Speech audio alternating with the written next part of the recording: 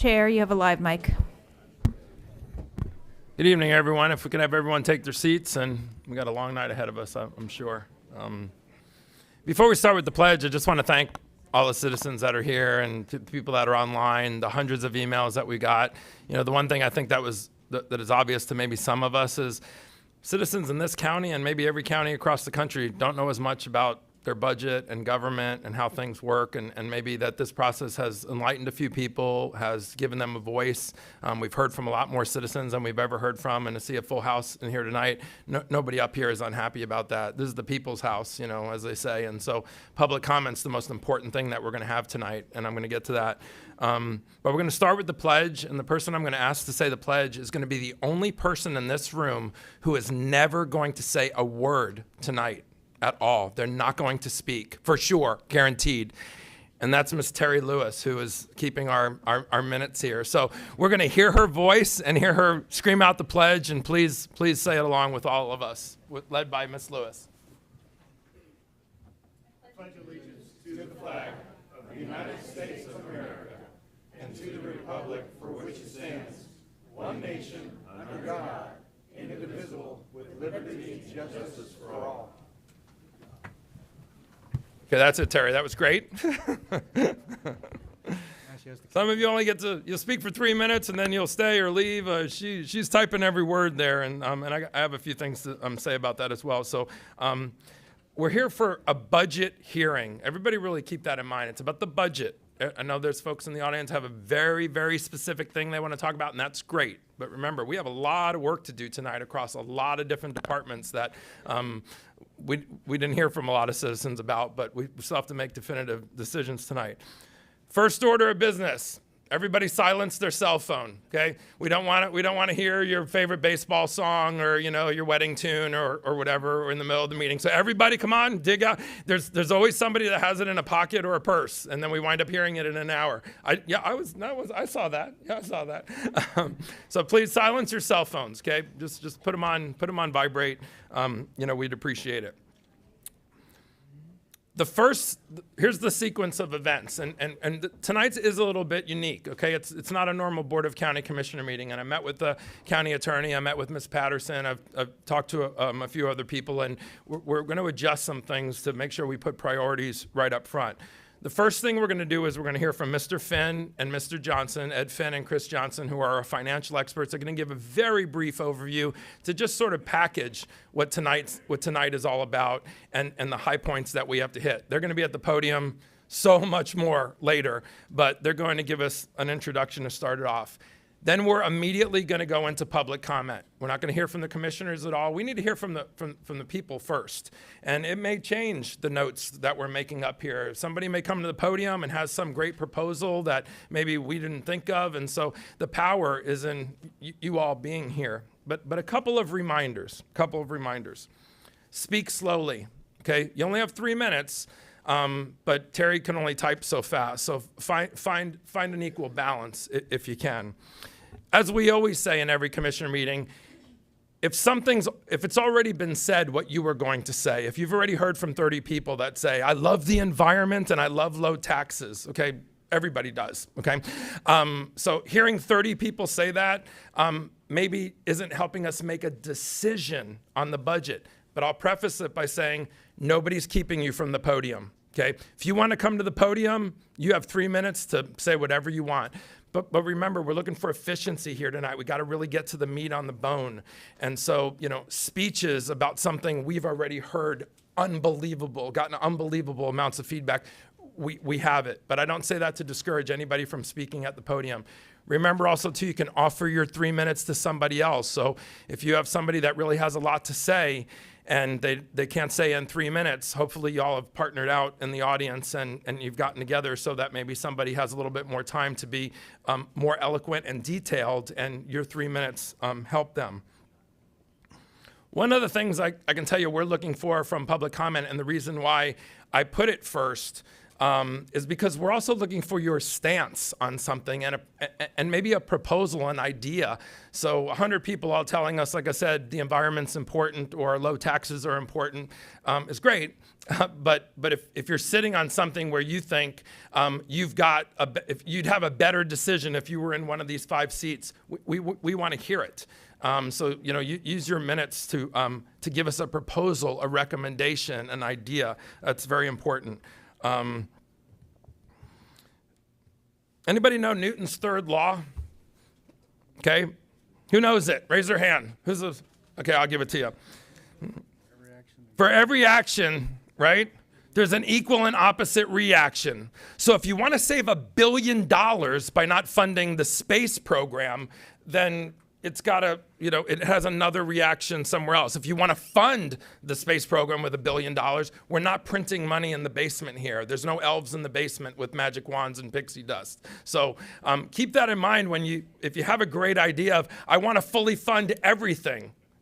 This is a budget hearing and we have a certain amount of money. You know that, but that's where I just say, keep that in mind when you come to the podium because we really want your ideas and we've heard some great ones. I already see some people out here that sent us some emails that were some really great suggestions or starting points. So we want to know that. So now we'll hear from Mr. Finn, and actually Mr. Johnson's going to speak first.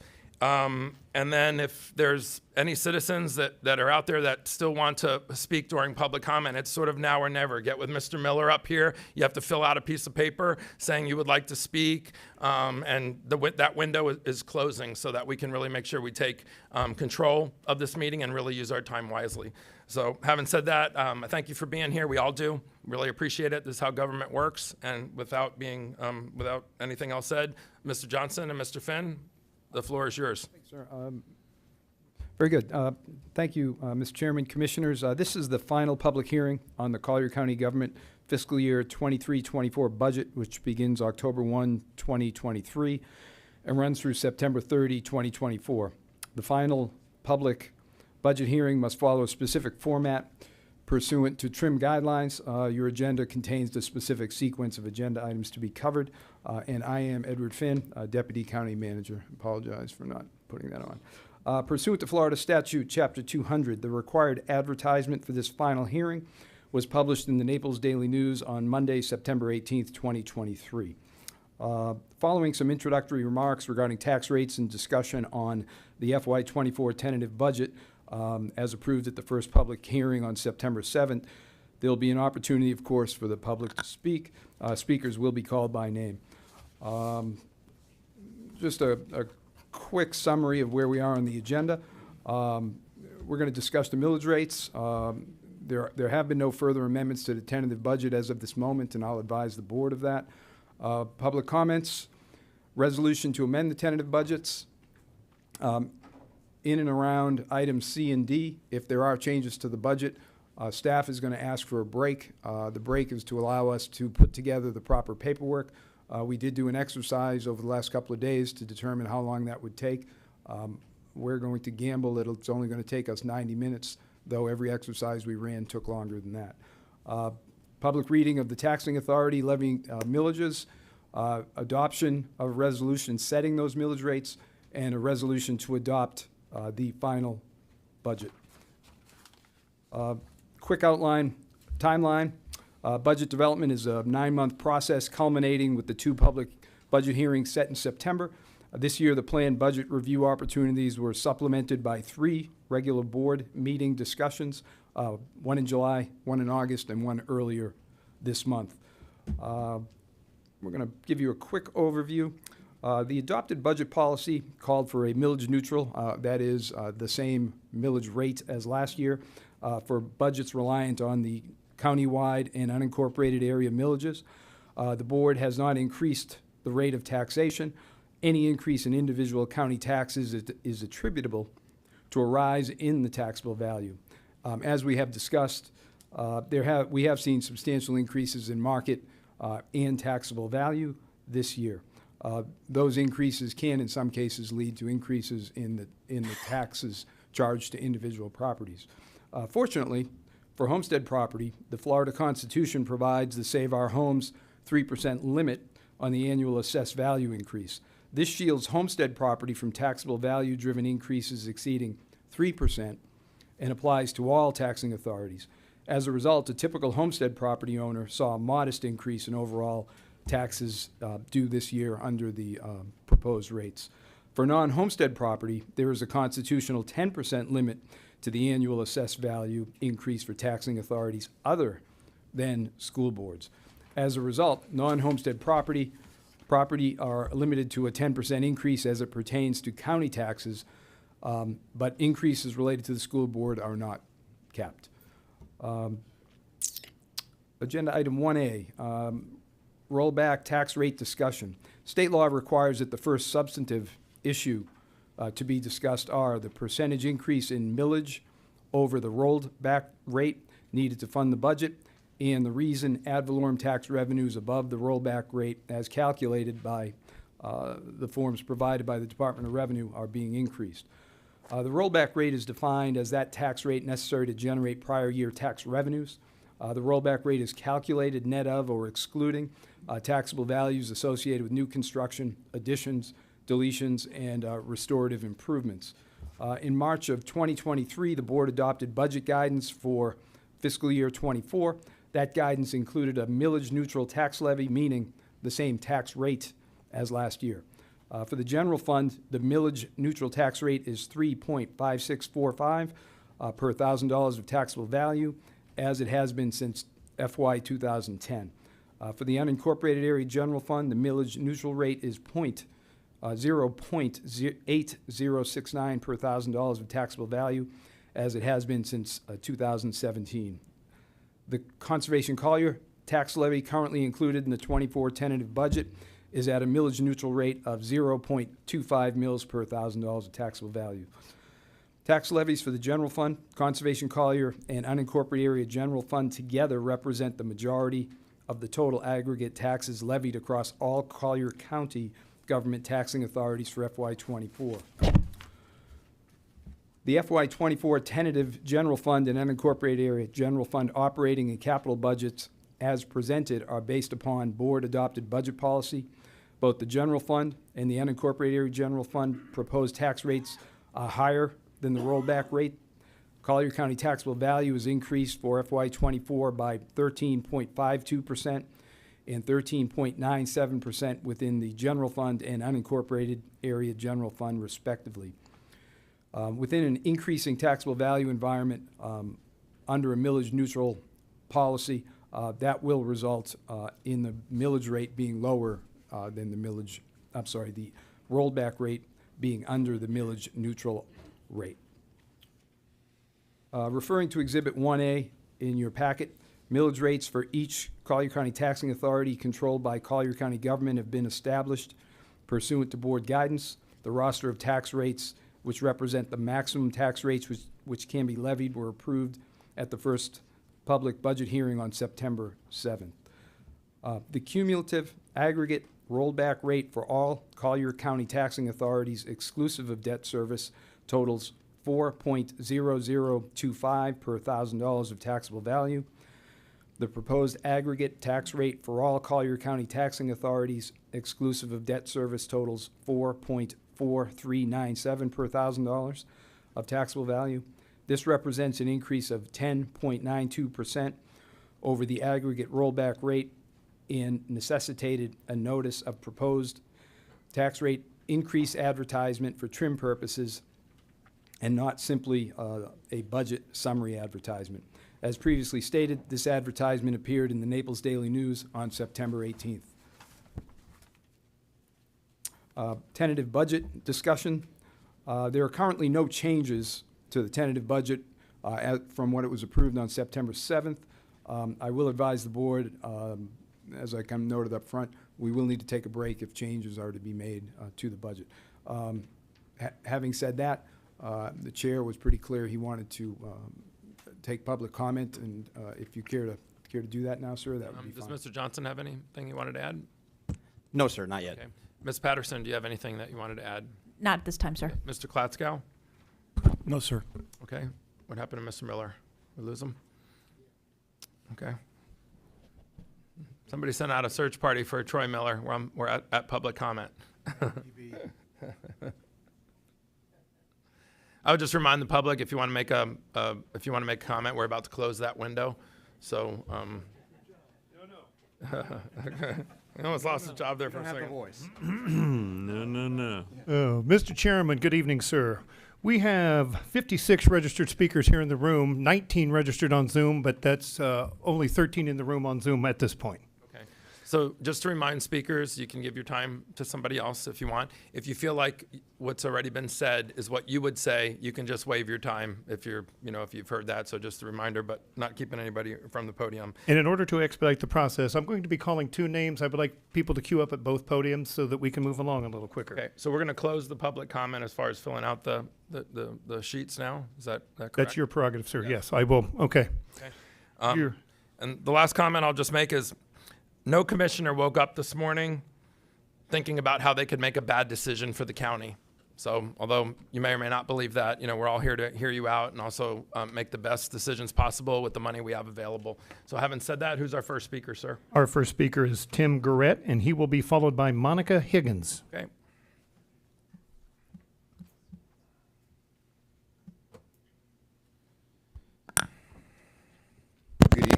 Good evening, Commissioners. Thank you so much for having me. You guys do a wonderful job, and it's a tough job to do, and thank you for everybody else for being here. My name's Tim Jarrett. I'm a concerned citizen, 33 years here in Collier County, and I'm also a candidate for Collier County Supervisor of Elections.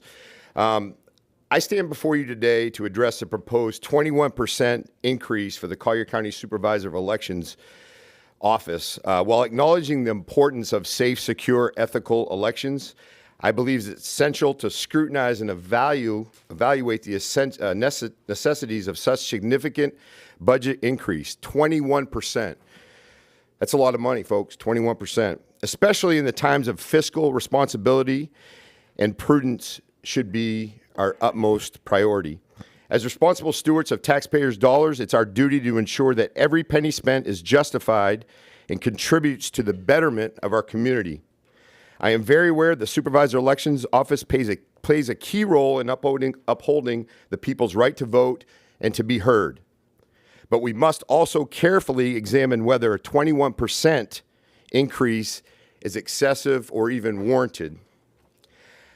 Now, it's not to say that the Supervisor of Elections does not require adequate funding. We know it does. But let's compare that to the Collier County Sheriff's Office coming in at 7%. They also have a heavy duty.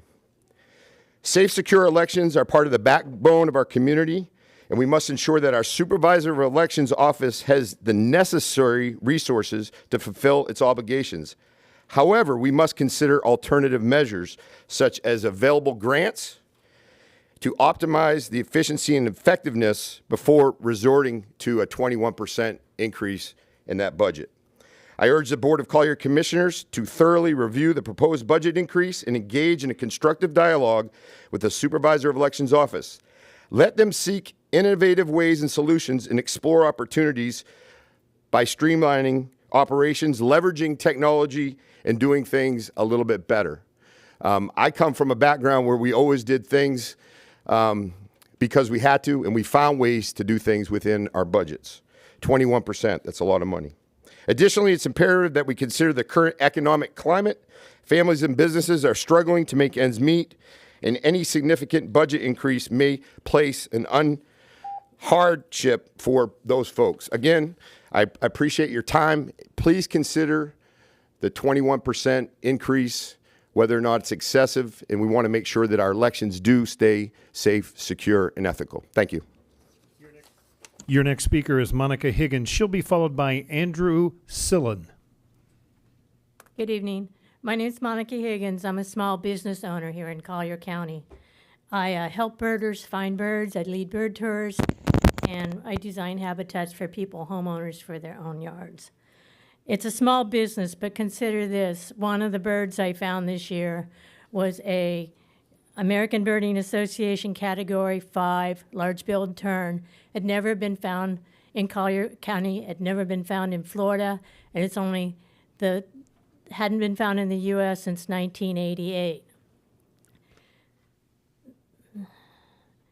Over 400 people have come to see that bird in this county. They spent money on airplanes, renting cars, hotels, buying meals. This is important, and they all came just to see this one bird. Some came from as far away as Ontario, Connecticut, Washington State. Unfortunately, the area where the bird was found is now being developed into housing. And many of the areas that we birders come to are being developed into housing, have already been approved. That's why I want to support Conservation Collier and have their complete funding, because without these areas, we will lose these areas for birds.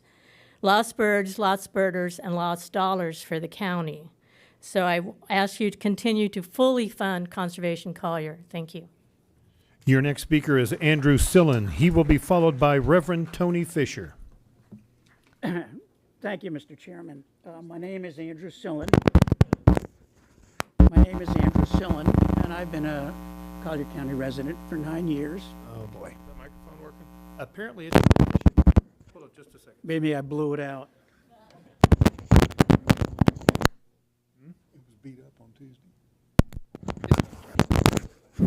Check, one.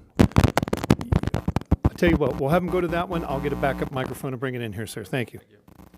Go ahead and go to the other podium, sir. Just don't cut my time. We won't do that. We're going to start over. Sir, can you not please do wrap that. up? This is part of our master plan, bad mics. Yeah, you think we're dumb and stupid. We're not. There are really good speakers coming after me. Again, thank you, Mr. Chairman. My name is Andrew Sillen.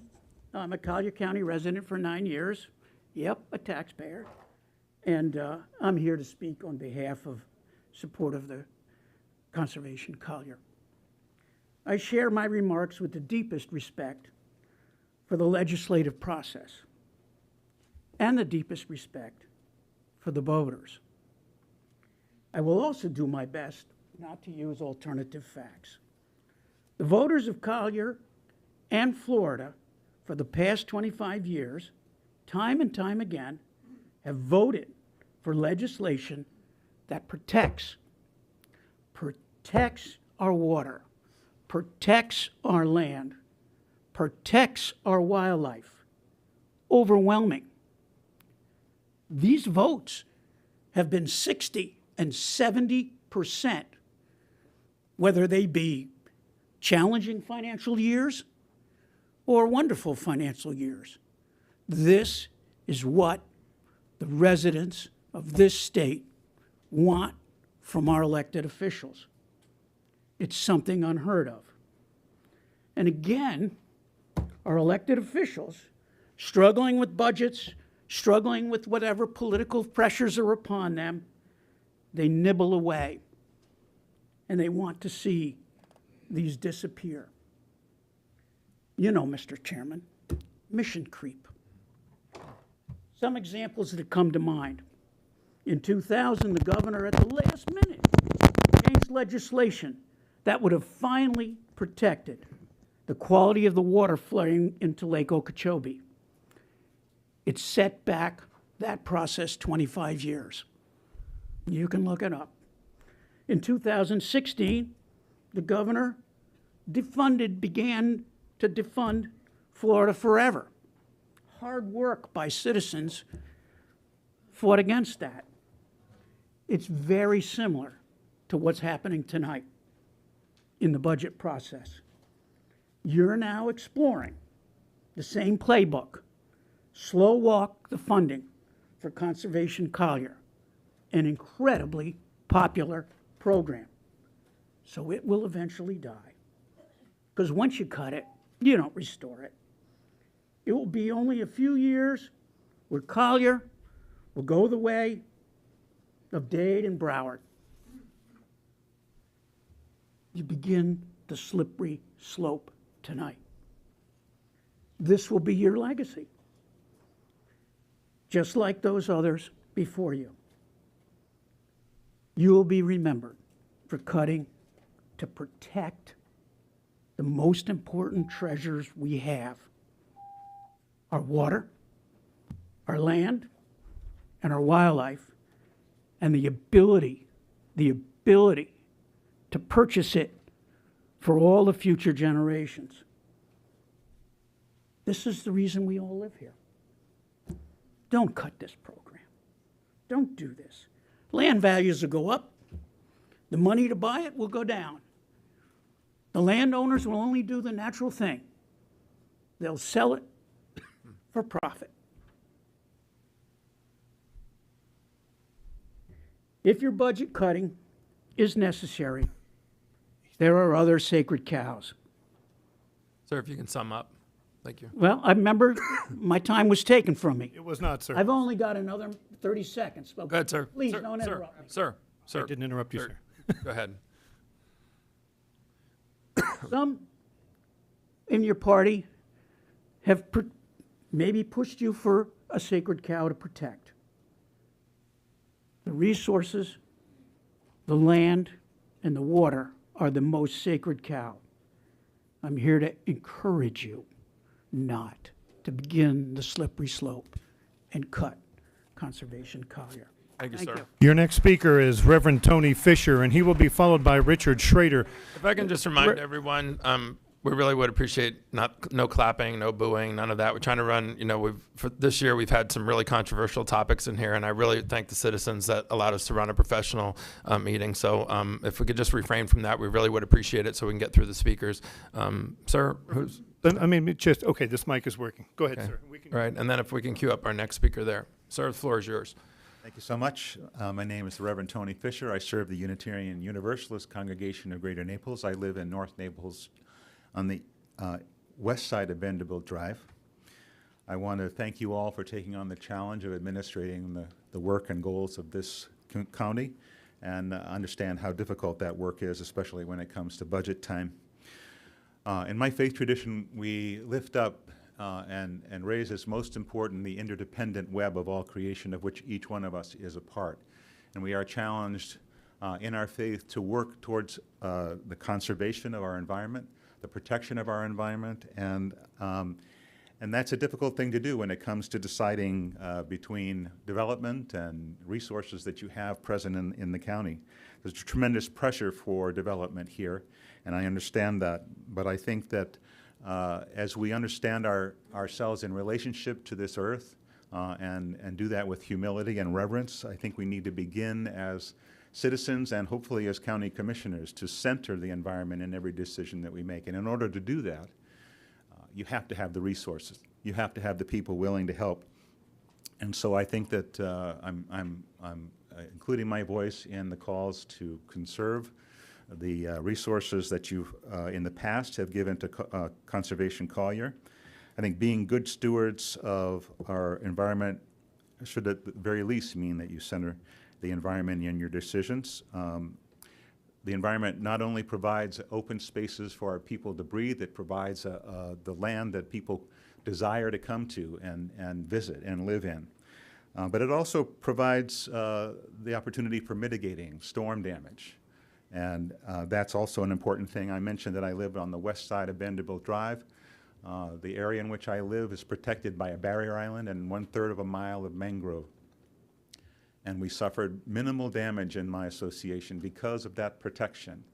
And I think we need to look at the environment around and look towards advancing that, protecting that, improving that as much as possible so that we can mitigate any future damage from storms.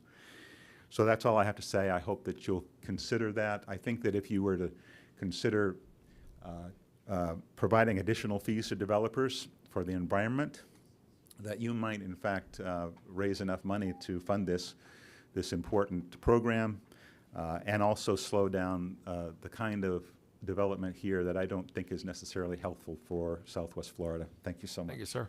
Your next speaker is Richard Schroeder. He'll be followed by Richard Blana. Dr. Richard Schroeder, retired medical doctor. And thank you, all of you, for your very diligent work on the budget process. I know this isn't easy. And it's a good thing, too, because studies of historical cycles by economists like Howe and Friedman and Turchin, they all suggest a major crisis in the very near-term future. And that crisis involves an inflationary spiral that isn't going to go away until a whole lot of things get transformed. So it's important for our government agencies to do their part to hold the budgetary line into the teeth of this rampant inflation. This is an inflation that has been engineered by the Federal Reserve, various corporate, governmental, and global control interests, and those interests are in the service of the New World Order and Agenda 2030. Ever since we got slapped alongside the head, beginning with the pandemic in 2020, most of us have become quite aware of all sorts of nefarious manipulations behind the scenes to control us, and how vulnerable we are to mass propaganda and mind control techniques. The economic heart of this process is what Turchin calls the wealth pump. That's the mechanism by which the self-serving so-called elites gain increasing control of assets while wages and wealth decline for everyone else. This is how the process is playing out right now in the United States and other countries as well, and is a key component to the global control mechanism. It is not a secret that destruction of the middle class makes populations easier to control, and it is the middle class, that is the taxpayers, the bulk of the taxpayers, that will be squeezed next. But what's so critical about the county holding or reducing taxes this particular year is that this is just the beginning of the inflationary spiral, and that the county controls a budget that is just logarithmically larger than that of our individual budgets. Responsible county government won't disappear if a few tough budgetary decisions are made, but individual households on the financial margins certainly will disappear if the county and other government entities, such as the school board, which already seems to have failed the community in this regard, continue raising taxes into this inflationary environment. Thank you. Your next speaker is Richard Blana, and he'll be followed by Joe Algier. Councilman Blana from Marco Island, appreciate you being here and for the emails that you sent us from your position on Marco. Thank you. Thanks for taking the time to answer them. Okay, good evening. After extensive conversations with Chairman LaCastro, a review of your budget documents, and a careful study of the videos of your budget discussions, I've come away with really a newfound appreciation of the amazing job that you, the county manager, the assistant county manager, and your department heads are doing in crafting this budget. I'm especially appreciative of the handling of the reserves, as they play a strong and credible role, a countywide role in emergencies such as hurricane cleanup efforts. We on the Marco Island City Council just finished working through our own budget process and face the same challenges that you're facing. My struggle with trying to figure out the most responsible way to manage a budget of approximately $30 million pales in comparison with your responsibility to manage a budget of around $2 billion. Initially, I was concerned about the legality of changing the Conservation Collier millage rate and shifting the funds around. Through my review, I learned that you have the right to both adjust the millage rate and shift funds. The referendum rate of 0.25 mils is the maximum rate, but it can legally be adjusted downward. As far as fund shifting, as Mr. Finn said last week, it has already been used once to cover the gap when the funding lapsed between the old program and the reauthorization in 2020. Regarding the three funding options that you discussed last week, option one, funding the program at the existing level.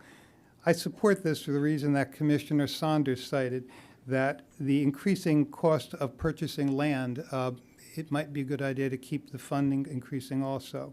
And this is especially relevant for Marco Island as the number of available parcels shrinks and the cost of our land continues to increase. Option two was adjust the millage rate downward to stabilize funding at the current or slightly lower level. It was interesting, the annual valuation estimates that you brought up and discussed would result in a surplus of approximately $68 million more revenue than was initially anticipated in 2020. And your argument for cutting the Conservation Collier millage rate to reflect that seems a reasonable approach, given the myriad other budgetary shortfalls you face and your desire to be fiscally responsible and help residents cope with the high cost of living. Adjusting the millage rate downward could also still provide a stable enough foundation to continue to acquire land and fund the maintenance budget. I would support this option as long as it did not shift the program's focus from acquiring the best properties to just acquiring the cheapest properties. Land on Marco is among the most expensive being considered by Conservation Collier, but it also is unique in the value it possesses. Option 3, pause the program. I do not support this option. Pausing this process will definitely result in losing some key parcels, as willing sellers would face another additional year's delay in selling their property. Several willing sellers have already waited close to 2 years to sell their properties. It's simply a breach of trust in their government to make this wait. Losing any of the standalone high-value properties on Marco to a pause would be an irreplaceable loss. I thank you again for your time and your diligence in crafting this budget, and wish you the best in making your decisions moving forward. Thank you, sir. Your next speaker is Joe Alger. He'll be followed by Mary Alger. Thanks very much for your hard work, you guys. I appreciate everything you've done and working for us. I don't even pretend to know what the heck this is all about. I ran a small trucking company, 107 people, and I put together budgets, but nothing like this. So I can't tell you. Some right. You're retired in Naples, right? So Yes, I am, but I won't be able to afford it for long if we keep this up. So I will say that we just got nailed with a 98% increase in our insurance for a small condo, 98%. And then yesterday they canceled my homeowner's insurance. So, and I got a feeling that's probably going to go up. I know it's not going to be less. So I can tell you right now that I'm being strapped. I'm strapped, and you know, I'm all about. I understand you got a budget, but you know what? You guys were elected to hold that number, and I don't know what you're going to have to do. I guess if you hired me, I'd go through here. I'd know where to cut. I did it in a trucking company. I had to make hard cuts. I had to do it, and wasn't happy, and people weren't happy with me. But we continued. We're a very successful company, and that's why they fired me. But no, they didn't fire me. They got rid of me. But anyway, I can only say that I appreciate what you got to do, but you got to do it, and I know you will. You've stood up for us before. You've done the job. You guys have all really come forward, and I really appreciate each and every one of you. Thank you very much. thank you, sir. Your next speaker is Mary Alger. She'll be followed by Carson McEachran. Hello, Mary Alger, Marco Island. Hopefully for a long time, but I don't know. I'm just going to repeat what I had written to all of you. I'm just going to read that to share. And my topic was the forgotten Americans. Donald J. Trump is endeared by countless Americans because he represented the forgotten Americans. He saw and continues to see that those that labored, fought, and died and built their lives around responsibility and sacrificially providing for their families are the very souls that government is attacking and destroying. Every tax increase means that the family and the individual suffers. It means more time away from their children, requiring more hours worked, and or both parents having to enter the workforce. All of this and more just to keep up with the government taxing bodies who think nothing of increasing their bloated budgets. A family budget cannot exist on increased spending. It must adopt a budget of cutting to pay existing bills. If a family or individual goes into debt that it cannot pay, criminal charges and restitution would be levied. Does government not understand that they earn no money? They only take from someone and give it to another. This is nothing more than legalized theft, and it is above, if it is above basic constitutionally necessary services. Please resort to a zero-based budget and hold the line on every increase. Cut every job that has been added, which besides a salary incurs a pension, insurance, and office or office support. It goes on and on. You all pledged, well, almost all, no increase in taxes, period. Roll back the millage rate and help every struggling taxpayer. Gas prices, skyrocketing insurance rates, and inflation on food and goods alone are putting most Collier County taxpayers in dire situations. Thank you for your service to our county. Help us to continue to be residents of Collier County. Let us not become a county of only coastal elites and those in government-assisted affordable housing, eliminating the forgotten Americans. I thank you very much for your great work and diligence on all that you do. Thank you, ma'am. Your next speaker is Carson McEachran. He'll be followed by Manny Tyrone. Good afternoon. My name is Carson McEachran. I've been a resident of Collier County since 1978. Due to my friend Dudley Goodlett in law school, couldn't stop talking about the beauty of Naples. My wife and I have raised 5 children here, and we have 2 grandchildren living here. Until retirement, I was a practicing attorney in Collier County. I was board certified in real estate and also board certified in wills, trusts, and estates. I come tonight in my individual capacity as a person who has voted in 2002, 2006, and 2020, each time in favor of the referendum to establish Conservation Collier with a 0.25 mil ad valorem tax for a period not to exceed 10 years in the latest referendum. These referendums were first supported by 60% of the voters, then 82%, and lastly 76%. In the 2020 referendum, the ballot read, "Shall Collier County reestablish the levy of a 0.25 mil ad valorem tax for 10 years for the purpose of continuing to acquire, preserve, and manage environmentally sensitive lands, etc., in perpetuity?" And that was a question. Wikipedia says a referendum is a direct vote by the electorate on a proposal, law, or political issue, end quote. The use of a referendum is a procedure by which an electorate directs a governing body to act. The wording in the wording in the resulting Board of County Commissioners enactment of Resolution number 2020-22 has created some confusion as it speaks to a levy of up to 0.25 mil ad valorem for 10 years. However, the 2020 referendum ballot is very clear in its text, which says, quote, "Shall Collier County reestablish the levy of a 0.25 mil ad valorem tax for 10 years, etc." After 3 overwhelming referendums, I don't know how much clearer the electorate can make it that they authorize a 0.25 mil ad valorem tax. This is not a discretionary budget item because of the referendum.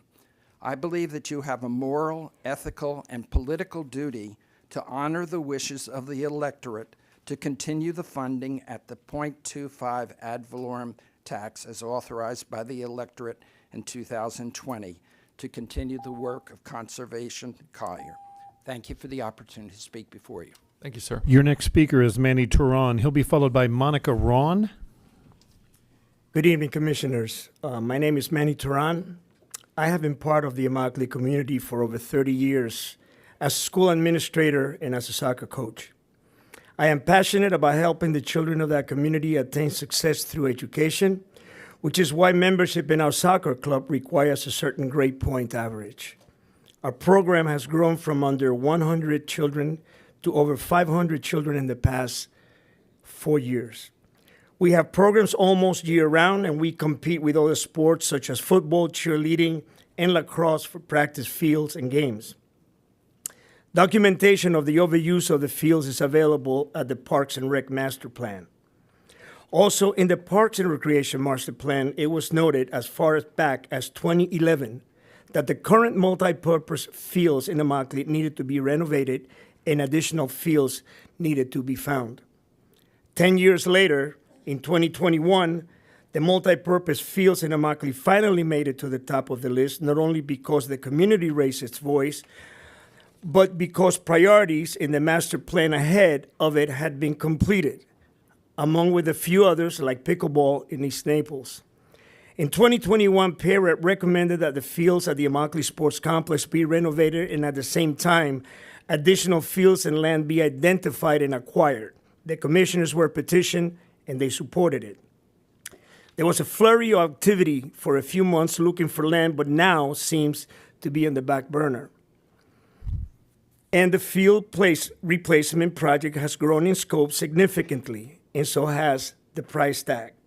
Yesterday at the Parks and Rec Advisory Board meeting, it was confirmed that the multi-purpose fields that had been in planning for 2 years will not be built.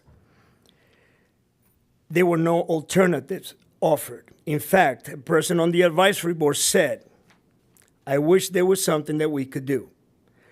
Well, perhaps PAREP has no authority to make this happen, but gentlemen, perhaps you do. For 30 years, I've heard the residents in Immokalee say that they feel as though they are treated as second-class citizens.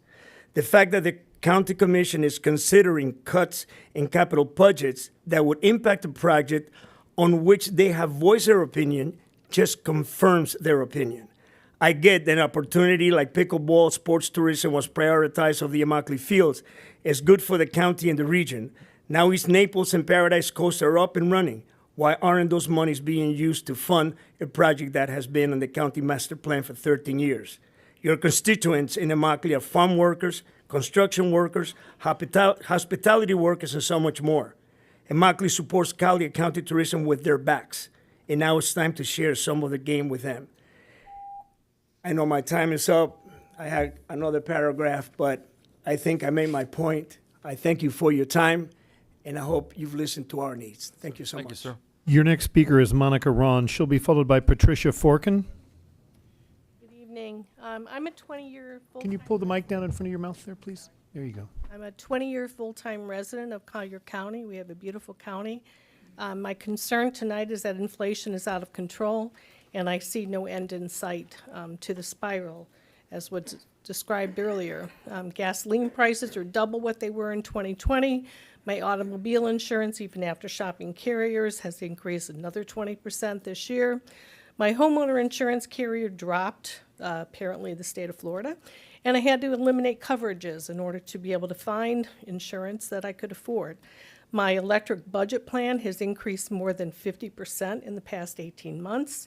Food prices are stabilizing, but they've still risen significantly. I don't envy your jobs in trying to figure out where monies can be found to save in this current budget. Perhaps some organizations, if they need additional funding to do good works in the county, could do some fundraising outside of the taxes being paid. I do appreciate your great work in trying to rein in the government scope and cost, and that's all that I really have to add. Thank you, ma'am. Your next speaker is Patricia Forkin. She'll be followed by Sharon Lynn. Good evening. I'm Patricia Forkin. My husband and I have been full-time residents since 2010, and we had property in North Naples since 1998. So we've been here a long time. One of the reasons we came here is the beauty. We came back after purchasing our place in Lely and discovered all kinds of things had been knocked down and gone. We thought we were going into an area that was going to be very green. So I got very interested in things like Conservation Collier, and I'm here to testify to say we should keep it intact and fully funded, as others have said, as the voters have spoken over many years. The funds need to be built up because as the prices of the properties go up, how can we buy it if we aren't keeping up with the property prices? And we need to get more environmentally sensitive lands. I read every day about things having to do with lands that have been destroyed, and we have floods and lots of other horrible things that are going on these days. But we need to protect native habitats for our citizens to enjoy. It's even cutting the rate, for example, does not make sense. It will cripple an already very modest program. If you look at the cost of this program compared to a lot of the others that I've seen, some of the ones in upper East Naples with the big parks and all of that, and the big places where people are going to come and spend money, that's fine, but everyone knows you're sensitive about raising taxes. I worked in Washington for a long time. So long ago, I remember a senator from New York complaining about how people were dipping into the Social Security program, and it was going to go out. It's going to be wrecked. And this happens a lot, dipping into things. And so I think keeping it at the 25 mil is where it should stay. As property values go up, so do the taxes. The voters understand that when they voted for this. We know that increased tax money, especially for this program, I'm going to be taxed more because it's going to buy more land. So I want to agree with a few of the folks ahead of me that I spent a lot of time with some folks. What about this 0.25? Is it up to? Is it no more than? And the referendum that is pretty clear, it's a levy of 0.25. So my first reaction to this was, can you guys monkey around with that? I hope not. And so my last sentence is, if you got this money this year with the intention of restoring it next year, why is it going to be easier to raise taxes next year? Just leave it as it is. You don't have to deal with that. So thank you very much for your attention. I appreciate that. I know this is a tough deal. That's Pat Moynihan, by the way. Thank you, Pat. Your next speaker is Sharon Lynn. She'll be followed by Susan Calkins. I'm going to keep this very short. I've never spoken at one of these meetings before, but I never felt as strongly as I do about supporting Conservation Collier. When the land is gone, it's gone. You can't bring it back. It's so important to keep and preserve land for all the various reasons that everyone has already said, and I'm not going to go into that again. But I just feel if the voters want this, and they seem to overwhelmingly do. I have been paying taxes in Collier County for over 20 years, and I support Conservation Collier. Thank you, ma'am. Your next speaker is Susan Calkins. She'll be followed by John Mio. Good evening. Thank you for allowing us to voice our opinions and concerns on this. And I have lived in this county for well over 20 years and have been coming here since 1974. So I've seen, needless to say, a lot of changes. But one of the things when we first moved here was, it was 2002 when we moved here full time. And 2/3 of the Collier County voters voted for Conservation Collier at 0.25 mil.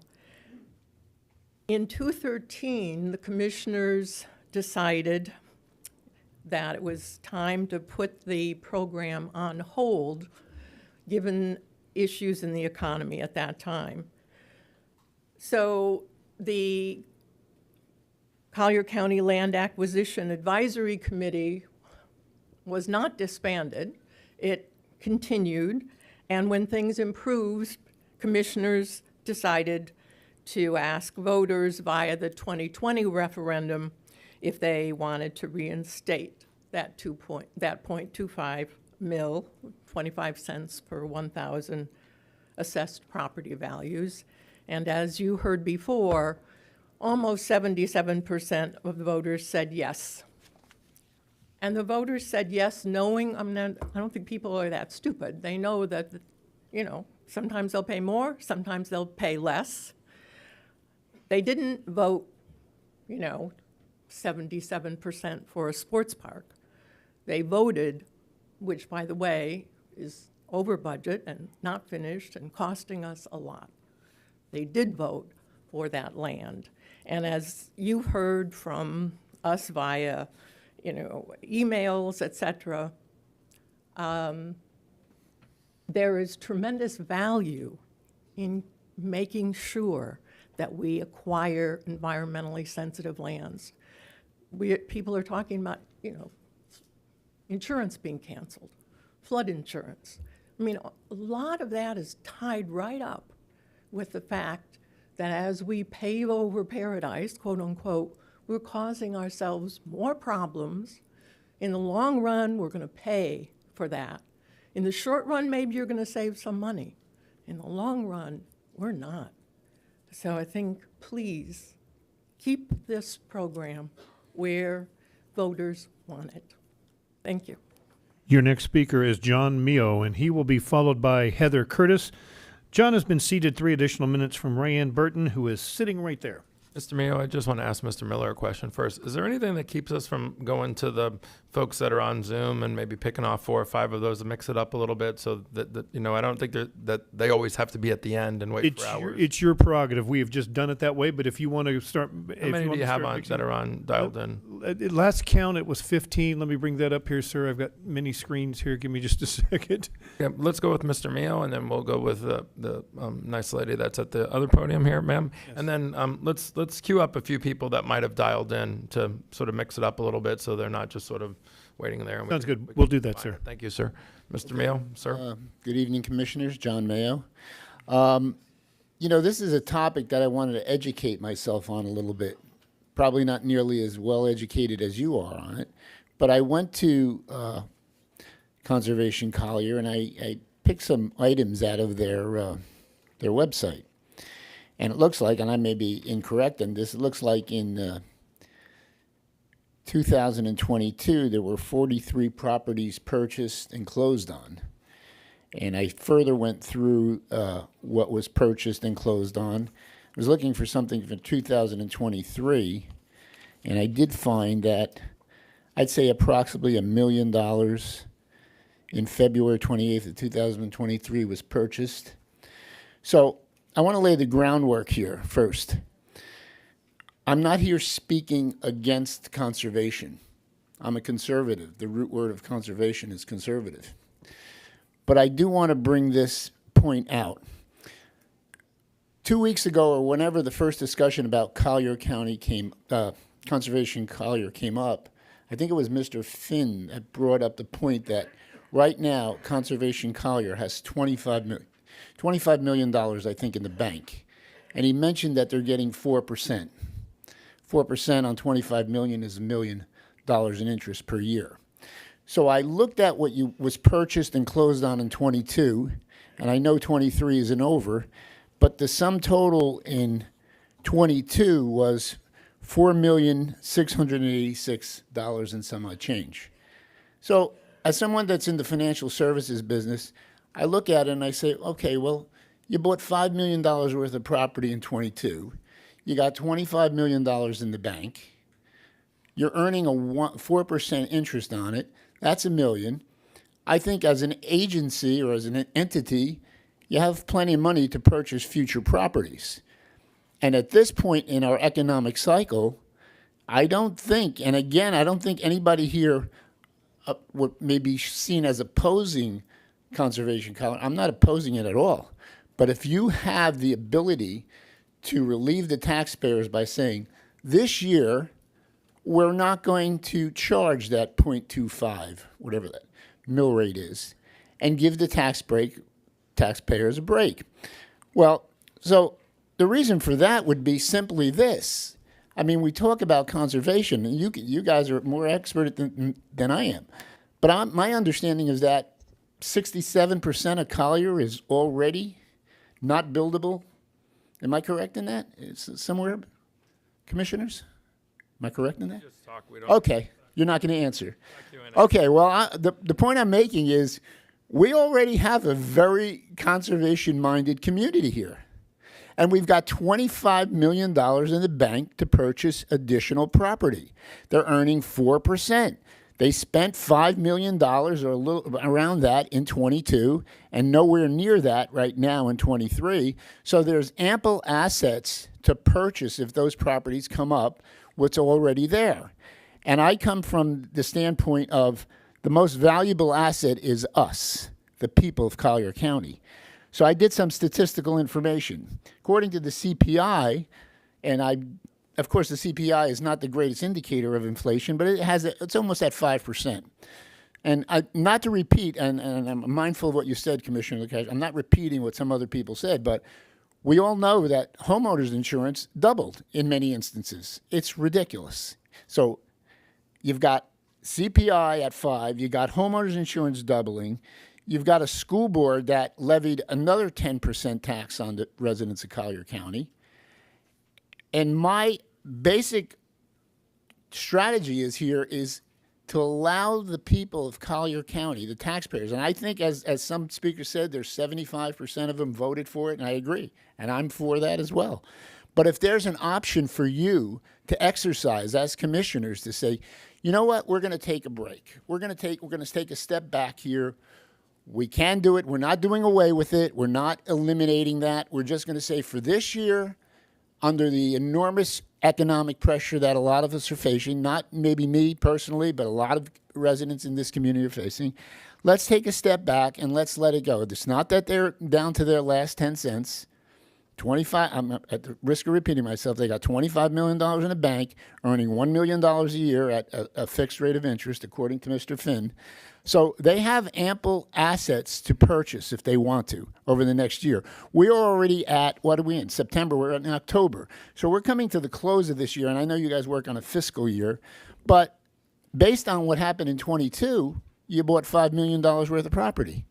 So you can buy 5 times the amount of property with just what they have in the bank now without raising 1 cent. So that's what I'd like to bring to your attention. I really would wish you would consider that, because it is the taxpayers that are good, hardworking people, and they need some break from somewhere. They didn't get the break from the school board. They're not getting the break from the fire and whatever that department is. I mean, every department seems to need a raise. And they're certainly not getting a break from the federal government. So we're counting on you. You guys got your hand on the wheel. We're counting on you to hold it down. Thank you very much. Mr. Chairman, can I make Yes, sir. just a real quick comment concerning what was just said? I just want the public to understand 74% of Collier County is under public ownership. It sounds like a lot.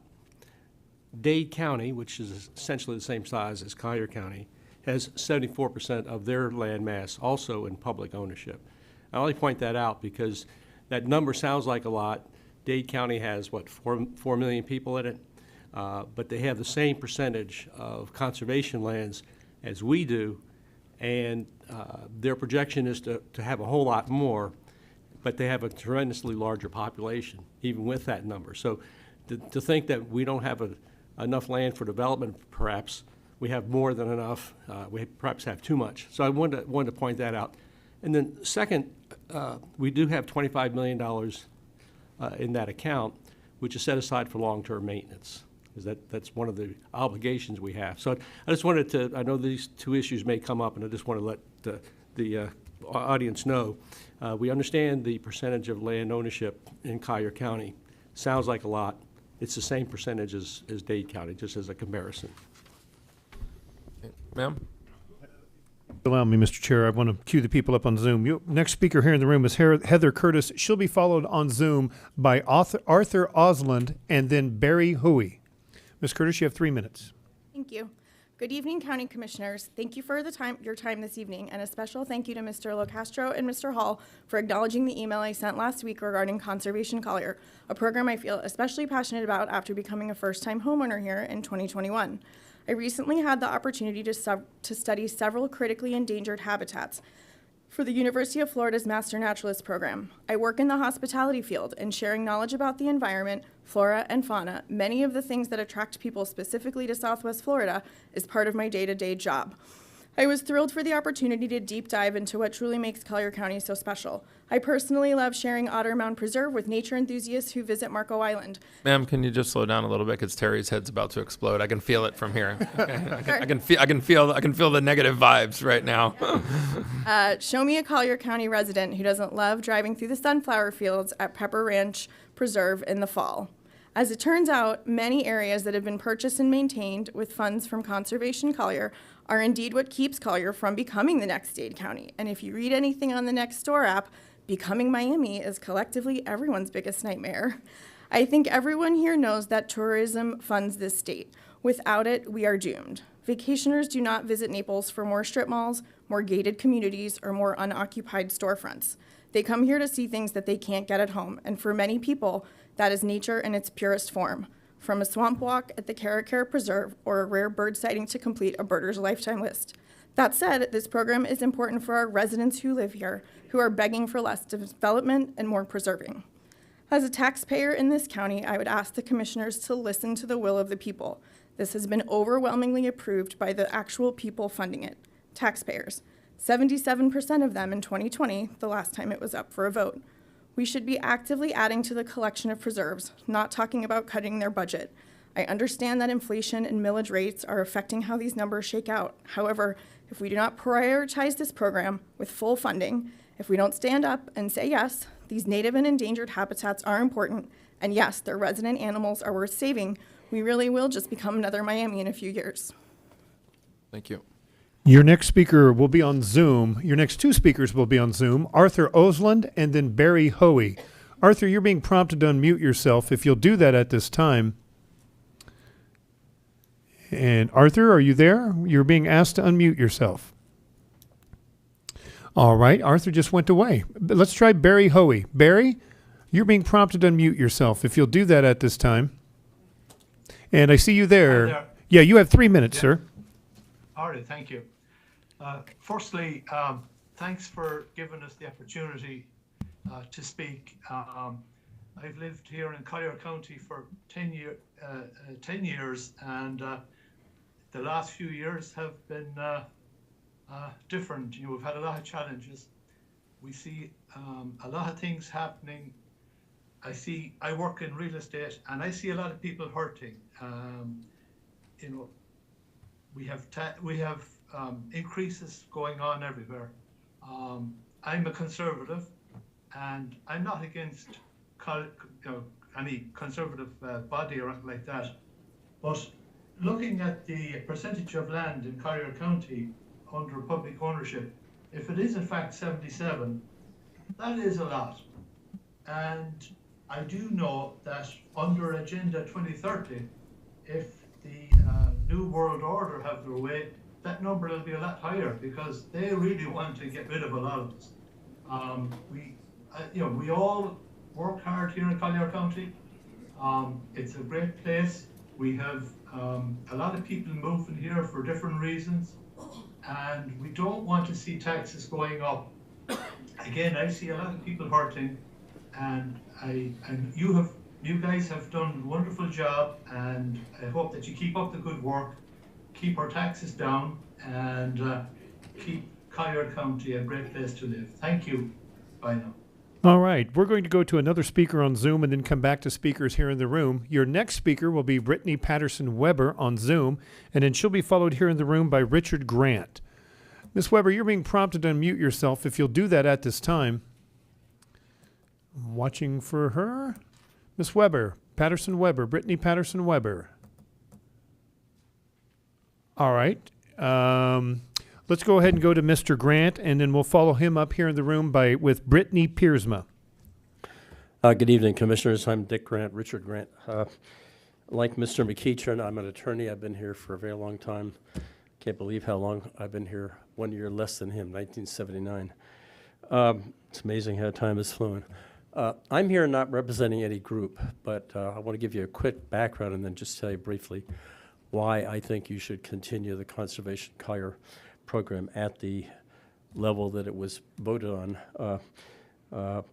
I was a part of the group of people that first came up with the idea, not that we were unique, for Conservation Collier. I've been a member of every group that organized a political action committee to get it on the ballot and then to promote the voters supporting it. It took money raising to do that, to get the word out. As you well know, it passed 3 times with very high percentages, including 3 years ago in 2020. The people want it. I don't know of any other program that Collier County has in its budget where the voters actually in a referendum vote on something and say we want it, okay? And it's pretty unique. We have a sales tax surtax that the voters voted on. That's it. So I don't know how much more you need to hear from the voters to say they want it. It's been pretty overwhelming tonight, and that's why I'm not going to say a whole lot, because I don't think it's necessary. I think it's more important that people speak. I don't think I have a whole lot more to say. I hope you will continue to support it. It's a very unique program. Other counties have it. The state has a similar program. We've had it. We let it lapse for a while. That was probably the right thing at the time. Now it's back on. It doesn't go on forever. It's a 10-year program, as I recall. And it's not self-renewing. It would have to be approved again. So I would ask you to continue funding Conservation Collier at the level that it's been funded. I appreciate there are people that are hurting economically, but it's a wonderful program. It's part of what makes this county unique. It's part of why people come here. It's part of, frankly, why I think it helps our property values go up, and maybe that's a bad thing when you're taxing people, but it is what's unique. Thank you very much. I appreciate your job. I know it's not easy. Thank you, sir. Your next speaker is Brittany Piersma. She'll be followed by Jean McCallum. Hi, Brittany Piersma. I'm the field biologist for Audubon Western Everglades. Thank you, commissioners, for the opportunity to speak tonight. It is my job to inform the Audubon Western Everglades staff and our board about the wildlife conditions and science that should drive public policies like land conservation. We have now reached 243 acres of surveyed gopher tortoise habitat, and we manage and monitor around 400 burrowing owl sites year-round. Additionally, we survey shorebirds, wading birds, and their surrounding environment. As undeveloped properties get built up, the efforts of Conservation Collier are more important than ever. Once developed, it's extremely difficult and more expensive to turn back the clock. Collier County wildlife depend on preserving native habitat. We cannot wait or pause this work. Threatened and endangered species like burrowing owls, gopher tortoises, indigo snakes, and panthers are already struggling. Conservation Collier was the one massive piece of hope that I have instilled in every single citizen that I come across on not only Marco Island, but throughout all of Collier County. To protect wildlife, we must invest in the conservation of ecologically valuable land. This benefits the citizens as a whole, but it also benefits property owners that have highly valued native landscapes. We need a balance of economy and natural resources. I urge you to continue supporting Conservation Collier fully and not to reduce any funding. This is one of the most important programs that we have in Collier County that benefits everyone. Thank you. Your next speaker is Jean McCallum. She'll be followed by William Poteet. Hi, I've been in Collier County since 1981. I came here because of the wonderful environment, and I've been working in the conservation industry since then, for National Audubon, for Florida Fish and Wildlife, and for Nature Conservancy. I'm going to talk money, though my passion is for the land. The 0.25 mil for Conservation Collier is higher. Not exponentially, but incrementally. And this is based on property taxes. Well, if property taxes are going up because property values are going up, then property is going to cost more. So these two items are actually very closely connected. As property values go up, it's going to cost more to buy land. So purchasing property is going to cost Conservation Collier more. So they need the full funding in order to keep up with costs. So I'm also have been a land manager, and I can tell you that land management isn't free. It requires money to keep these properties in good shape. And so that also is increasing, just like everything else. So that also needs funding. So please, the people of Collier County have spoken, and I hope you listen to us. Thank you. Your next speaker is William Poteet, and then we'll go back to Zoom for Diane Myers and then Jason Lauritzen. Good evening, Commissioners. I've been a resident of Collier County since 1972. The Commission in 2006 set precedent by requiring another referendum for Conservation Collier to get clarity from the voters. The Commission would not act without the referendum. For those who don't remember, there was a question on whether the original referendum put a cap on the exact amount of money that could be raised by the Commission issuing bonds. And the 2006 Commission was committed to follow the will of the people to the exact terms of the original referendum language. Now, the 2006 Commission could have legally made a decision on their own of what amount they wanted to make the cap, but they did not. The result was the second Conservation Collier referendum, and the voters clarified the language on what they had originally passed. Today, the Commission is positioning itself to decide whether to reduce the amount of millage for Conservation Collier. Now, the reasons I have heard from this Commission: lower taxes, better funding for critical community needs like attainable housing, are all very reasonable and may be in the best interest of the community. However, should this commission vote to reduce the millage rate of Conservation Collier, you are essentially setting a precedent that the will of the voters is secondary to the will of the commissioners. Whether it is to keep the millage as stated in 2020 referendum or lower the millage, this is your decision. I personally would not go against the will of the voters. They were very clear in their messaging. 3 times the voters said yes to taxing themselves by 2.5 mils. The last 2 votes were supermajorities. And in most political circles, that is called a mandate of the people. Thank you for the opportunity to speak to you today. Your next speaker will be on Zoom, Diane Myers, and she will be followed on Zoom by Jason Laritzin. Miss Myers, you should be getting prompted to unmute yourself. Yeah, you're being prompted to unmute yourself, Miss Myers, if you'll do so at this time. Seeming to have a lot of people not unmute for me. Let's try Jason Laritzin. Jason, you're being prompted, or you will be prompted shortly here to unmute yourself. If you'll do so at this time. I see you have, sir. You have 3 minutes. Great.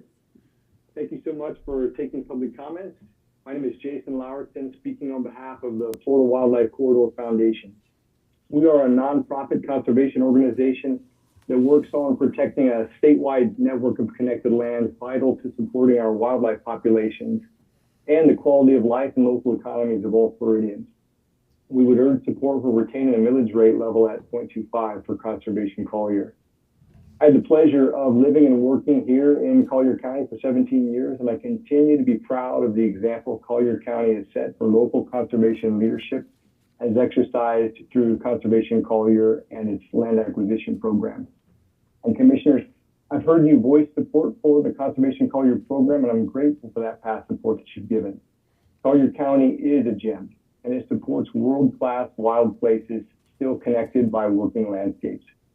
The pace of growth and the accompanying land conversion presents a state of urgency for numerous gaps in habitat connectivity. And Conservation Collier's done yeoman's work wading into some of these difficult gaps that other programs just do not prioritize. An economic study that our organization commissioned 2 years ago documents what many speakers tonight have emphasized, that land prices will continue to rise. And it just so happens that those gap areas often found on the expanding edges of development are especially susceptible to increased value. Those are not really the areas that state land acquisitions programs focus on, but Conservation Collier excels at those. And retaining a functioning wildlife corridor in Collier County, keeping the Corkscrew watershed and my beloved Corkscrew Swamp Sanctuary connected to the corridor really depends on being able to solve those gaps. So I would urge you to retain that funding at the current level as an investment that will pay dividends to the people of Collier for future generations. And thank you. Next up on Zoom, John Johnson. And then we're going to come back here in the room to Marshall Olson, and then Michael, having trouble with the handwriting. Is it Dwyer? Doover, thank you. Mr. Johnson, you should be being prompted to unmute yourself if you'll do that at this time. Yeah, there you are. Mr. Johnson, you have 3 minutes. I would just like to support the fact that the Conservation Collier 25% was voted on by the residents of Collier County. It was 25%. There was no question what the number was, and that any change in that becomes sort of a bait and switch on the part of the commissioners to the voters of Collier County. Thank you. All right, your next speaker is Marshall Olson, and then he'll be followed by Michael Doover. Hi, I'm Marshall Olson. I'm a Collier County resident, and I have been working in land management for more than 40 years. I am recently retired. I worked with government, private industry, NGOs, and if there's one thing that I've learned in all of that time is that if you want wildlife habitat and all that entails, you need land to protect, restore, and enhance. I'm here today to speak in support of maintaining and fully funding the Conservation Collier budget. This is a very important program that acquires and protects some of the wildlife habitat, including streams, wetlands, and green spaces that have not yet been lost. Voters in Collier County have spoken by overwhelmingly approving the Conservation Collier budget 3 different times, as you've heard a number of times tonight. In your response to my email, Commissioner LaCastro, which I appreciated, you mentioned you've received many emails on this topic, but 0 concerning libraries, parks, roads, beach restoration, and infrastructure. That's very unfortunate, but on the other hand, it shows how important the Conservation Collier program is to voters. Had to get that in there. That's why it seems so odd to me that the fiscal year 24 budget is on track for a significant cut. As property values have gone up, so has the budget for Conservation Collier. That aspect was well thought out in the original plan, and as it should be, because it certainly costs more to acquire and protect conservation lands as property values rise. As you've already heard many facts why Conservation Collier is important, and you probably agree with them, I won't waste your time on repetition. What I would like to state is that if your minds are mostly made up to reduce Conservation Collier budget to a lower mill rate or even a flat rate, then let that be determined through negotiation with interested parties.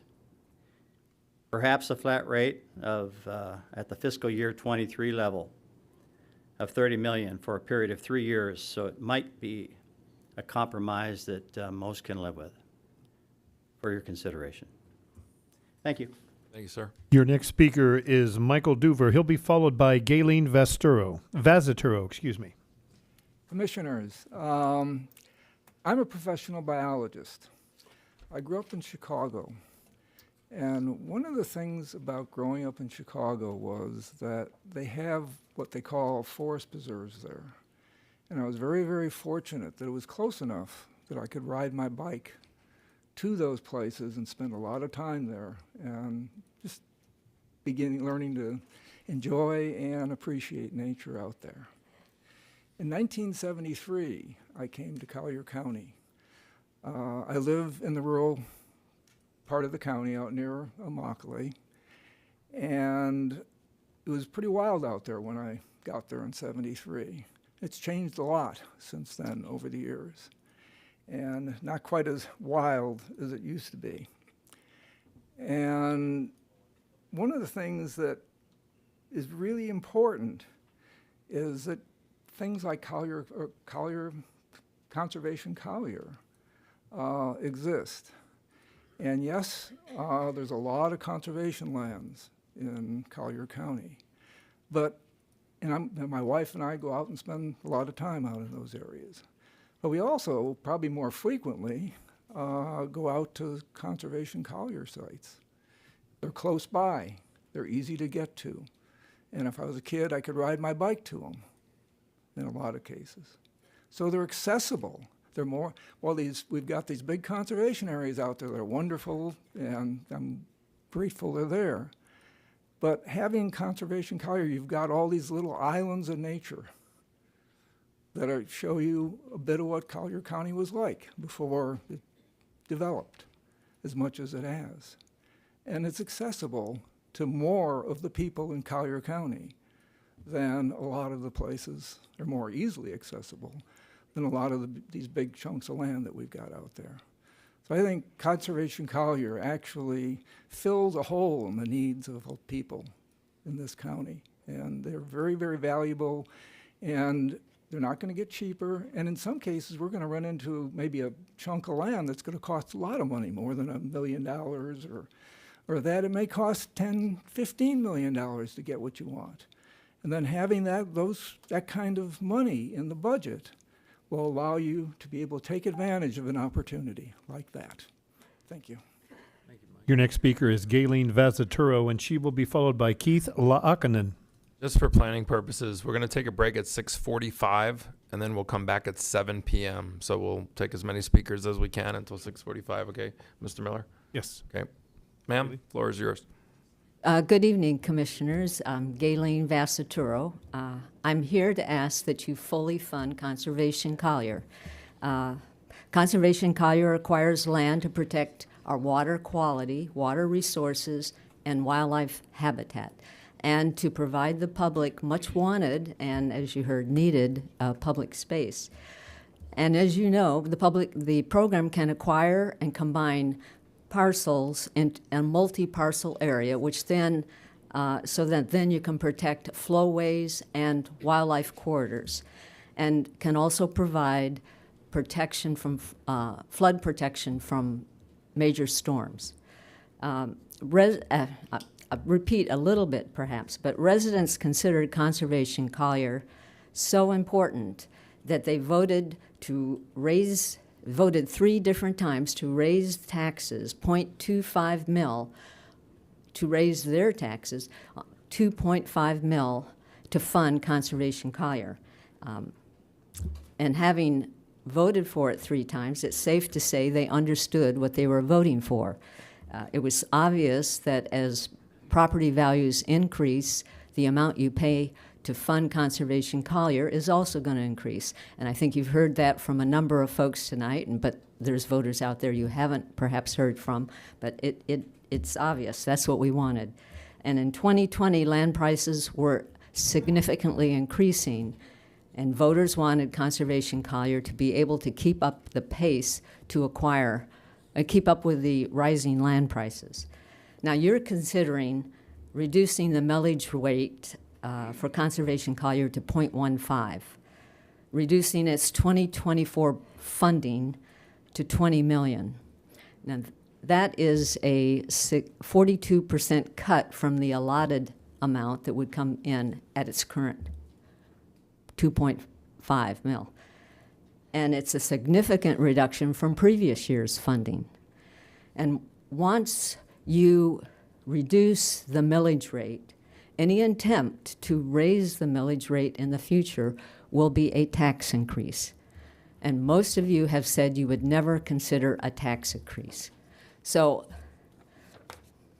what you're considering or thinking about doing today will be a permanent cut, potentially handcuffing future board members that come after you. Please consider the long-term impacts.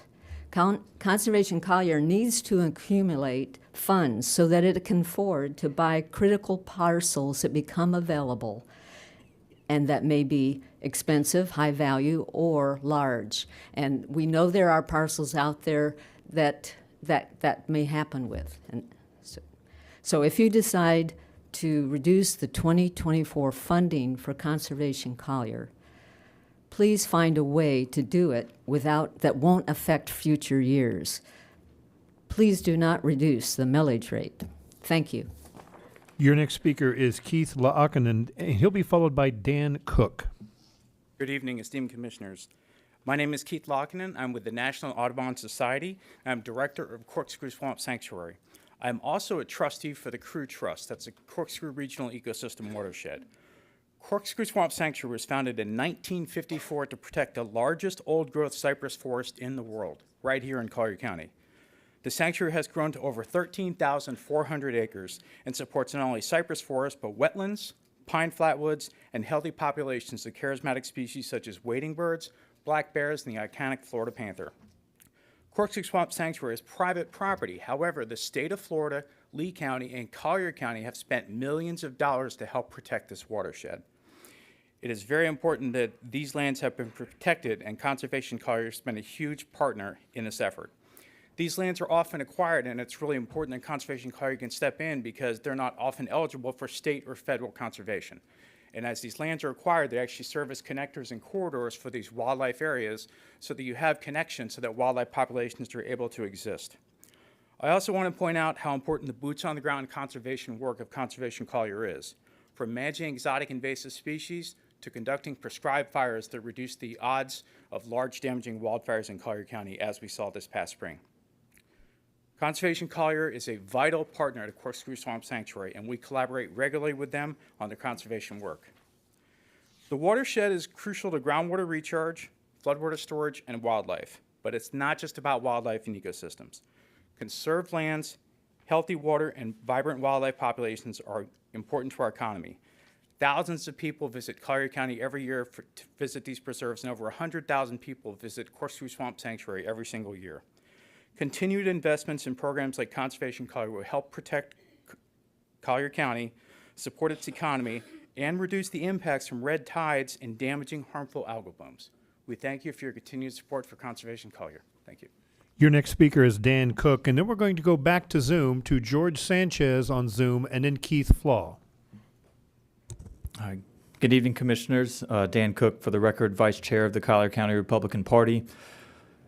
I'm not sure I understand why this doesn't seem to me like this is about Conservation Collier. I think a couple speakers have pointed out that emails weren't necessarily sent regarding some of the other different programs that you guys are considering. So I made a couple notes. I was looking at the change from last year's adopted budget to today's tentative budget hearing. And there's a lot of different, I guess, entities that are requesting a larger budget. Some of those include Parks and Recreation, Sea Turtle Monitoring are asking for a 56% budget increase. The Ochapi Fire Control District is asking for a 99% budget increase. The Conservation Collier Land Acquisition is asking for a 31% increase. The TDC Beach Park Facilities is asking for a 72% increase. Tourism Promotion is asking for a 19% increase. The TDC Beach Renourishment is actually one of the few that's asking for less money. And I'll also second the comments by Tim Jarrett about the constitutional officers. I see that the Sheriff's Department and the Property Appraiser are only asking for a 7% budget increase, whereas the Tax Collector, Clerk of Courts, and Supervisor of Elections are asking for a 21% budget increase. So I think it'd be fair to maybe pose the question, why are certain entities going to be getting such a large budget increase when others are not? I'm not sure that I have that answer. Hopefully you guys have the answer. I'm not sure if there's a way to make that more even and more fair.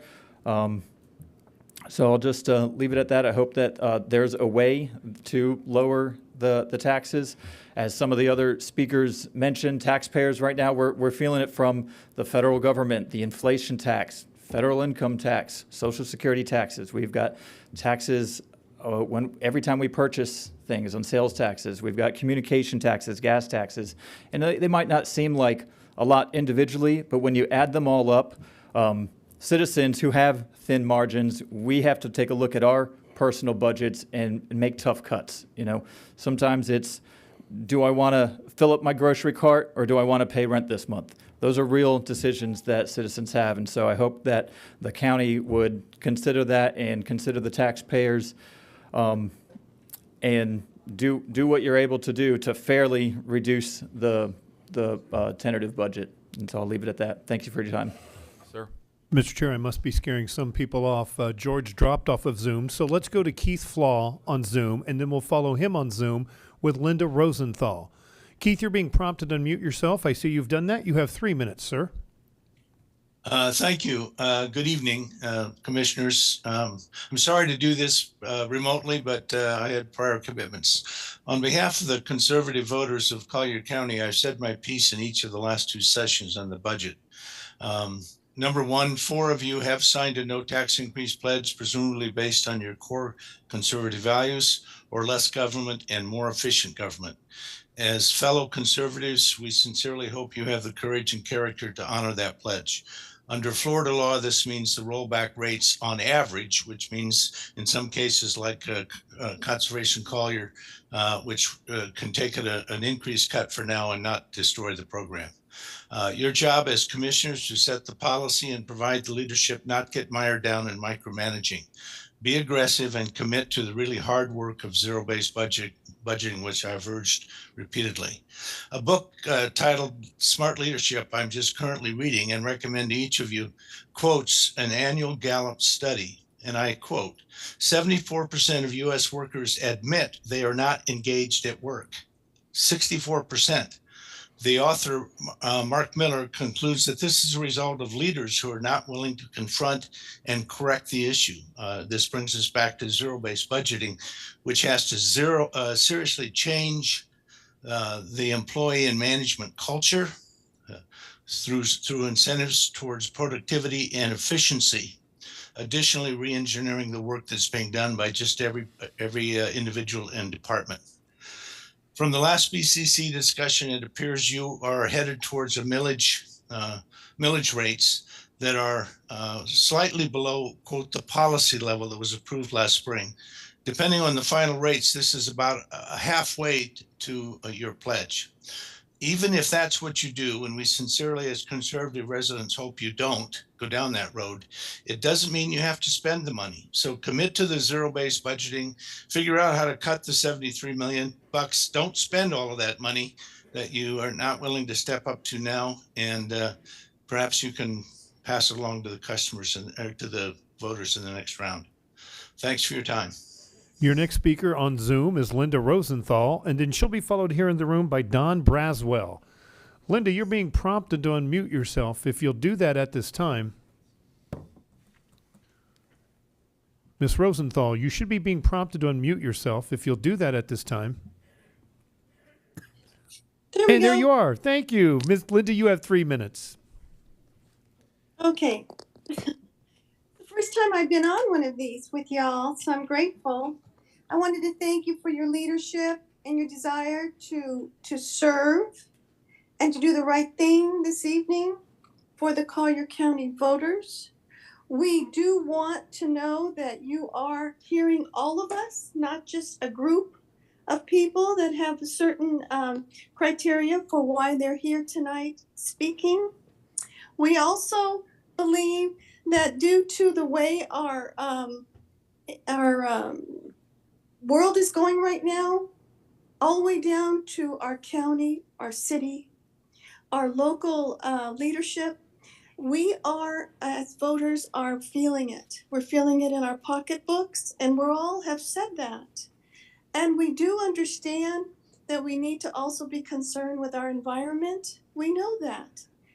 But we also have to realize when it comes down to making ends meet and to be able to know that we are paying for everything that's happening every month in our budgets, we have to go to what is the most important thing at the time. And that has to do with meeting the needs of each of us as a family members and as individuals. So there are hard decisions to be made, and we do understand that we all do pay taxes. So we want to use and believe that those that have been put into leadership here tonight will listen, do the right thing, and be able to make the best decision possible for those of us that are here in Collier County. And we're speaking for everybody that lives in this county. I deal with a lot of different types of groups here in volunteering and also in doing other type of service work. So I have seen many different communities that I love to serve with, and they all have need, just like our environment does. So we do ask for your wisdom, and we do ask for you to listen and to hear the voters. Thank you very much for this time. Thank you. Your next speaker here in the room is Don Braswell, and he'll be followed by... Oh, Don, you'll be the last speaker. Okay. Thank you, sir. Thank you, sir. Good evening, Commissioners. This is Don Braswell, or as you know me as Mr. Round to It. Okay. Today I'm going to be speaking about the increasing or decreasing of the tax the county charges its residents. We live in inflationary times. I'm a retiree, which means good old Uncle Sam gave me a 3.99 increase to my Social Security, which is pretty useless, obviously, in the world we're at today. That being said, the problem of inflation is not yours, gentlemen. Not yours. You didn't make it. So you're not to blame. But I am looking for a group effort, a team effort that says we need to take care of those who are in most need. In our county, that really comes down to seniors, Unfortunately, our Collier County School Board doesn't realize that there's a lot of teachers that can't live in this county because the housing's expensive. Those things aren't being considered, and we want to encourage people to come to the county, not drive them away. So as a team member, and I've had a great experience with all you gentlemen, please think about what I had to do when I was in the corporate world. I had a good year. The boss gave me a great increase in my salary, and thank you very much. If I didn't make my numbers, I had to live with that. And so when the boss says, by the way, Don, your team is going to have to cut 5% across the board. Nothing else could, 5%. Oh, and by the way, those requisitions for next year, rip them up. That's the responsibility that I had to live with in most people in business. It's nothing really new. So I'm thinking or encouraging that mindset to you when we have retirees, new people to the county who are going to now be renters. If these millages go up, which two of them have already gone up, we're going to have landlords increasing the rents, and that, it's just going the wrong way. Thank you for the time. You got the drift of what I'm trying to cover. I appreciate your time. Thank you, sir. We will take a break until 7 p.m.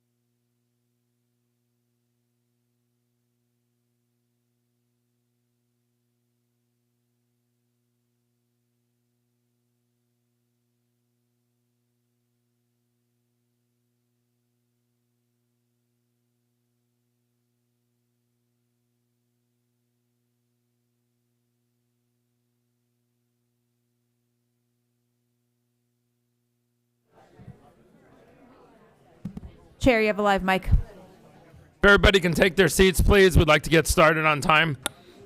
Everybody, please take your seats. Please take your seats. Thank you. Mr. Miller, who's the next speaker? Your next speaker is Kate, and I'm sorry, Kate, all I can do is the L. I can't read the rest of your handwriting. So I don't know what your is it Ladella or Laswella? I'm not sure. Kate, are you here in the room? Oh, thank you very much. Kate will be followed by Pamela Cunningham. Sirs, gentlemen, can you please take your seats so we can get started? Thank you. Yes, good evening. I've been a resident almost 40 years in Collier County. I support the rollback millage, and 74% of the land owned by the government is a lot of land. So I hope that you'll do the job and keep your promises. Thank you. Your next speaker is Pamela Cunningham. She'll be followed by Janine Jewett. And Ms. Cunningham's been seated 3 additional minutes from Angela Osato. Are you here, Angela? Can you verify? Thank you so much. So she'll have a total of 6 minutes. Good evening, Commissioners. My name is Dr. Pamela Cunningham. I would like to start by acknowledging that in the best of times, the decisions you have to make tonight are challenging, but we are not in the best of times. Our country, our county, and our families are struggling, and this makes your jobs all the more difficult. We appreciate that you are rolling up your sleeves and looking for true solutions to our county's budget challenges. As I stated in my email to each of you last week, in regard to the budget, and specifically in regard to Conservation Collier, I strongly support a decision to minimize the funds they receive this year to the lowest possible level. I, as a conservative, love our environment and do what I can to protect it. However, as was discussed at last week's meeting and tonight, Conservation Collier is well in the black and does not need additional funds for this year. In contrast, many Collier families and businesses are not in the black and are struggling with their basic bills. We should not be taking money from them at this time and giving it to Conservation Collier. In the last budget meeting, there were several speakers who implied that if you do not raise taxes, the residents of this county will be significantly affected. I will argue that this is not true and provide you with 2 additional real-world examples of cuts that this county can make that will result in significant savings, but will not significantly alter the lives of Collier residents. Firstly, I often take advantage of the shredding services at our recycling centers. When I pull into one of the 6 or 7 recycling centers in Collier, I am usually the only car at the facility. There are 3 or 4 employees sitting waiting to help customers. After I have dealt with my shredding, which usually takes less than 2 minutes, I go to pull out and I see the staff going back and sitting down. We do not need so many recycling centers in Collier County, and we certainly do not need as much staff as we have at each center. If you multiply this phenomenon throughout our county, not just in the recycling arena, but in county facilities and staff in general, you can see that minimizing these inefficiencies would go a long way to minimizing the burden on the taxpayer. And depending on the rate at which county employees usually resign or quit, the county may be able to accomplish the deletion of unnecessary positions through attrition rather than through employee termination. Another potential area for cuts that I heard addressed at last week's meeting are our public libraries. The point was made that we are now in the technological age and library services may not be necessary. In full disclosure, I will mention that my family frequents the Collier County libraries often. In fact, our libraries are some of my children's favorite destinations. So I come at this problem as someone who does not want to see libraries cut, but who is also looking for budget solutions. To make my case for supporting our libraries, I'm going to put on my physician's hat and discuss with you how harmful it is to simply lump this next generation of Americans into the technological age and put them on computers for their educational needs. I have printed off several scientific articles showing the damage that is caused to children, both young children as well as adolescents, who spend a significant amount of time on the screen. The current epidemic of screen time amongst our children is damaging this generation to an extent that sadly may be irreversible. As such, I urge you to continue with our public library system for children to be able to benefit from the actual reading of books which contain knowledge and to have a quiet place to absorb this knowledge. The same is true for the adults of Collier County. Article 3 of America's Northwest Ordinance of 1787 stressed that religion, morality, and knowledge being necessary to good government and to the happiness of mankind, schools and the means of education shall forever be encouraged. Our library system is not for simple entertainment. Libraries do not exist as much as we Americans love our pets as an extra place to find kittens to adopt. And as much as my children love these, libraries are not simply a place to hold magic shows in the summer. Libraries, especially in this technological age, are a place to return to true education and learning, which is one of the cornerstones of a free people. Now, solutions. My family's library of choice is Orange Blossom Library. It is a large facility with a good book selection. We sometimes, however, go to Vanderbilt Beach Library, which is only an 8-minute drive away from Orange Blossom Library. Vanderbilt Beach Library is a much smaller facility, quiet, cozy, with a small but nice book collection. Despite being cozy and sweet, there is nothing at Vanderbilt Beach Library that cannot be found at Orange Blossom Library. We go there simply for variety. My point here is that Vanderbilt Beach Library is a duplication of services, which is only an 8-minute drive from Orange Blossom. I urge you that rather than minimize the quality education that the good books of Collier County provide to our residents, both adults and children alike, that you consider minimizing duplication of services. I don't know exactly what that would look like. Would it mean a complete closure of Vanderbilt Beach branch? Would it simply be moving all programming out of Vanderbilt Beach and placing it in Orange Blossom? Could staffing be consolidated between the two? These decisions are obviously up to you and your staff, but as someone who adores libraries and knows that they have a significant place in maintaining our country's status in the world, I will say that even I am willing to look at this solution as a compromise that will leave the people of Collier County with excellent library services, but without duplication of these services. I thank you, gentlemen, and your staff again for doing the hard work that is required here. There are places where cuts can be made. Please do not let people convince you otherwise. America is not in her roaring 20s. We will work towards and pray for a goal of returning our country to prosperity. But at this time, our belts need to be tightened. Thank you. Your next speaker is Janine Jewett. She'll be followed by Nicole Johnson. Hello. Like many of the people before me, Can you get on microphone, please? I'm also for Conservation Collier. I actually think that we should expand our conservation efforts in Collier County, not cut it, not put it on hold. I do understand the referendum. I understand what it does, what it doesn't do, who it taxes, that's me, the property owner. I understand the budget balance, or the fund balance, as he explained earlier, and the whole list of properties waiting for Conservation Collier to evaluate them. So I urge you to please leave the fund as it is, leave the mill rate at the 2022 budget, or mill rate, and approve the properties when Conservation Collier proposes for purchase. Thank you for your time. Thank you for listening to me. Thank you. Your next speaker is Nicole Johnson, and we'll follow her with George Sanchez on Zoom and then Nancy Rose on Zoom. Good evening. For the record, Nicole Johnson, here on behalf of the Conservancy of Southwest Florida and our over 6,500 supporting families. And we're here to support full funding of Conservation Collier at the 0.25 mil as voters overwhelmingly approved in 2002. The Conservancy has been involved in all three of the Conservation Collier referenda, 2002, 2006, and then in 2020. And as you have heard by numerous speakers before, all of these referenda were overwhelmingly supported by voters. But I think that really bears some thinking, because to get voters to vote to tax themselves, especially in Collier County, that takes something.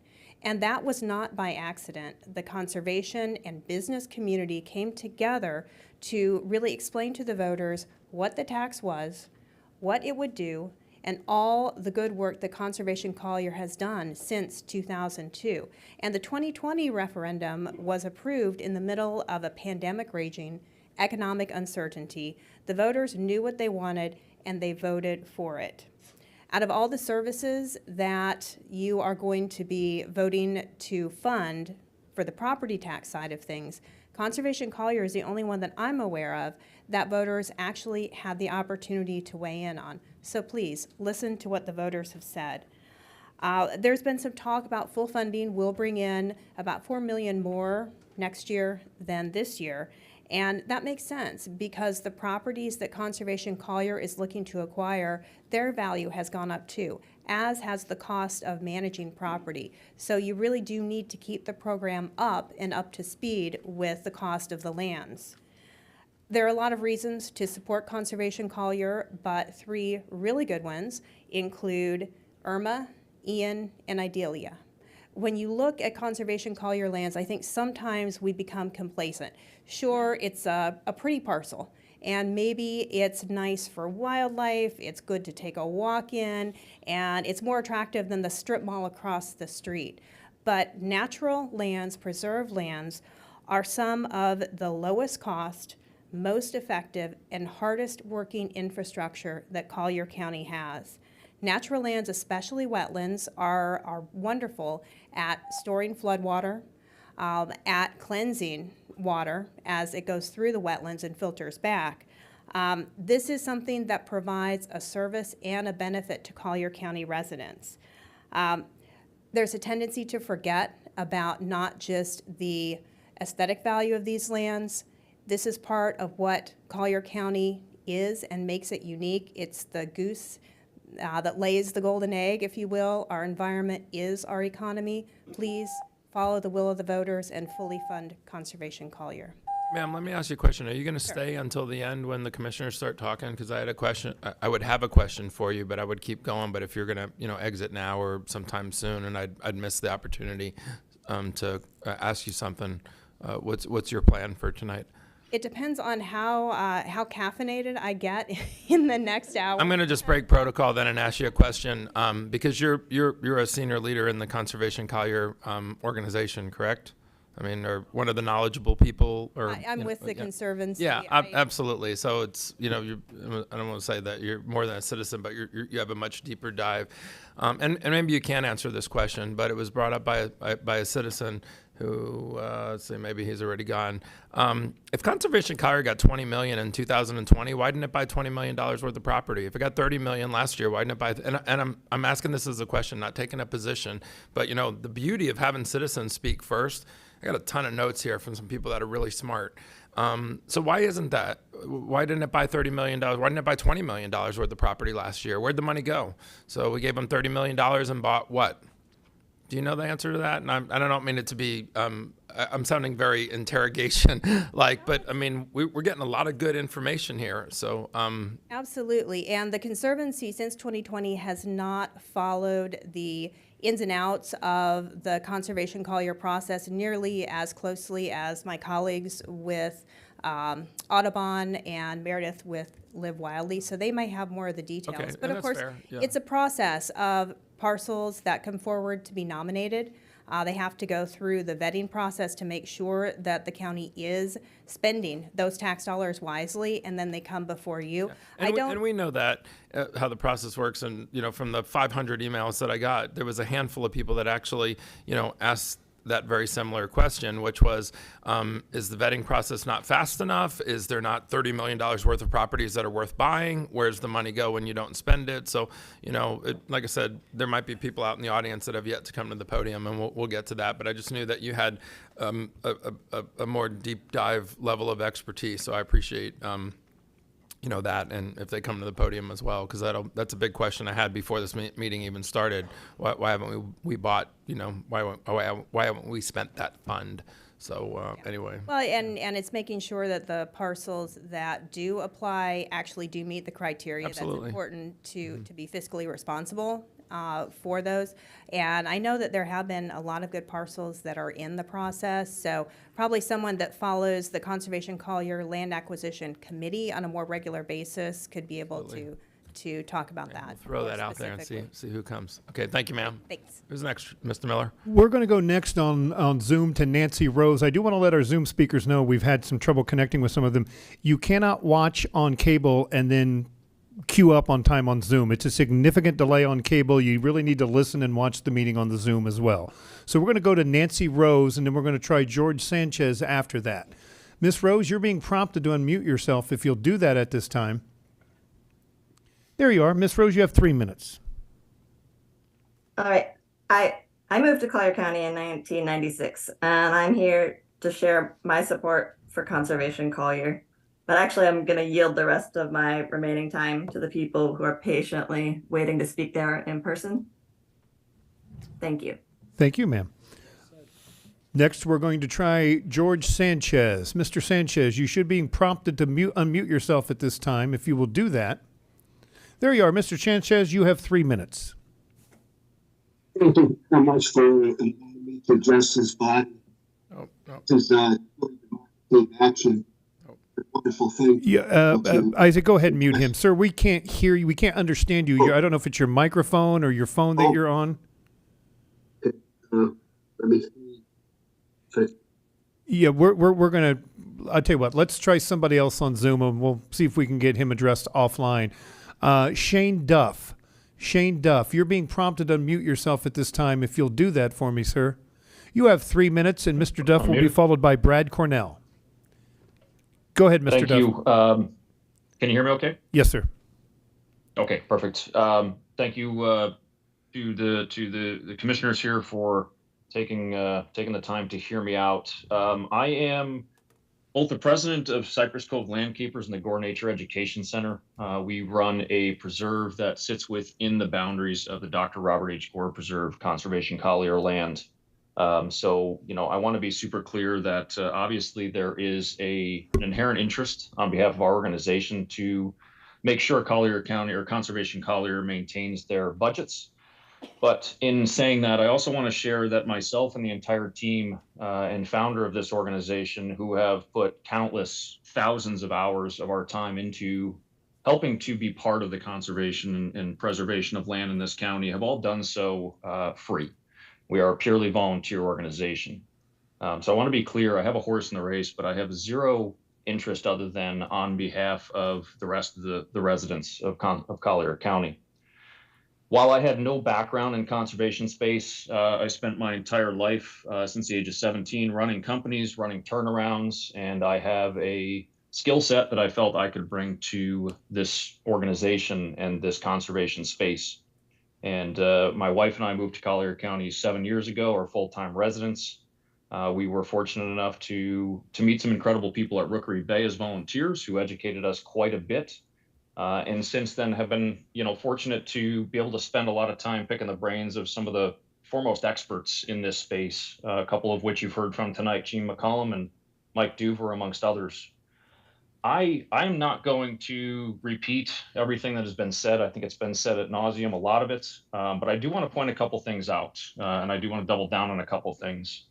First and foremost, when we look at the amount of green space that is owned by Conservation Collier, as some folks have referred to it as government owned, which I realize it is, this is an exception in my mind. Number one, all green space is not created equally. Number two, I think all of us probably listening to this, anybody who has any interest in what's going on here, we are here because it is a beautiful and very unique place in the world. Conservation Collier program is designed to purchase ecologically sensitive, important areas. We heard from folks at the Conservancy about this. These lands are critical. If we all want what we have and what we are here for to be maintained, I would argue that this is the most important thing that we all should be talking about right now. This is a beautiful place. I get there's lots of services. I want to see parks fully funded. I want to see the folks in Immokalee get everything they need. I want to see everything get what it needs. But it's all in vain if we let this beautiful place fall apart. And while it might not happen in some of our lifetimes, it will happen at some point if we don't not only maintain the funding, but I would argue, to some other folks have mentioned, in the future, this should be continue to be increased. This is one of the few programs I believe is completely correlated to property value increases, because as we've heard, it costs more money to acquire land that costs more money. Furthermore, with all the inflation, the cost of land management has increased. Sir, please we know wrap this up. firsthand as a nonprofit. Sir, please wrap up when you get a chance. Yep. Thank you. Yeah, absolutely. So yeah, I will leave it at that. I do want to address just one thing that was said at the meeting on September 12th, talking about the mill rate and the properties coming off the tax roll. I want to point out how low the value is of undeveloped land. And, you know, this is not something that should be considered, as was suggested by one of the commissioners, part of the 0.25 mill rate. Thank you, I sir. find that to be frankly insulting. Thank you, sir. Your next Thank you. speaker here in the room is Brad Cornell, and he'll be followed by Eileen Arsenault. Good evening, Commissioners. Mr. Chair, I'm Brad Cornell. I'm here on behalf of Audubon Western Everglades and Audubon, Florida. Thank you for the opportunity to address the budget. Brad, And- somebody sent me an email and said I was rude to you the last time you were here. We're friends, right? We're colleagues, right? We're all colleagues. We're all Collier County citizens, and we're all working on the They same. said I made you a scapegoat, is what they said, and I tried to correct the record, but I digress. Go ahead, sir. So I want to make it clear, if it wasn't clear, that Audubon Western Everglades and Audubon, Florida fully support what voters voted for in 2020 to levy the full $250,000 for Conservation Collier. I want to support that by citing a couple of points, and that is, this is green infrastructure. This is fundamental, not optional sorts of investments in our community. It's investments in fire protection, and we know that in Golden Gate Estates, we've had several fires that have been very threatening, including this past spring. There was a 2,800-acre fire in the North Belmead and Golden Gate Estates in 2020 in May. This is going to happen again. And so investing in projects like Winchester Head, Horsepen Strand, Red Maple Swamp, Bob Gore Preserve, as you just heard, and the North Belmead Preserve are really important.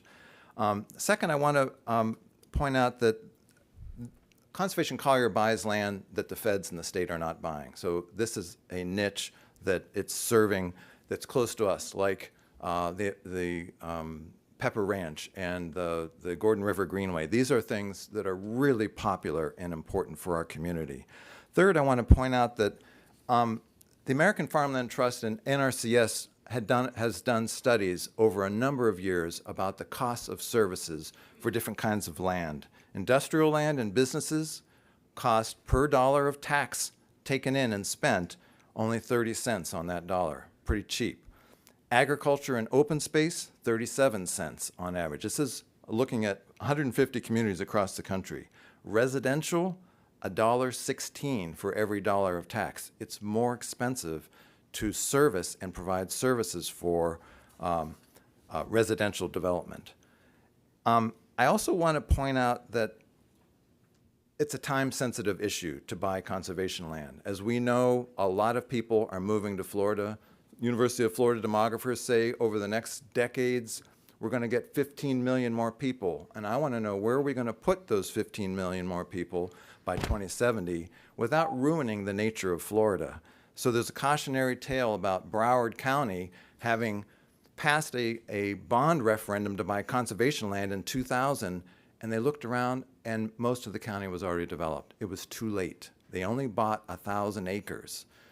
So that's a cautionary tale. We don't want to follow that lead. We want to do what we can now, and that's recommending full funding. So thank you very much for that consideration. So let me just ask you, in case you're not here at 3 a.m. when we are, and I'm sure the room's going to be empty.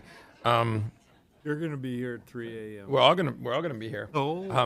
It's going to take them 2.5 hours to redo the numbers.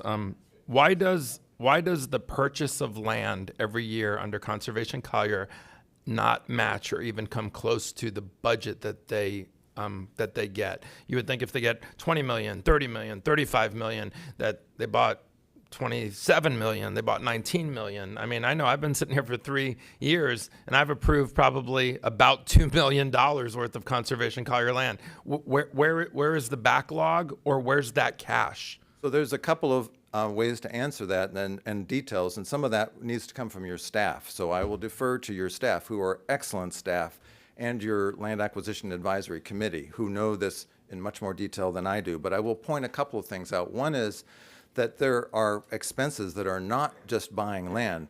A quarter of all the tax receipts, and this has only been going on for 2 fiscal years, a quarter of it goes right into the Land Maintenance Fund, Fund 174, and that's, you know, a lot of money. So that's why that sits there, and then it's used like an endowment to generate interest or proceeds from the investments to fund maintenance, and that's clearing exotics, doing prescribed burns, building, you know, parking lots and trails and all that sort of stuff. So that's very expensive stuff. So that's a big chunk of that money that you're talking about.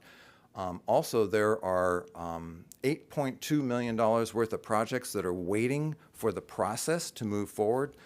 So the committee and the staff evaluate it, they rank it, it comes to you, and then it has to be negotiated, then it comes back to you with a contract. And sometimes that goes back again, which it has in the last couple of, in the last year and a half. So there's been a lot of back and forth. Plus, there was some staff changes at the county that threw a wrench into the works, that, you know, some key staff people retired, and it slowed down the process, and that's just, you know, it's nobody's fault, it's just the way the process works. So there's a time lag between the money coming in and being expended, and there's also the different pots that are not just land acquisition. So if I can answer it that way, there's also $20 million worth of multi-parcel projects, including Horsepen Strand, Winchester Head, Red Maple Swamp, the Bob Gore Preserve, and North Belmead Preserve. These are multi-parcel projects that take, you know, a long time to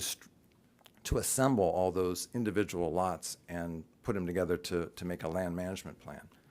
No, I appreciate that. I wanted to get some of that on the record because I think some people don't realize like a portion of that does go into maintenance. But and we'll ask deeper questions later. The question is that maintenance pot growing faster than it's needed? Because some of the things maybe don't need $20 million, and I'm not saying one lot, but overall. So, and there's only a few people in here that could answer that. So I am going out of protocol because you might not be here at 1 a.m. And so.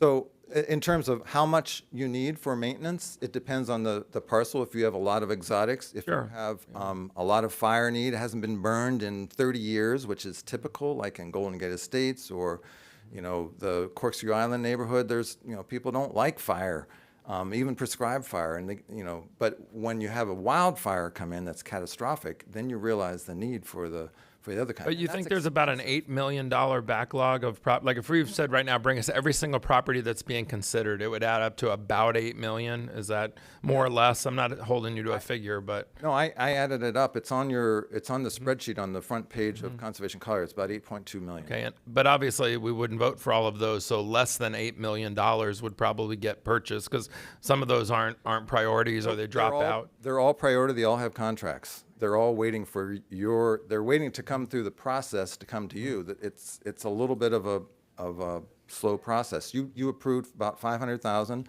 at your last meeting on 6 parcels. Oh, I'm aware. Yeah. So that was just 500,000. You have another 8.15 million to go. But when you're getting like 20 million, 25 million, 30 million every year, that still seems like a small number to me. So this is a question I would have asked you in 4 hours when we get into commissioner discussion, but it's important to get that answer now. Well, it just seems like the number still is unbalanced. And I'm not picking on Conservation Collier, but I'm trying to sit up here and do the math. You know, the last speaker said, I want everything funded. Okay, well, that's not possible. So there's a couple of parcels. There was the Owl Hammock parcel, which was 7,300 acres. Not fully. It was a probably $40-50 million parcel.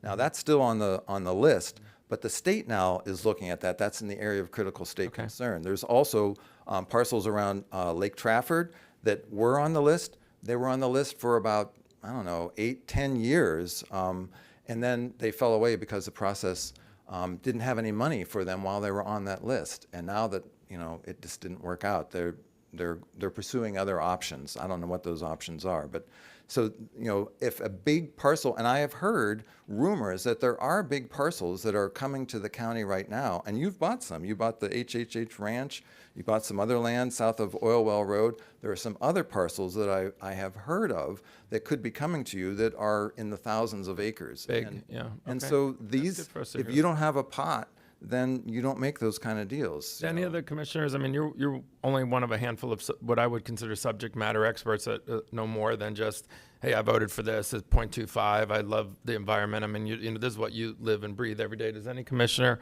have a question for Mr. Cornell just before he maybe evaporates from the room as it gets a little later. I'm trying not to evaporate. Okay, thank you, sir. I really appreciate your expertise and getting that on the record too. That's one of the reasons why too I wanted to ask it, just because there is a little bit of miscommunication out there. But okay, thank you, sir. And thank you for this dialogue. Yes, sir. Absolutely. Your next speaker is Eileen Arsenault, and she'll be followed by Ryan, is it Spurwell? Spurzell. Thank you all for having me here tonight, and thank you for your responses to my emails. I know how much time you put in and appreciate it, and I hope you get out sometimes, because one thing you should be very proud of that I and several people in this room were part of is the Garden River Greenway. It was opened a few years ago, and from day one, it has been one of the most popular amenities in this county. And if you haven't been on it, it's just one of your parcels that we've been supported because of Conservation Collier, and I hope you're proud of it, because we all are who worked on it. I just want you to picture a room of 100 people, and I want you to picture that 77 people in that room voted to tax themselves. And you have to say, why would somebody vote to tax themselves? And the reason is because they are passionate about what they're trying to save. And when people are passionate about something enough to tax themselves, I think that you have to pay attention to that. And I think most of you have run on a platform of less government overreach and more paying attention to the citizens. And if that is true, and I hope it is, then I think this is a very clear mandate from your citizens that we want to fully preserve the 0.25 millage rate for Conservation Collier. Thank you so much. Your next speaker is Ryan Spurzell. He'll be followed by Meredith Budd. Thank you for the opportunity to speak tonight. I know it's already been a long evening, but I appreciate your time and attention. My name is Ryan Spurzell, and I am one of the many who emailed the board regarding the Conservation Collier issue a few days ago, and both Chairman LaCastro and Commissioner Hall replied personally with detailed responses, so I want to make sure I recognize and thank you both for that. In those responses, you made clear that you have no intention of canceling the program. Chairman LaCastro, you mentioned that the budget isn't being slashed and characterized that as misinformation. While I understand that you aren't actually lowering the funding for this program, I think your reply does not acknowledge an important truth that has already been stated, but I want to emphasize. If inflation occurs and the cost of goods and services increases and the cost of land, but the Conservation Collier funding remains the same, that money will be able to accomplish less. In real terms, when you adjust for inflation, this proposal is effectually weakening the Conservation Collier program. In reaching out to you, Chairman LaCastro, I must have landed on your email list because I started receiving your commissioner's report emails. In the most recent one, you spoke about the importance of managing a budget. I hear you on not wanting to let the budget increase without oversight, and I appreciate having government officials who are good money managers. If there is concern over funding being used efficiently, I would fully support auditing that program to ensure we are making the most of important taxpayer dollars. I think, though, that the issue here is that you have identified Conservation Collier as being one of the lower priorities and an opportunity to keep taxes as low as possible amid inflation, and that is a mistake. You said yourself that we need to be, quote, focusing on required upgrades, many of them long overdue, in protecting our environment, among other things, end quote. You're right, and the citizens of Collier County overwhelmingly agree on that. Is preventing the ability of conservation funding to keep up with inflation what you consider an upgrade? You said in your commissioner's report that, quote, sadly 100% of the citizen emails you've received only talk about this program, end quote. You know, I have to respectfully disagree with that. I don't think it is sad. I think it reveals how much the community is concerned about this, so much so that it overshadows everything else. And certainly the attendance here tonight is a testament to that as well. With the development landscape being what it is in Collier, we can't afford not to invest in conservation. That is why we voted to tax ourselves in 2020, and despite inflation, why we stand before you today asking you to honor that the way the people voted for it at the current mill rate. Chairman LaCastro, you closed out your email to me by saying that you have supported Conservation Collier, not only in words but actions, and I'm proud to know that you have. And I ask that you and the rest of the board demonstrate that support in your actions today. Chairman, you said at the beginning of the night that what transpires during public comment can change what follows. I hope to see that tonight. Thank you. Now, that is a fine young man, even though we agree to disagree on a few things. Okay. I will just say I understand the math equation that if property goes up, but we fund Conservation Collier at the same, but what we're also talking about here is using our due diligence and making sure that we prioritize what we buy if Conservation Collier was affected. But I don't know this young man, but really appreciate you being here, sir, and representing our community. You know, continue to stay in touch with me. That's why I sent you the newsletter. I want your feedback. Your next speaker is Meredith no. Budd. She'll be followed on Zoom by Teddy Collins, who is our last speaker on Zoom. Meredith? Sir. Good evening, Commissioners. My name is Meredith Budd. I am a Collier County resident since 2012. I'm here today on behalf of the Friends of the Panther Refuge as I serve on the board as the Vice President. As many of you know, I've worked in the environmental realm here in Conservation Collier over the last decade, working to protect our county here, specifically in our region. I understand the challenge that comes with trying to balance the county's budget, and it's a difficult job, and it's one that I am certainly not envious of. I want to thank you. You all know I'm here to talk about Conservation Collier, so I do want to thank you for your support for Conservation Collier over the years, having it go on the ballot in 2020 as those parcels come to you for acquisition and approval, your support as they come forward. You all know the program has those overarching values that you've heard over and over this evening: water quality protection, protection from storms and flooding, protection from catastrophic wildfires, but there's also those more tangible benefits, with proximate access to all of your Collier County residents to wild Florida, where many residents probably have not ventured out to those state and federal lands that make up the grand majority of the 77% that we already have in conservation. There's a little bit of a disagreement on actually how much percentage is in conservation, but most of that's out in the far eastern part of the county that our residents don't typically venture out to. But I think you'd be hard-pressed to find residents who have not visited the Gordon River Greenway or Freedom Park or even Pepper Ranch, and I bet you there's going to be an outstanding showing for the Sunflower Festival that's coming up in October out there. I understand the desire to alleviate tax increases due to rising property values, but disproportionately targeting Conservation Collier to accommodate this is not representing the will of the people, and I know that you all recognize that. This is an opportunistic program, Commissioner LaCastro. As you mentioned, why haven't we spent this money? We never know what properties are going to come up onto the table, what's going to be submitted. And so we need to be ready for when those properties that do have a higher value are brought to us for this opportunity. The one that Brad mentioned at Owl Hammock, the state is moving in and potentially going to purchase that. It's not a guarantee, but staff has estimated that could be between 30, 40 million, and that's before an appraisal goes out. At present, we can't afford that property with the funds we have today. That's an example of a property that you might come to your table that we would need the increased dollar amount as property values increased.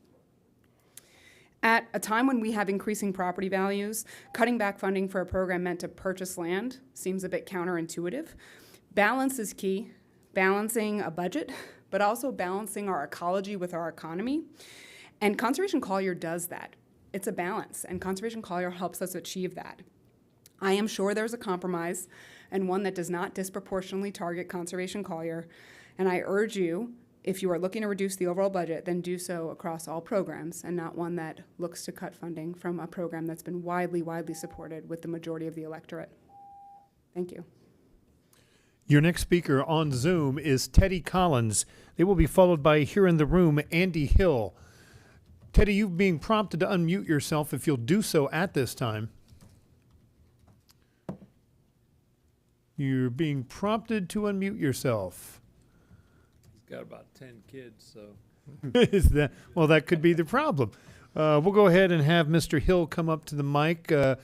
Mr. Collins, you're being prompted to unmute yourself if you can do that at this time. All right. Mr. Hill, why don't you come on up? Hear me? Oh, yeah, now I hear you. Yeah, hey, there you go. You have 3 minutes, sir. Thank you, commissioners. I think no one is really asking to defund Collier, conservative Collier, but we aren't looking to tax ourselves out of living here so few people can enjoy the fruits of our labors. Some of the previous speakers may not realize, but when people voted for those rates, people could afford them before this current administration took our economy into a death spiral. We also voted for you and trust your decisions that we will be able to navigate through these situations with wisdom. I remember when Rush Limbaugh on the radio was talking about a prosperous community can afford to be environmentally friendly. Example would be how Americans can afford waste management versus third world countries that aren't very wealthy can't afford to even dispose of their trash. But I think it's more important that we take care of our people first, and then realistically, we can help the environment because they're prosperous. See, I care more about feeding my kids more than some rare moths or yellow-footed booby bird. Why people? Why? Because people come first, then the environment. That's God's order and not my opinion. If people want to give to these causes, they are welcome to donate on their own. We have plenty of wealthy individuals that would hop on that train. Why not take the money from conservation Collier funds and maybe purchase a safe haven baby box that would only cost 20 to 30K, and which would actually save a few lives? Please stay committed to your tax pledges. Thank you.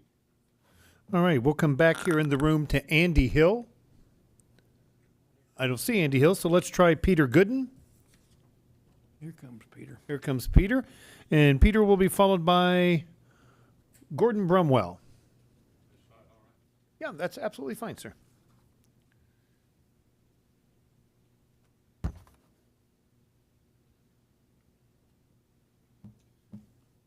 You've heard from plenty of people who value the Conservation Collier program, but this is a budget meeting, so we need to talk about money. What is the real monetary cost of the program? To the average homeowner, it's under the cost of a Big Mac and fries once a month. Tax relief is a legitimate issue. The board recently directed county budget planners to compile a list of programs that might be cut or postponed. They gave back 31 options, including reducing by some percentage this year's $18 million contribution to capital reserves, the rainy day fund, necessary but on the table in hard times. Somehow out of this, the board developed a plan that tries to balance the budget on the back of Conservation Collier, the only program explicitly authorized by the voters to fund one thing of value to them. In my communications with the board, commissioners have used terms such as hyperinflation and exponential increases in taxes to justify what they'd like to do with Conservation Collier's funding. Neither is accurate or helpful. A commissioner has stated, we are not cutting Conservation Collier, we're just not giving it a raise. The average funding for the program over the last 3 years has been $29 million. $20 million is indeed at least a 31% cut. A commissioner has stated, quote, by pausing some of the tax levy for Conservation Collier, we can move the differences to the operating fund of the county. That would be contrary to the express intent of Collier voters who supported the referendum by a landslide. A commissioner assured me that Conservation Collier has, quote, plenty of money, $8.2 million in the bank for future land acquisition. A recent parcel recommended to the board for protection is home to 2 threatened species, burrowing owls and gopher tortoises. It sounded like a Conservation Collier slam dunk. It was voted down 4-1. Why? The board didn't like it when the owner asked for $10K more. Remember, land prices are going up. The city of Marco thought well enough about the parcel to kick in the extra $10K. The board refused to consider Marco's offer. Is it any wonder that the board thinks that Conservation Collier has, quote, plenty of money when they don't appropriate it for the purpose voters intended it to be used? Inflation is tough on a program whose major purpose is to acquire and protect conservation lands, which, like our homes, are also rising in value. In addition, I'd like to point out that the dedicated professional Collier's Park and Rec staff who oversee this program might deserve a cost of living adjustment too, just like our deputies. These people have special skills and qualifications. How do we do right by them if we cut their funding? Commissioners, we voted our own interests when we voted for Conservation Collier, and we voted for you to pursue and protect our interests. Thank you for your attention and for your service to our community. Thank you, sir. Your next speaker is Gordon Brumwell. He'll be followed by Catherine Downs.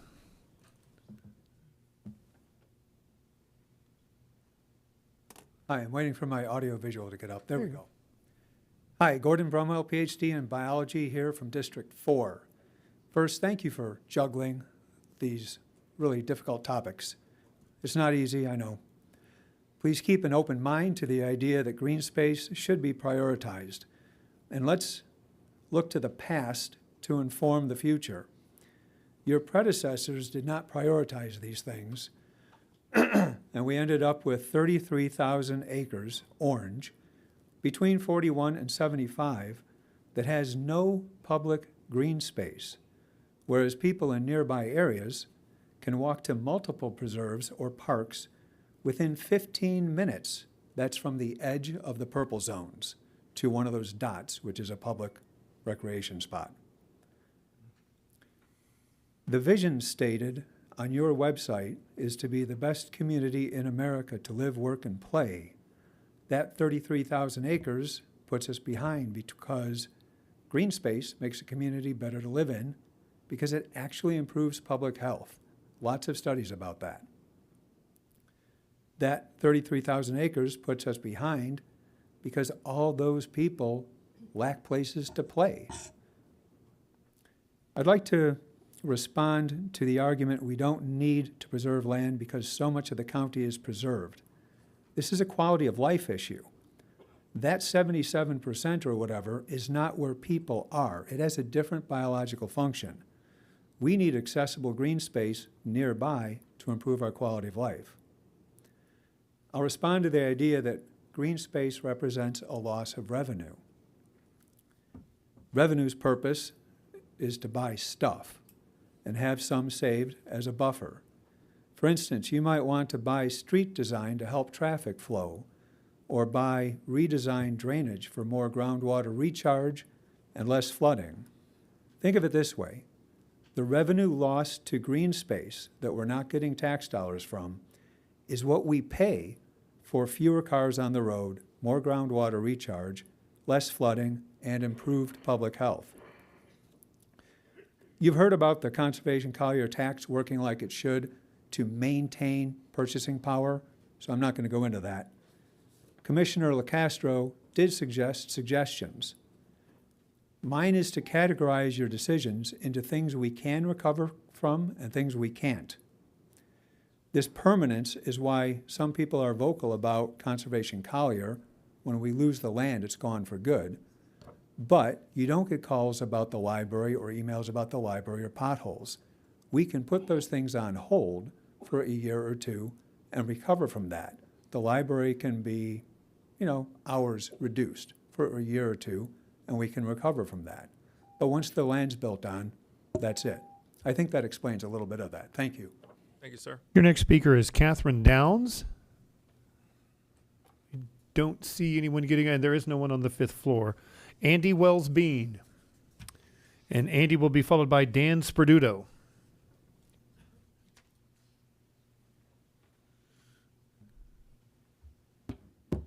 Good evening. My name is Andy Wells-Bean. I'm the Executive Director with Audubon Western Everglades. I want to thank you again for your hard work digging through these budget questions and for all of your careful responses to the many folks who have expressed their opinions over the last couple of weeks especially. I know that determining a budget is a determination of priorities, and discerning the voters' priorities can be very difficult at times. Thankfully, in this case of Conservation Collier, determining the voters' preferences is relatively easy. It was put to a vote 3 different times, and it passed overwhelmingly. Now, I think that there are valid concerns about the pace of land acquisition, that maybe the process takes too long. Maybe things that have a high enough rank should just be purchased without an additional vote. You can empower those Conservation Collier staff. There are creative ways to meet the goals of land conservation, cutting the budget is not a way to actually fulfill the promise of that program. I don't want to duplicate anything else that people have said, so I'll just speak from my own personal experience from here. As an Eagle Scout, I really appreciate the Pepper Ranch where scouts can go and camp and other folks can go and hunt. As a father, I love being able to take my boys on hikes through the Alligator Flag Preserve. And as a birder and wildlife lover, I love being able to take my binoculars out for a walk in the Gordon River Greenway and other places around the county. If anything, we should be looking at ways to speed up Conservation Collier's programs, to expand that work, to expand that impact. Thank you very much. Your next speaker is Dan Sperduto. He'll be followed by Priscilla Gray. Okay, Dan Sperduto here. Thank you for listening to what we have to say. I learned a lot tonight, actually, from what people were sharing. That's helpful.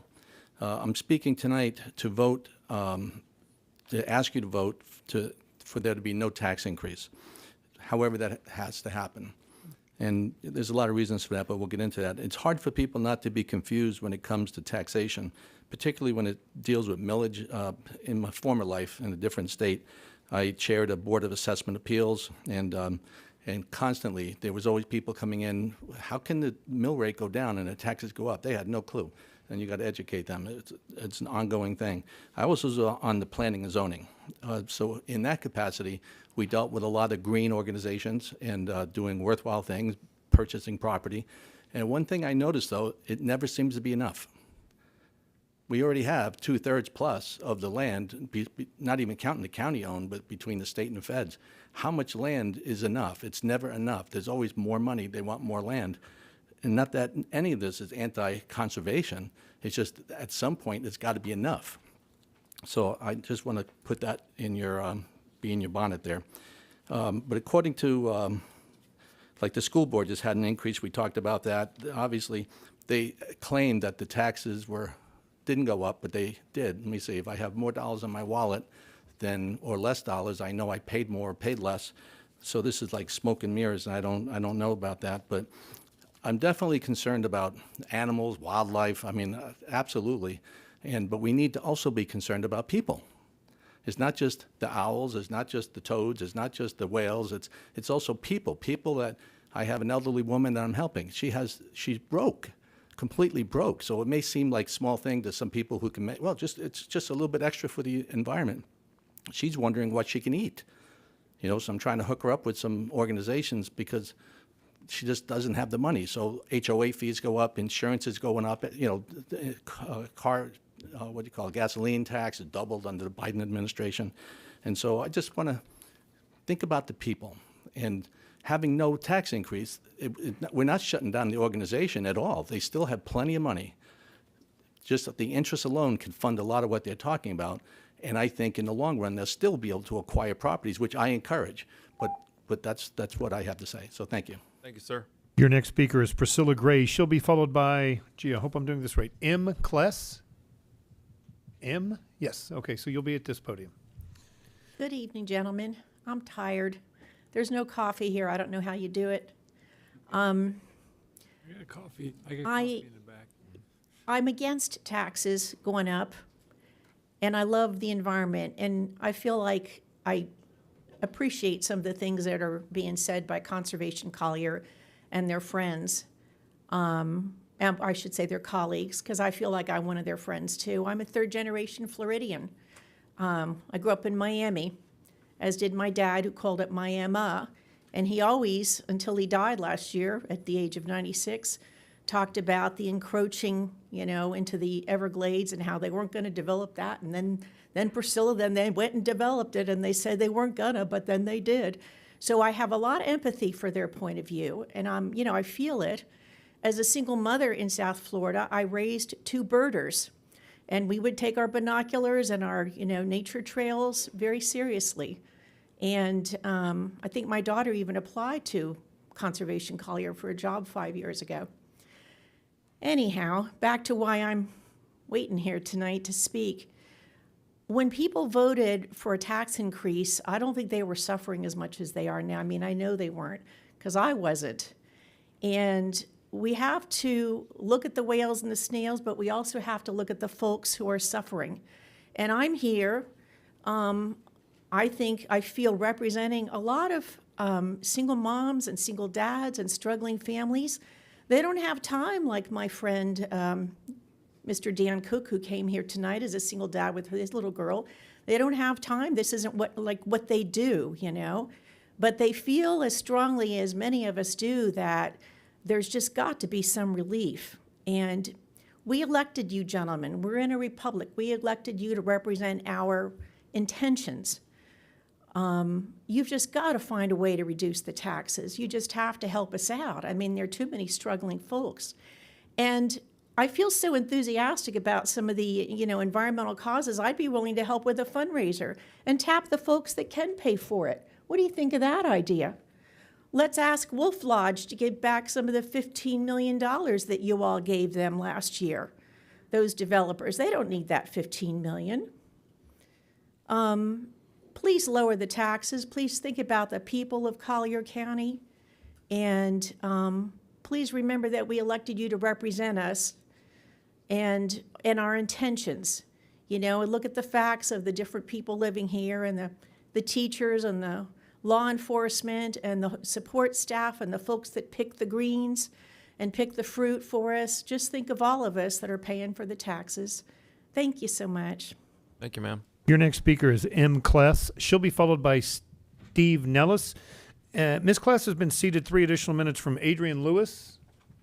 I just want to say I'm so glad to see that dog, because I thought I saw a dog run across there, and I thought maybe I was falling asleep or needed some coffee or something. So I was really thought I was seeing things. Go ahead, ma'am.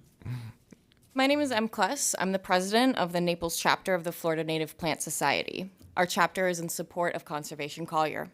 Natural areas like Conservation Collier preserves not only give us air to breathe, clean water to drink, and food to eat, but numerous other services that can't be replaced or replicated once they're lost.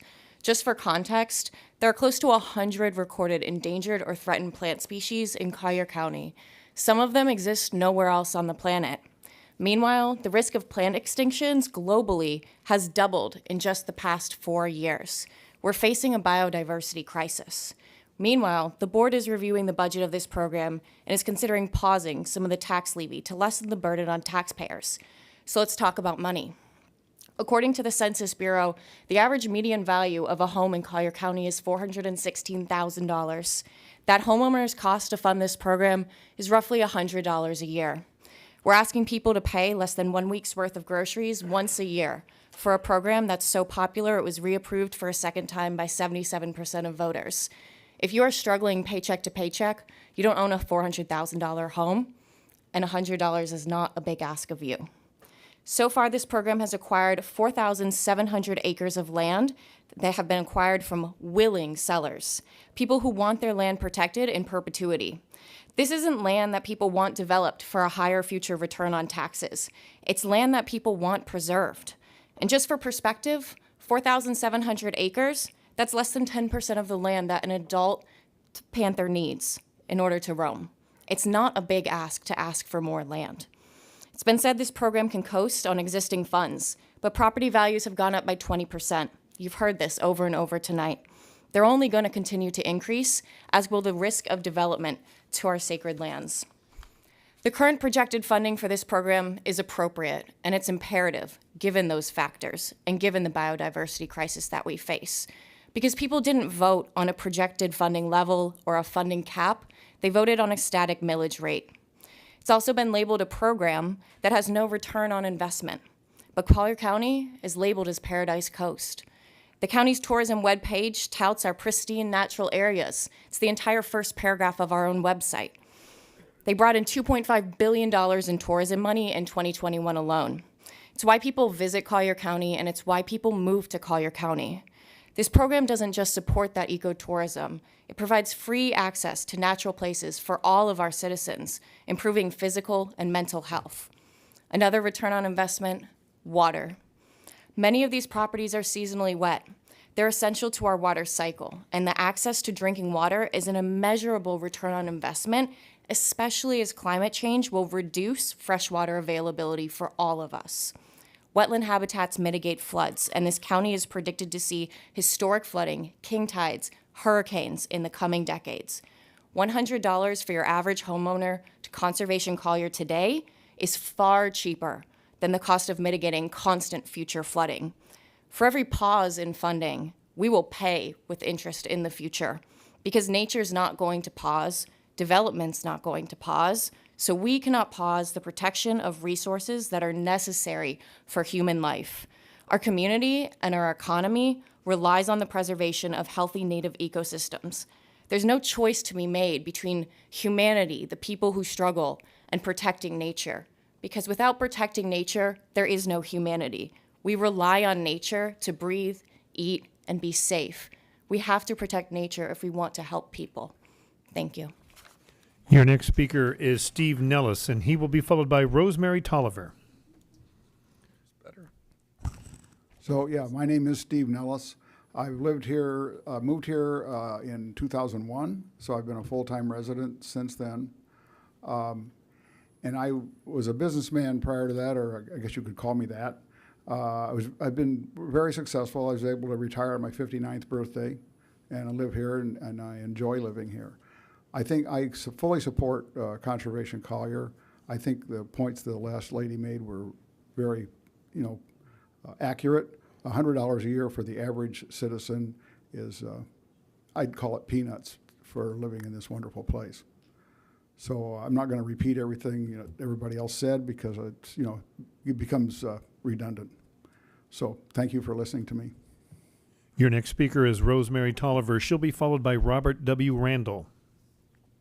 Good evening, Commissioners. I'm sorry, Commissioner LaCastro, I'm going to be another one of those ad nauseum speakers here.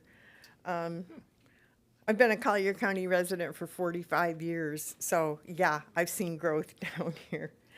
And Conservation Collier is a very important program that the Collier County voters wanted overwhelmingly. And I'm aware that, and so were the voters, that this was tax funded. They knew this when they voted on it. I'm asking you to please continue to fully fund this vital program to preserve and restore and maintain these vital areas that are significant, that have the natural lands, forests, upland, and wetland communities. We need to save these properties that are so important to our ecosystem and the wildlife inhabitants that are protected, threatened, and endangered. And I'm a big proponent of the wildlife on this, in this county. I've been a volunteer for the Owl Watch program. I'm currently volunteer for the Florida Audubon Eagle Watch program, and I monitor the nests on Marco Island.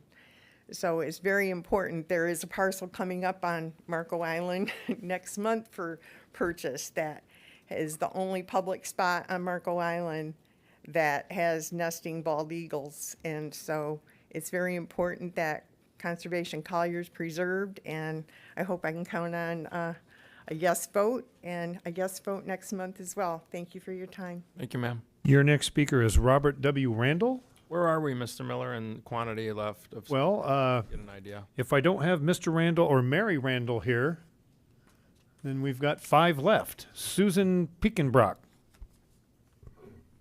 Susan Pekenbrock.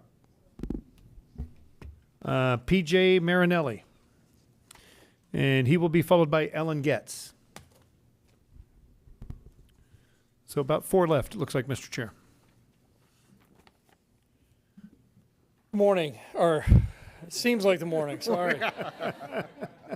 Good evening, rather. My name is P.J. Marinelli. I am a resident of North Naples, a small business owner, someone involved in our community through various nonprofits and volunteer activities.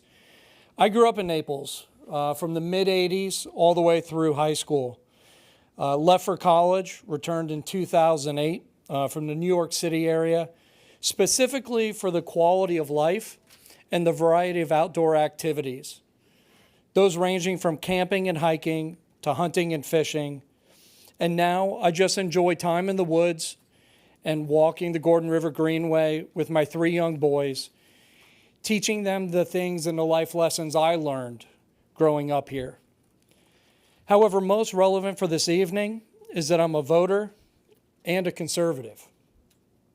In my short remarks, I'm certainly going to reiterate a few things, but bear with me, there are some other points I want to touch on. I want to make 3 points.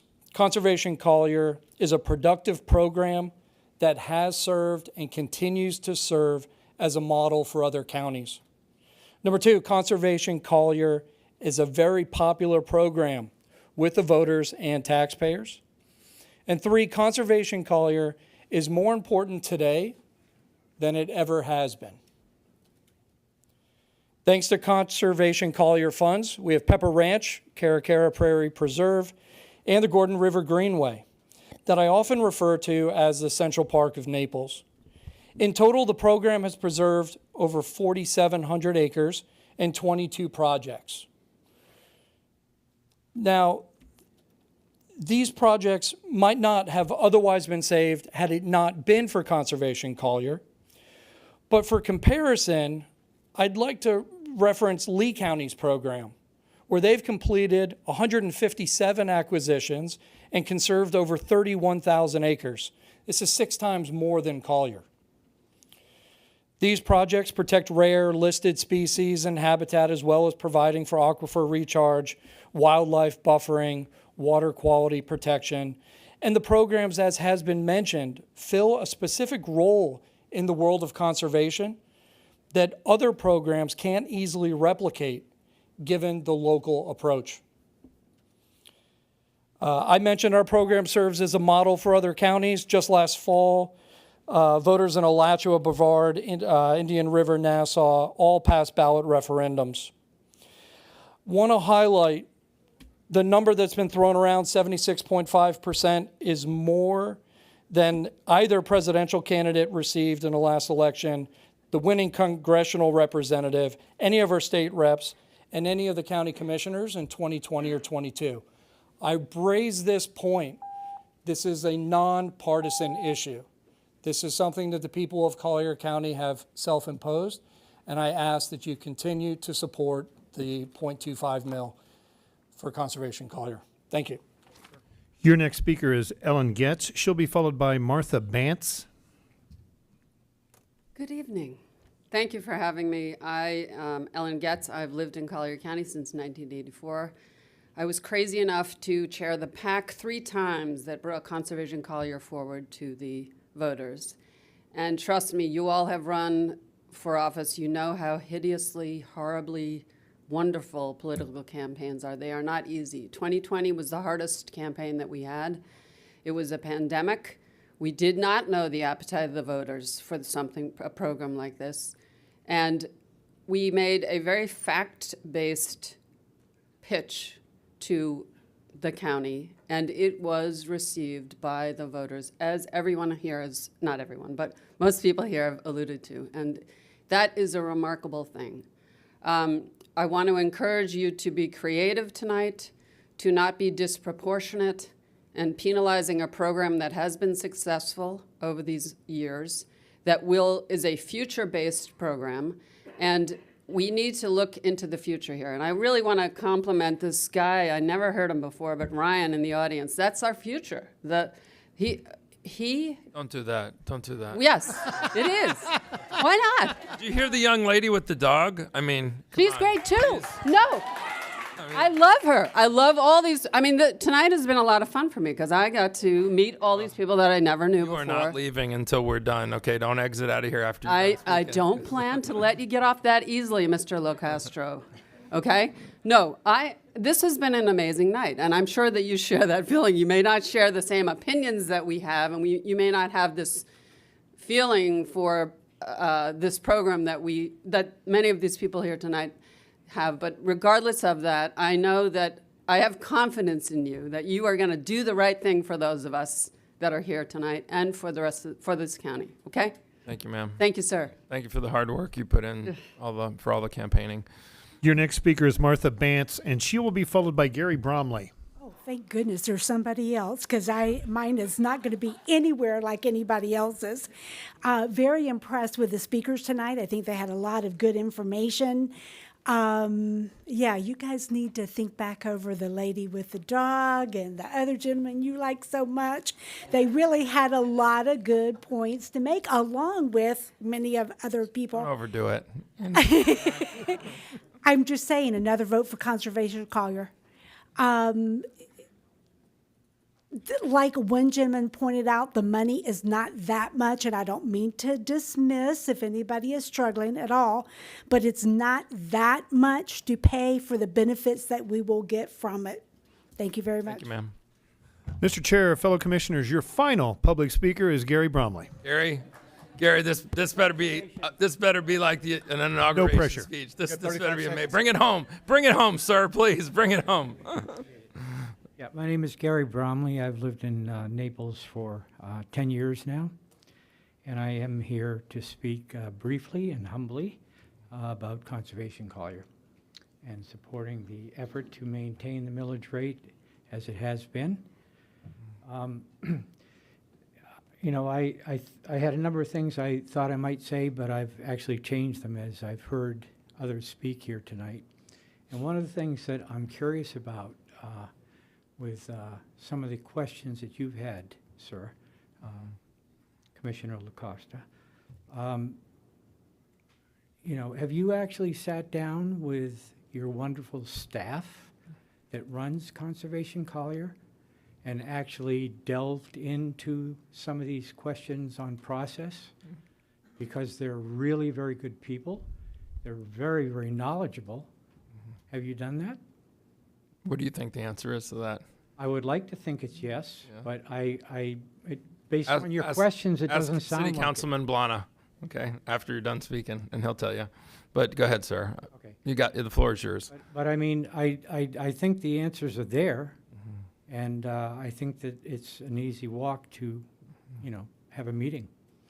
The other thing is that, you know, lots of people have talked about the high percentage of approval for this program that the voters have spoken about.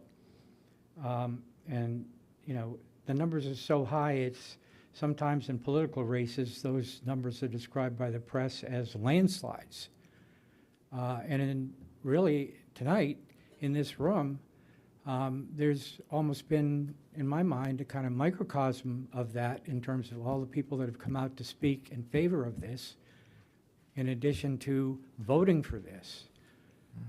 And you know, another thing too is some people have spoken about really what does this mean in terms of cost to citizens?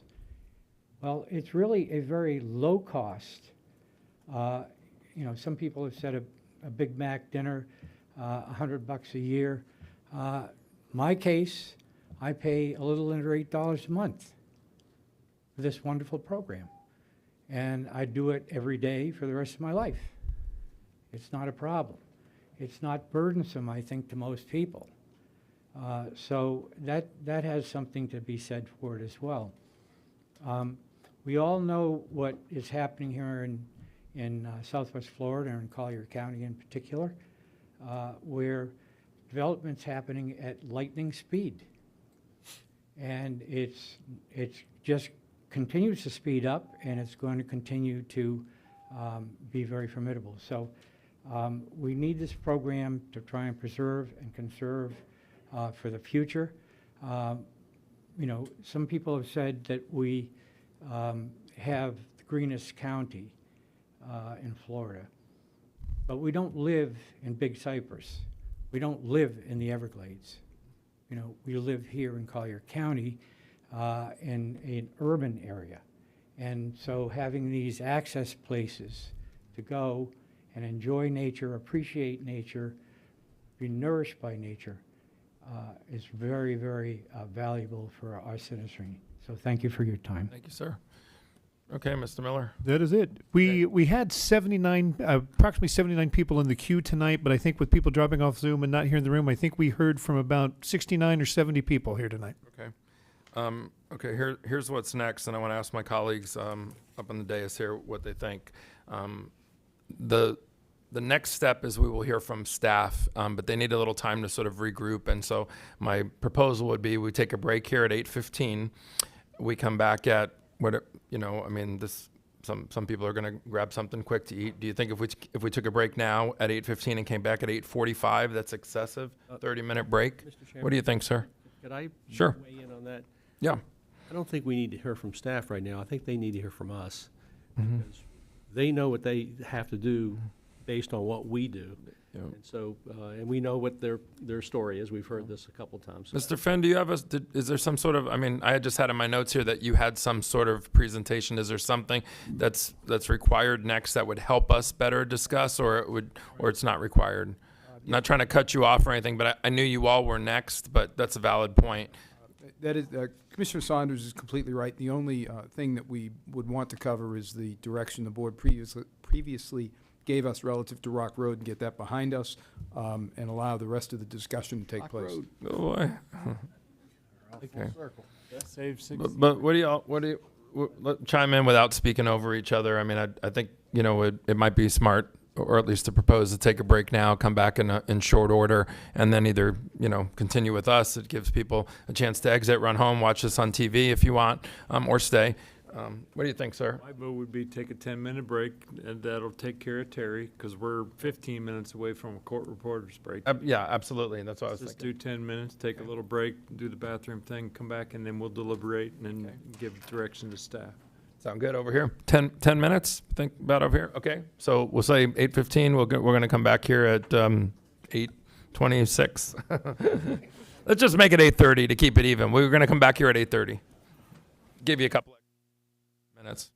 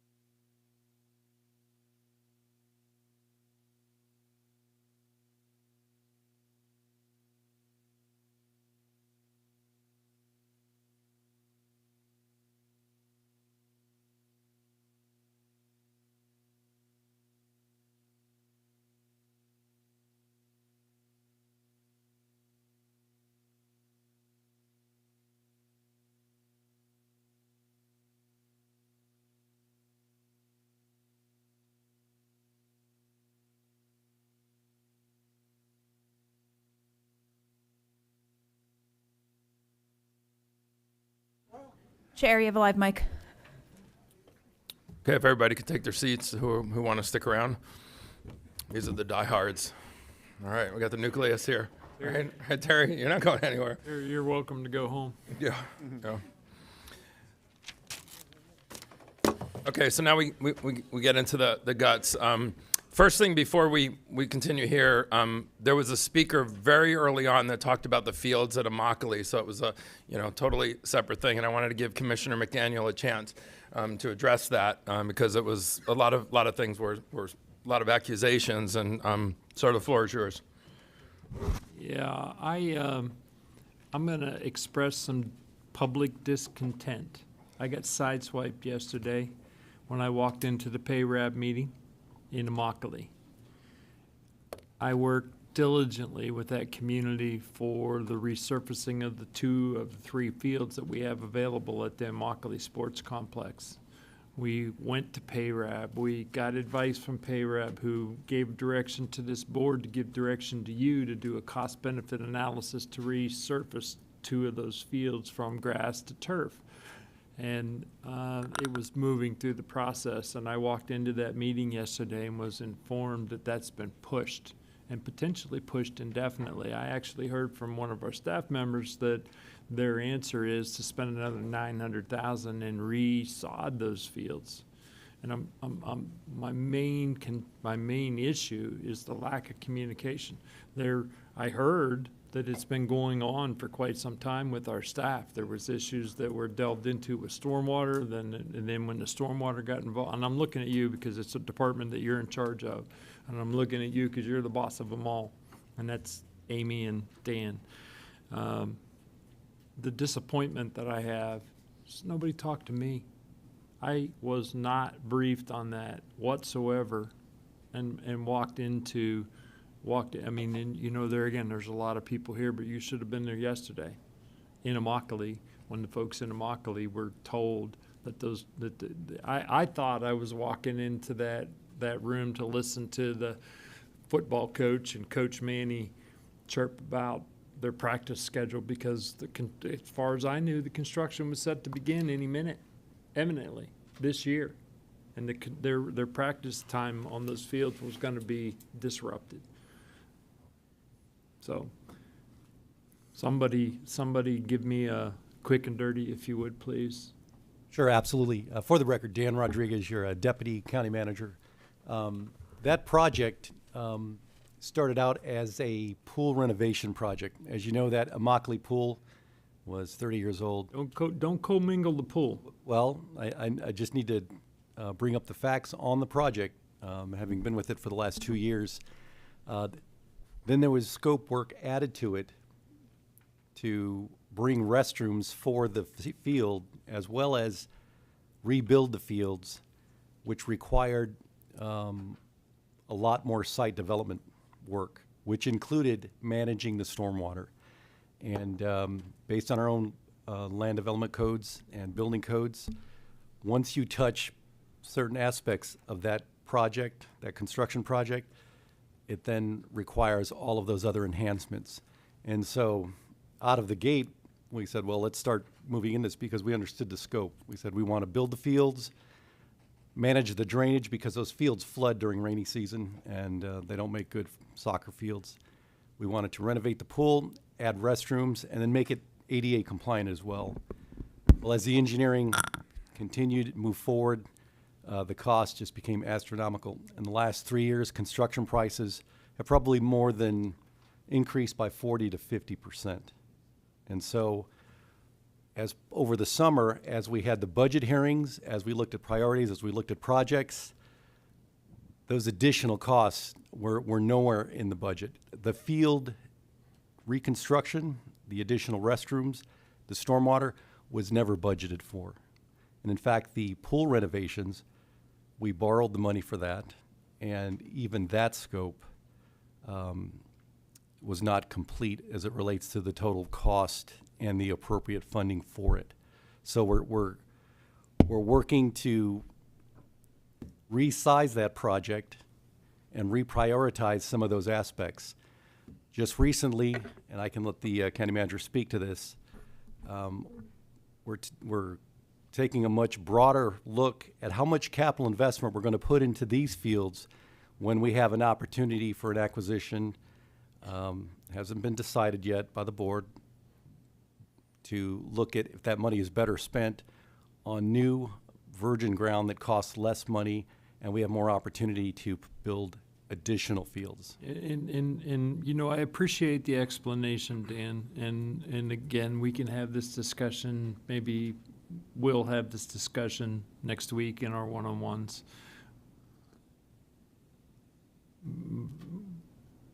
There was a plan on those fields. The pool was in dilapidated condition when I became the county commissioner back in 2016. That needed renovation was also in the process, and maybe we, through process, just attached on those fields, but there was a plan on those fields, and this board gave direction for that to be accomplished, and nobody talked to Billy. And that's my biggest frustration. How do we overcome circumstances if we're not communicating? How do we fix zoning issues? How does this board fix zoning issues if there's a circumstance that arises? We if it's possible, plausible, we do a variance. We go into the actual scope of what was done and make adjustments along the way. And so the chirp that you're hearing out of me tonight is absolutely unacceptable that I wasn't communicated with. Literally, I walked into that meeting yesterday thinking I was going to hear the coaches chirping at me about their practice time on the fields while we were under construction. And I was told that yesterday, that that project's been pushed potentially indefinitely. We haven't, and that was when I sent you the note on that other piece of property that you're talking about that we may be able to purchase with Conservation Collier, by the way, of available lands. If we bought that other piece of property today, we would have to rezone it. We would have to go through the construction process. You're 5 years, I'm sorry, I don't mean to yell, but we're 5 years out on any kind of a development on that other piece of property, if in fact an accord can be struck with the property owner. So if you hear frustration in my voice, it's solely due to the lack of communication. And virtually inexcusable. I don't disagree with you at all, and I apologize that you were put into that position. And I think that I have never articulated that the project is on hold indefinitely. We have some challenges with several of these projects, funding-wise, particularly when it involves the aquatics. And this particular project, as Dan described, has run into some difficulties with how to actually manage what is existing on the site. We have to get our arms around that, so we can most certainly talk with you further in your one-on-one and figure out what our options are that may be different than maybe what we thought, but still getting you and the community the goals that they're attempting to achieve. But there are definite financial hurdles that we are going to need to mull over. Absolutely. Never, since I became a commissioner, have I ever shied from work. Never have I ever shied from diving into a project, any shape or form, in my district or not, and looking for solution-based decisions to be made to effectuate what needs to be done, prioritizing how we need to do what we need to do, especially with the expectations of a community like Immokalee that has been left behind. And I'm not lobbying just in fact for Immokalee, and Ms. Patterson, you and I've talked. You came in to be our county manager behind. And when you're behind, you can't get caught up. And when you're not talking about what's in fact transpiring, the intricacies of what's in fact transpiring, I have no opportunity to come up with a brainstorm idea that could potentially help. We understand. And again, we extend our apologies for this miscommunication, and I can tell you that my intent relative to the pool, which would bring on the rest of this conversation, is our aquatics update that we're going to be providing you in October, which is not something we're necessarily looking forward to, but a conversation that has to be had. Yeah, there's no doubt. You know, when we go plunk $10-20 million aquatic facilities around that they have to be kept, they have to be maintained. And then we also have to be budgeting for the ultimate replacement and maintenance of those facilities as well. So I've said my piece. I actually just want to add on to that because I've been burned by this a couple times, and I think the tasker is already out there. But, you know, a citizen came to the podium and wanted to know if we've spoken with Conservation Collier. Do we speak with the staff? That's an obvious answer. But also, too, the staff needs to speak with us. I got burned a couple times as well. That's why I really felt for what I thought was going on here, and that's why I thought maybe this gentleman was correct, and you were sitting over here in shock, and I was having, you know, PTSD flashbacks from a couple times where citizens in my districts were told something by the county staff, either at a meeting or through email or whatever, and I found out about something I totally disagreed with or was totally blindsided by from the citizen, and that was really embarrassing and totally unnecessary. We understand things happen, things change, and we're all compromising up here, but anything that can, you know, we're available too. It's not just us ringing the staff up 24/7. We're reachable. So if somebody's coming to that conclusion, I mean, I'll end it here by saying I had somebody tell a citizen something that was so inappropriate, and then they said, if you don't like it, call your commissioner. It's their ordinance. And it was like, okay, all of that was untrue, and it had to do with DAS and some other things. You might remember that somebody was looking for some help for DAS and got the wrong answer, and then that person, the DAS employee said, well, if you don't like it, then call your commissioner. And there was some other stuff there, so I couldn't agree more. Okay, before we now transition back to our talk here, and I'm gonna turn it over to Commissioner Saunders in a second. I wrote down a few notes here just to lay a little bit of some reminders. None of this is directive. All 5 of us are commissioners. I'm not up here directing anything, but just some thoughts I wrote down that might transition us a little bit or sort of, set the table a little bit. This is a budget meeting. It's not a meeting about one particular topic. Just to reiterate, we can't speak over each other because, Terry's sitting here trying to take notes. So, we're going to really use the light system, and, we don't want to get into casual conversation. I would just ask, speak with specificity. It's already late. This isn't the time for speeches and, to say, I love the environment. I promised low taxes. I support a zero-based budget. That's all great. But I would just ask my colleagues, I think the 2 magic things to think of now as we go into discussion is, A, how do we do it? And B, Newton's 3rd law, every action has an equal and opposite reaction. So it's great to decide something and be really proud of it, but then we're going to continue to move on. And what we just decided that might have been kind of aggressive or not aggressive, then I want you to light up quickly and tell us then how we're going to do the next thing, because all this stuff is connected. But I know, like I said in the beginning, none of us got up this morning and figured out how we could make stupid decisions for the county, but we got some really tough ones to make here, and I appreciate, listening to the citizens that are still here. Thank you so much for coming. Thank you for your emails. We are listening, and I think 90% of you said, boy, that was a really difficult decision, so we got a lot of input and a few ideas. I will just close by saying a little bit of my disappointment. 70 speakers, and 5 people talked about something other than Conservation Collier. And the young gentleman that was here said, well, the reason why the room is full of people for Conservation Collier, that should show you how important it is. If we vote right now to close 3 libraries, who do you think is going to storm the castle at 0700 in the morning? And so all this stuff's important, all of it. And so we know that Conservation Collier got a lot of visibility, and God, I applaud the people that came here to talk about it, but the budget is way bigger than just that one program, and I just hope my colleagues, we can have a discussion, because we got to make decisions on everything, and everything's going to have a reaction and an opposite reaction.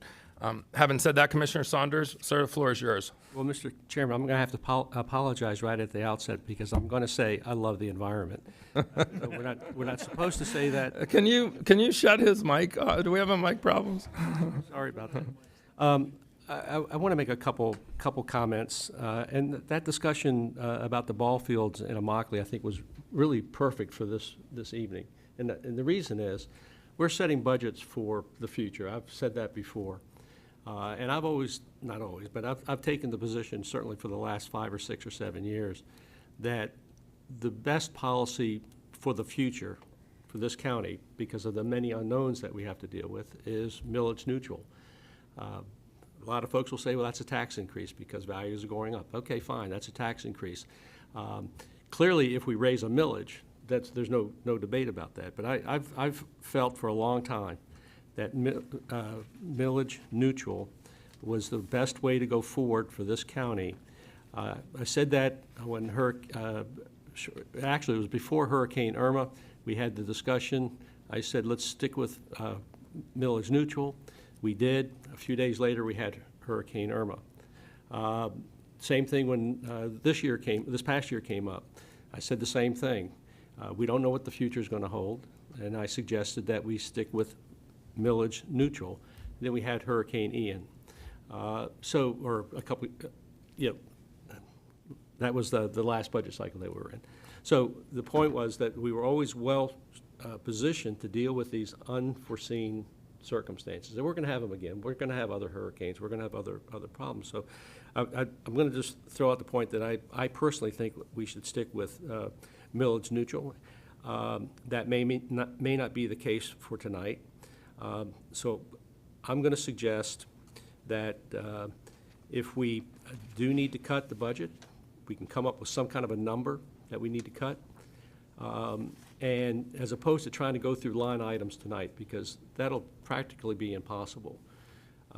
I'd like to keep Conservation Collier at 0.25 mils, but if this board wants to cut, say, let's just pick a number, $15 million out of our budget to roll the millage rate back, I'm going to suggest that we keep Conservation Collier steady at 0.25 mils.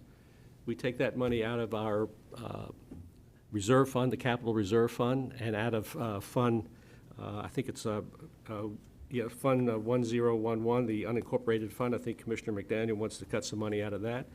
And then let staff come back during the budget year with how we can accomplish getting line item cuts in our budget to refund that capital reserve.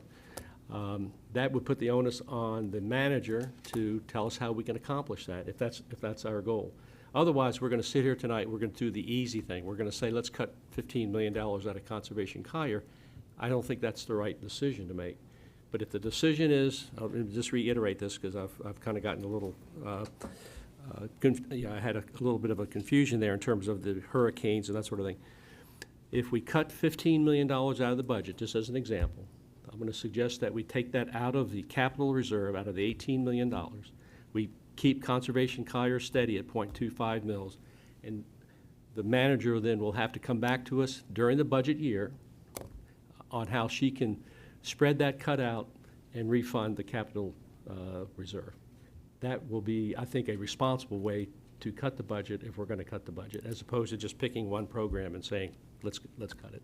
So I just want to throw that out there for consideration as we go forward. Okay. I'm going to throw something out there. Commissioner Colwell just lit up. A question that a citizen brought up, and I had it sort of written in a different way on my list, but it comes down to, why does the purchases of Conservation Collier not match the funding? And so what I heard, and I talked with Ms. Patterson at the break, and she admitted, and we all know here, that yeah, we lost some people and the process slowed down, and okay, regardless of what we do tonight, that has to be fixed. 2 years to bring us the parcels is ridiculous. You vote for it or not.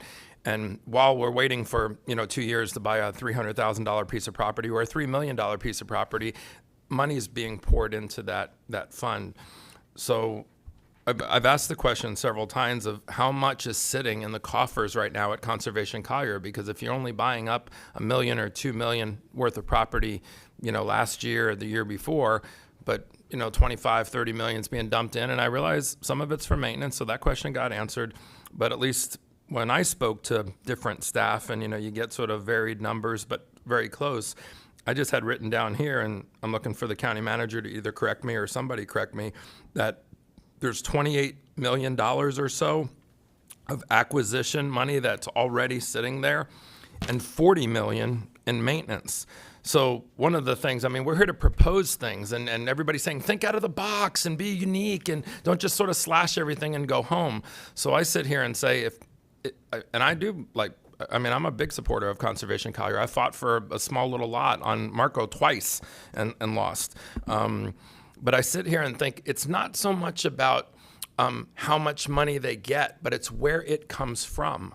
And so if they need $25 or $30 million a year, I want somebody to tell me if that money exists in their cost. You know, we're being told, hey, the pot that we build for a rainy day, somebody said, hey, listen, it's not a rainy day, it's hurricane day. So that's not some slush fund. That's a fund that saved this county at times. But is there money, and maybe, you know, Chris, maybe it's something that you can answer. What is Conservation Collier sitting on right now? And I'm sorry? It's right there on the Great, screen. awesome, there we go. So I was close. Okay, so 28 million, right, a little more, and 40 million in maintenance. So, and this is not a proposal, okay? That's why some of the emails we got, oh, you've already decided. No, we're spitballing up here. We're just talking out loud to see what's possible.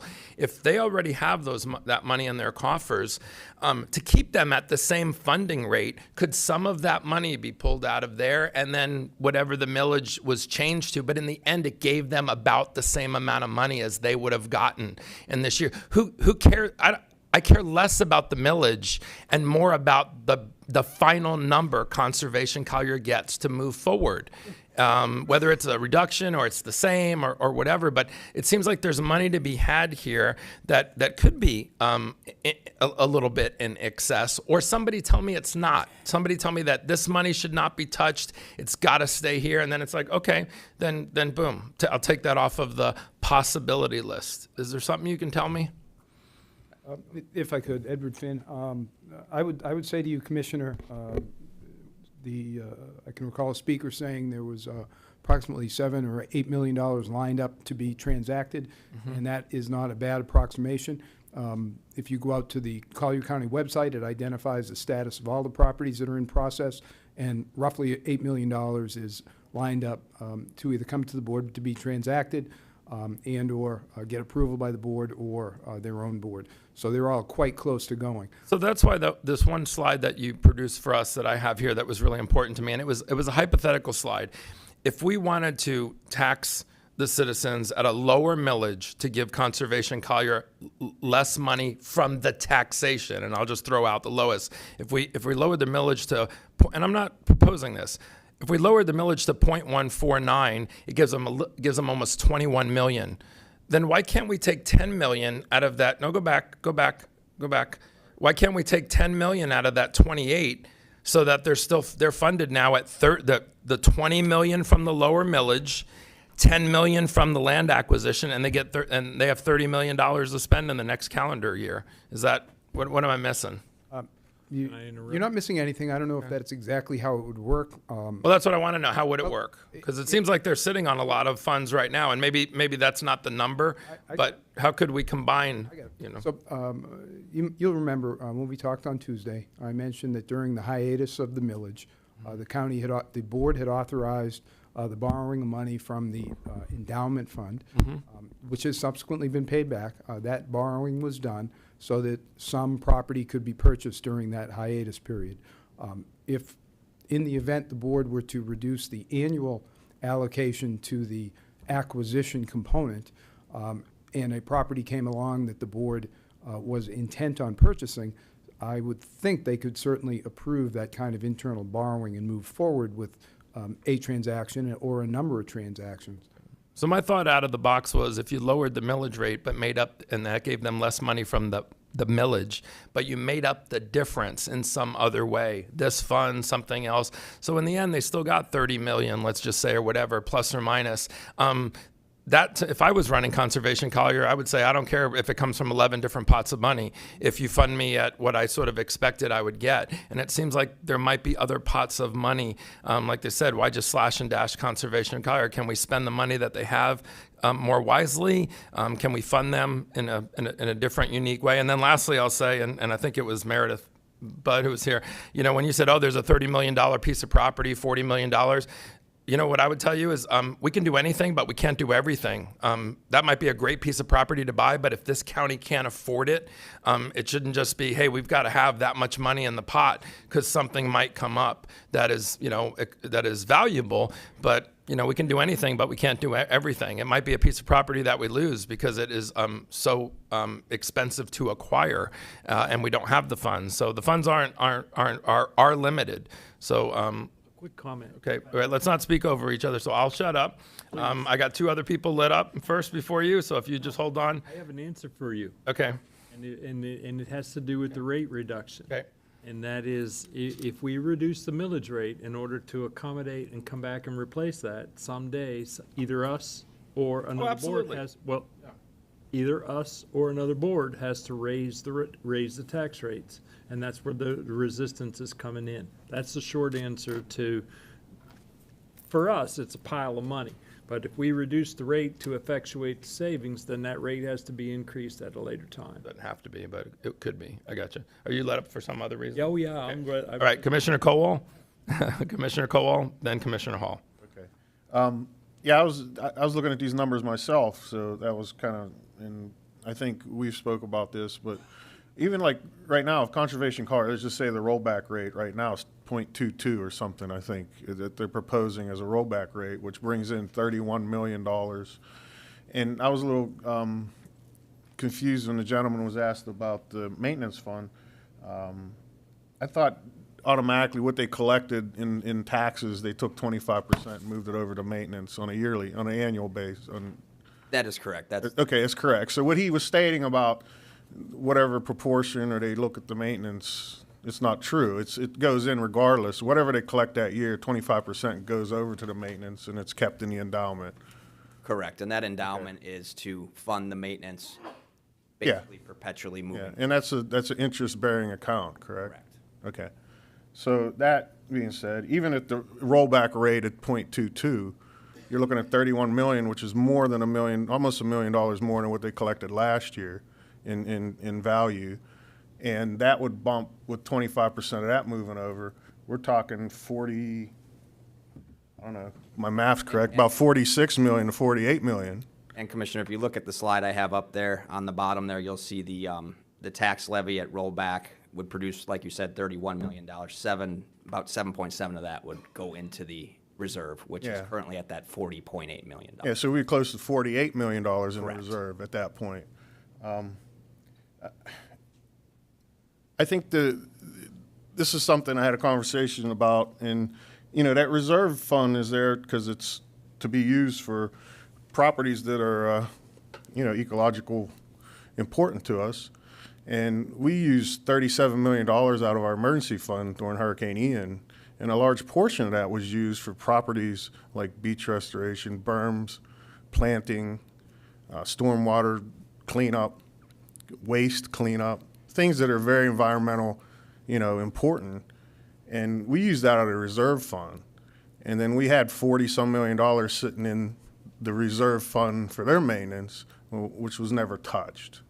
And I guess what I'm trying to get at is there's a large chunk of money that's going to go in there. Even if we rolled back to 0.22, which is the millage rollback rate, just saying at that rate, I would rather take, if we can, you take the $18 million we want to put in the reserve fund from the 48 that's projected to be in there, and that would leave them $30 million in the maintenance fund, which they bear interest bearing, which I don't know the exact number what they use on a yearly basis to do maintenance, but from what I understand, the interest almost covers it on a yearly basis. Correct me if I'm wrong. At the rates at the yield that currently exists, which is not exactly market or what you or I might expect on our return. The clerk is the investment agent, and they're very conservative, but at a 4%, they're coming close to break even, but it's still a little bit less than the budgeted operating expenses on operating expenses. So there's just a little bit difference. It's a couple $100,000, but I will tell you that the budget's a little bit low in what it estimates because it's cautious. In the past, when the interest rates were very low, that kind of upside down condition was a little bit of concern, but there is sufficient money in there that even when it isn't generating enough for the yield, it still provides coverage for the program for many, many years. It's not unusual for us to run it out 50 years before it starts degrading the principal substantially. Okay. So I guess what I'm getting to here, just bring us to a close, is I think this money, I think there's a responsibility of Conservation Collier to help us replenish this money we spent on lands that were damaged during Hurricane Ian, that wasn't their money for maintenance.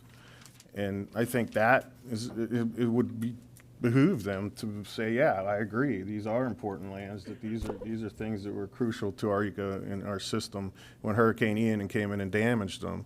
You know, we had to use the reserve money of our 38 million that was in there, which we depleted down to about 800,000, which we're at now. So, you know, we always plan for the worst and hope for the best. And this money sitting there, I think this was an opportunity that we could use that money to fund that reserve fund now with a portion of that money. Still leaves them plenty of money for maintenance and moving into the future. Even at millage rollback rate, we already showed they're making more almost $1 million more this year than they would last year in collection. And I know I'm going to go really far right on my opinion in this point, but I won't have a problem with. I would like to go in that direction, and I mean, I don't know how the rest of the board's going to feel, and not picking on Conservation Collier, and the fact that I think everybody deserves to get to the rollback rate, and set the millage rate at the 3.4548, take the $18 million out of that fund the important fund that we need to have it funded. As we receive FEMA money over time, because we're still going to get checks here through the next fiscal year, take that money and start putting it back into the Conservation Collier Fund, the maintenance fund, portions of it to help get it back to speed. And I mean, I'm putting it out there. I mean, because at some point we're going to sit here and we're going to piecemeal, we're going to say this, that, and that, and to be fair to everybody, you know, let's just either commit or not commit. And that's my opinion. So, okay. I know everyone's chomping at the bit, but let's just stay in order. Even if you've got something to comment on the last person, let's just keep order. So, Commissioner Hall, you're next. Thank you, then Chair. Commissioner McDaniel, then Commissioner Saunders. So, I mentioned it at the last hearing. I would like to see this government machine shrink, because somebody mentioned a slippery slope tonight, and you talk about a slippery slope. Tax increase on the people has been a slippery slope, and I say it's got to stop. So I made a pledge to the people of Collier County, to 70% of the people in District 2 that voted for me. I made a pledge that I would not raise taxes.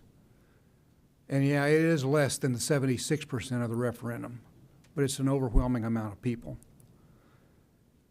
I have a purpose to not raise taxes. And in doing so, I've looked at several things. And by raising taxes on the people, we're going to put an affordability on the housing. That's a big thing with me. It's not just $100 a year.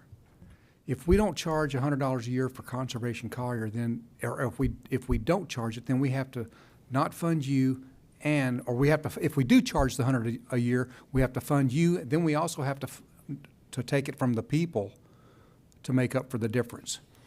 So what I'm proposing is this.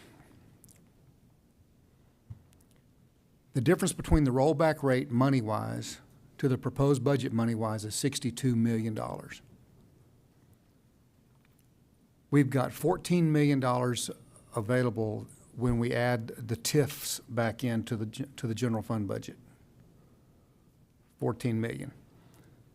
Conservation Collier, if we take the 0.25 mil and tax the people, that will generate almost $35 million. Let's just call it 34 this year. And if I take only $5 million of the reserves from the budget, instead of funding the reserves $18 million, we fund them $13 million and take $5 million of those reserves, we're going to come very close. That leaves me $9 million away from not raising taxes, keeping Collier County great. Everything rolls, everybody wins. In that $9 million, there's about $2.5 million of stormwater capital, and there's some other money that we can play with that I've talked to county staff about. Anyway, I think I can get us about $4 million away And I don't have the knowledge to find that 4 million, but I think it's in there. And that's without cutting any expenses. That's taking the budget as it's proposed, keeping everything rolling just like it is. Now, I say that to say this. If I don't give any money to Conservation Collier, that doesn't mean that I'm against the program. That doesn't mean that I don't think conservation is important. That doesn't mean that I don't think that there's great value in it. I think all of that stuff. But I don't want to raise taxes on the people. So why would I want to fund a program, $35 more million, that they've got $28 million already in the bank that they can't spend or that they have trouble spending? I propose doing this for 1 year. And in that year, I would like to hire an outside consultant to come in and take a look at all of our county operations, all of our internal processes, re-engineer where they think that we can save money and do things differently, and take those recommendations and rework this massive government machine, and whatever amount of money that we save, then we can use that money to go right back to business as usual with Conservation Collier up to 0.25 mils. But we can work on the spending side for that year while Conservation Collier kicks on. It's alive, it's well, you're able to purchase every property you want to purchase. You've got $40 million in your maintenance account. If something comes up in the middle of the year that's a $50 million project and you say, we would have to pass on it. No, you don't. That's why you go to the bank and borrow it. You borrow it against you borrow it. And then the next year when we fund you $36 more million, you're right back in the saddle. I've thought about this for a long time, and I want it to be a win-win situation for everyone. Conservation Collier wins because they still get to function. We're not pausing anything. We're encouraging you. If I could approve all of your money for purchases, that'd be great with me. But at the same time, we've only purchased $5.2 million $5.2 million in the last 2 years out of this program. And all of those properties are undevelopable properties. They're already conservation. They're wetlands.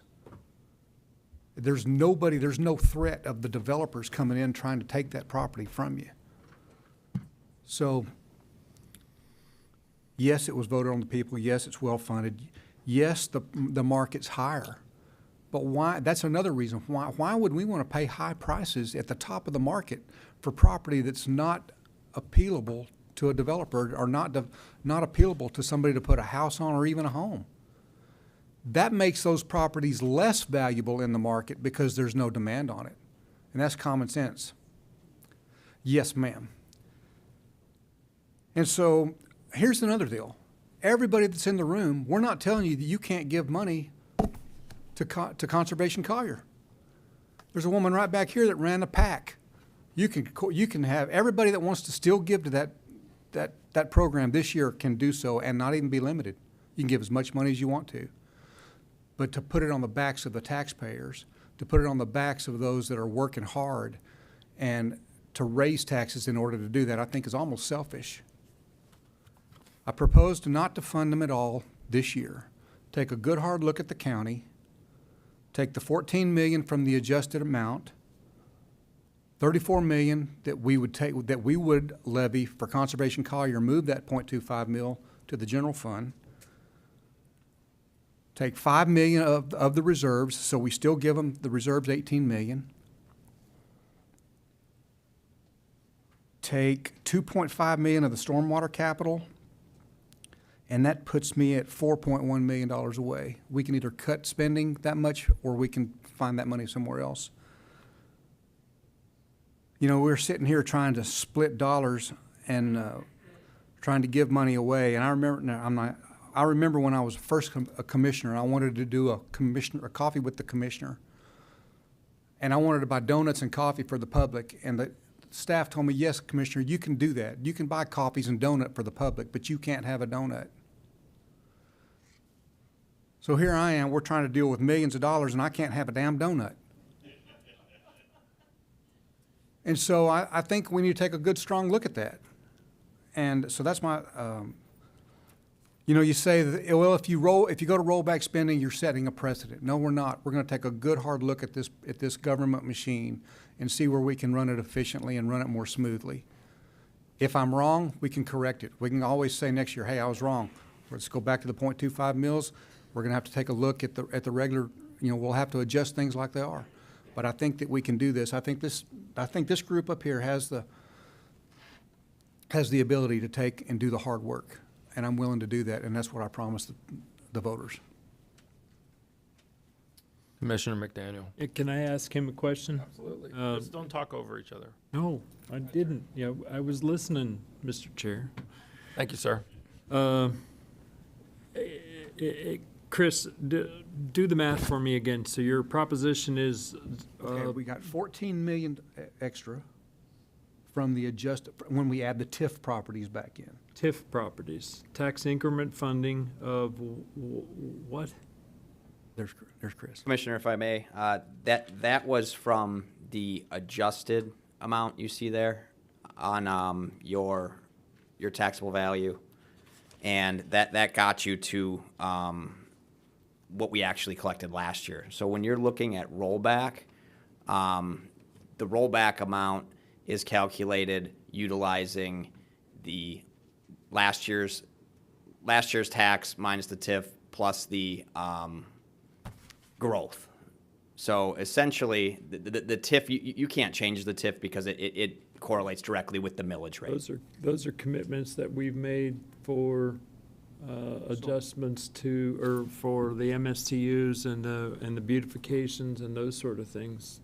I don't think we have the discretion to. I mean, we have the discretion to do virtually anything. I was trying to get my arm. So, you're talking about zero funding this year. Leave the rate the same, but tax collection is zero at Conservation Collier. That's 35 million. 35. Then you had 14 million in the TIF.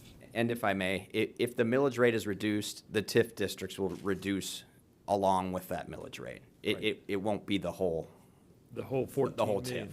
So it'd be $1 million or $2 million. Right. Let me just say one thing. One of the things I told Mr. Johnson and Mr. Finn when we were prepping for this is if we start doing math in public and they immediately know that it's wrong, to interrupt us so we don't have a 30-minute meeting of this great, wonderful algorithm that they're going to, and they already know that, to interrupt us if we're saying something that's not, that the math doesn't work out. Don't let us do funny math up here. And I appreciate that, Mr. Chairman. I'd made this plea to the board when we were discussing this on 1 or 2 or 3 occasions. If the board has some numbers in mind, we probably should talk about numbers and not necessarily worry about the millage. We're planning to take a break. We will report back the impact on the millage, and we will endeavor to do so accurately. So if I may, Commissioner Hall, if I'm looking at Chris's table here, and one of the extreme number that was discussed the last time the board was in session on this matter was the concept of reducing Conservation Collier to $20 million. That is a $14 million delta, if you will, that you see on the paper today. Now, that's $14 million that I'm familiar with. I don't know that the board as a body plans to go there, but that's the $14 million that I can put a finger on. Yeah, I was talking about the difference between the adjusted tax dollars from last year to what the rollback dollars. I was under the impression there was about $14 million, and that was when we talked yesterday. When we added the tips back in, and I may totally misunderstand this. I'm not suggesting you do it. The math just wasn't working in my brain. Okay, so we have 14 million that's from the adjusted figures. Then we add the 35 million, just call it 34 because that's what I'd already added. And then we have 5 million that we're going to take from the reserve. So instead of putting 23 million in the reserves, we put 18 million in the reserves. And that left me within, I think, 9 million. And then we had 2.5 million of stormwater capital. That gets me to 6.5. And then there was another 2 million or so that we could find. And I got to within $4 million. And that's at the rolled back rate matching tax dollars and taking into consideration the growth, and then taking a good hard look at this machine and streamlining it and getting the processes, and then next year, hopefully, whatever money that we find that we can cut, then we can go with that. And that's a win for Collier. That's a win for Conservation Collier, because they operate just as fast as they can go. It's a win for the taxpayers because we're not raising taxes, and it will be a win for us when we take a look and see where we can streamline this and get it going in a better fashion. Now it's my light. Okay, your light, and then Commissioner Saunders. Okay, 'cause now, the first proclamation that I want to make is this process is not going to be the same next year as what we've been going through here to get here today. It's already been admitted. It's already been discussed. I know I've had discussions with our senior staff. We are going to, and I think I volunteered last Tuesday to lead on the zero-based budget, and I heard several of you may be interested in that as well. So, Commissioner Saunders spoke early on about when he and I first came into office, and Irma came upon us, and we had $100 million worth of cleanup work that we had to do. The unfortunate circumstance that came with that is we deferred an enormous amount of our capital projects in order to take care of that immediate cleanup. And that's a big problem.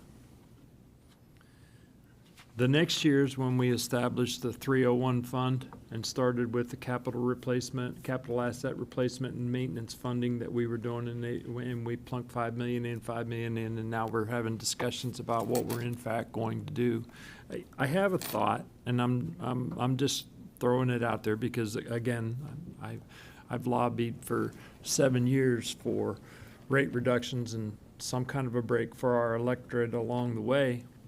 But what if we stayed rate neutral, took the extra $62 million that comes with staying rate neutral, held spending at the recommendations that the board put out with the board recommendations, and took that extra money, that extra $62 million, and plowed it into reserves?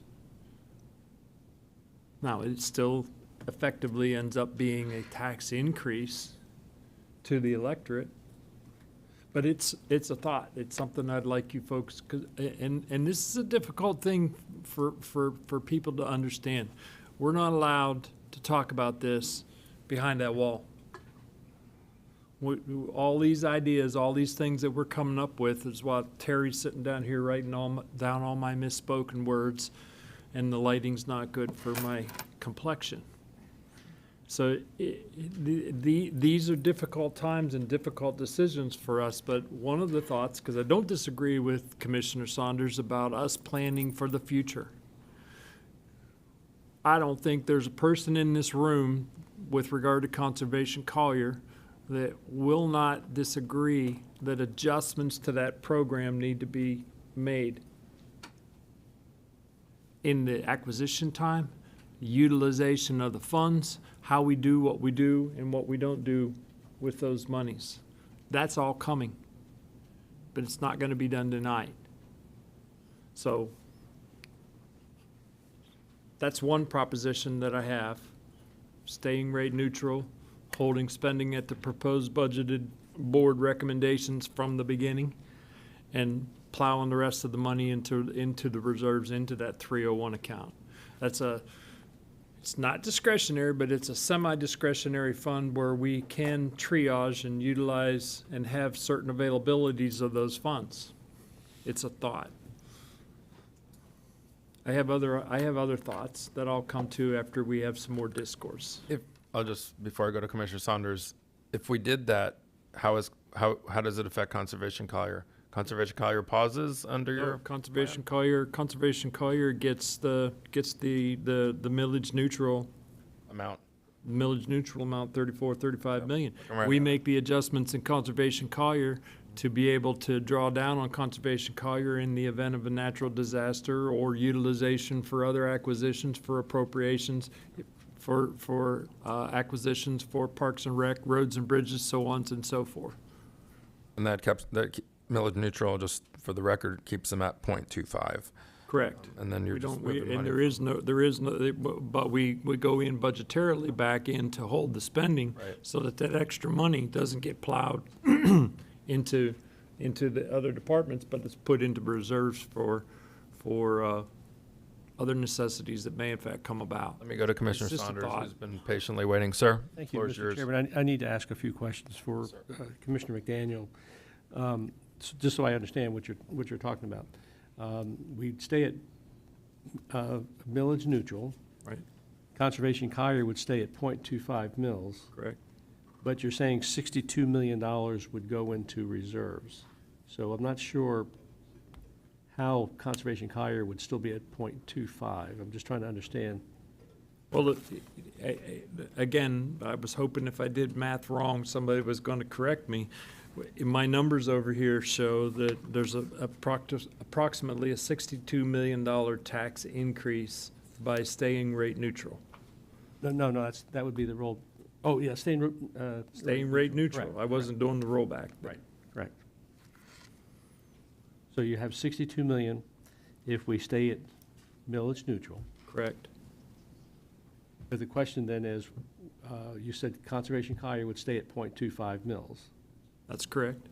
But then you also said that 62 million would go into reserves.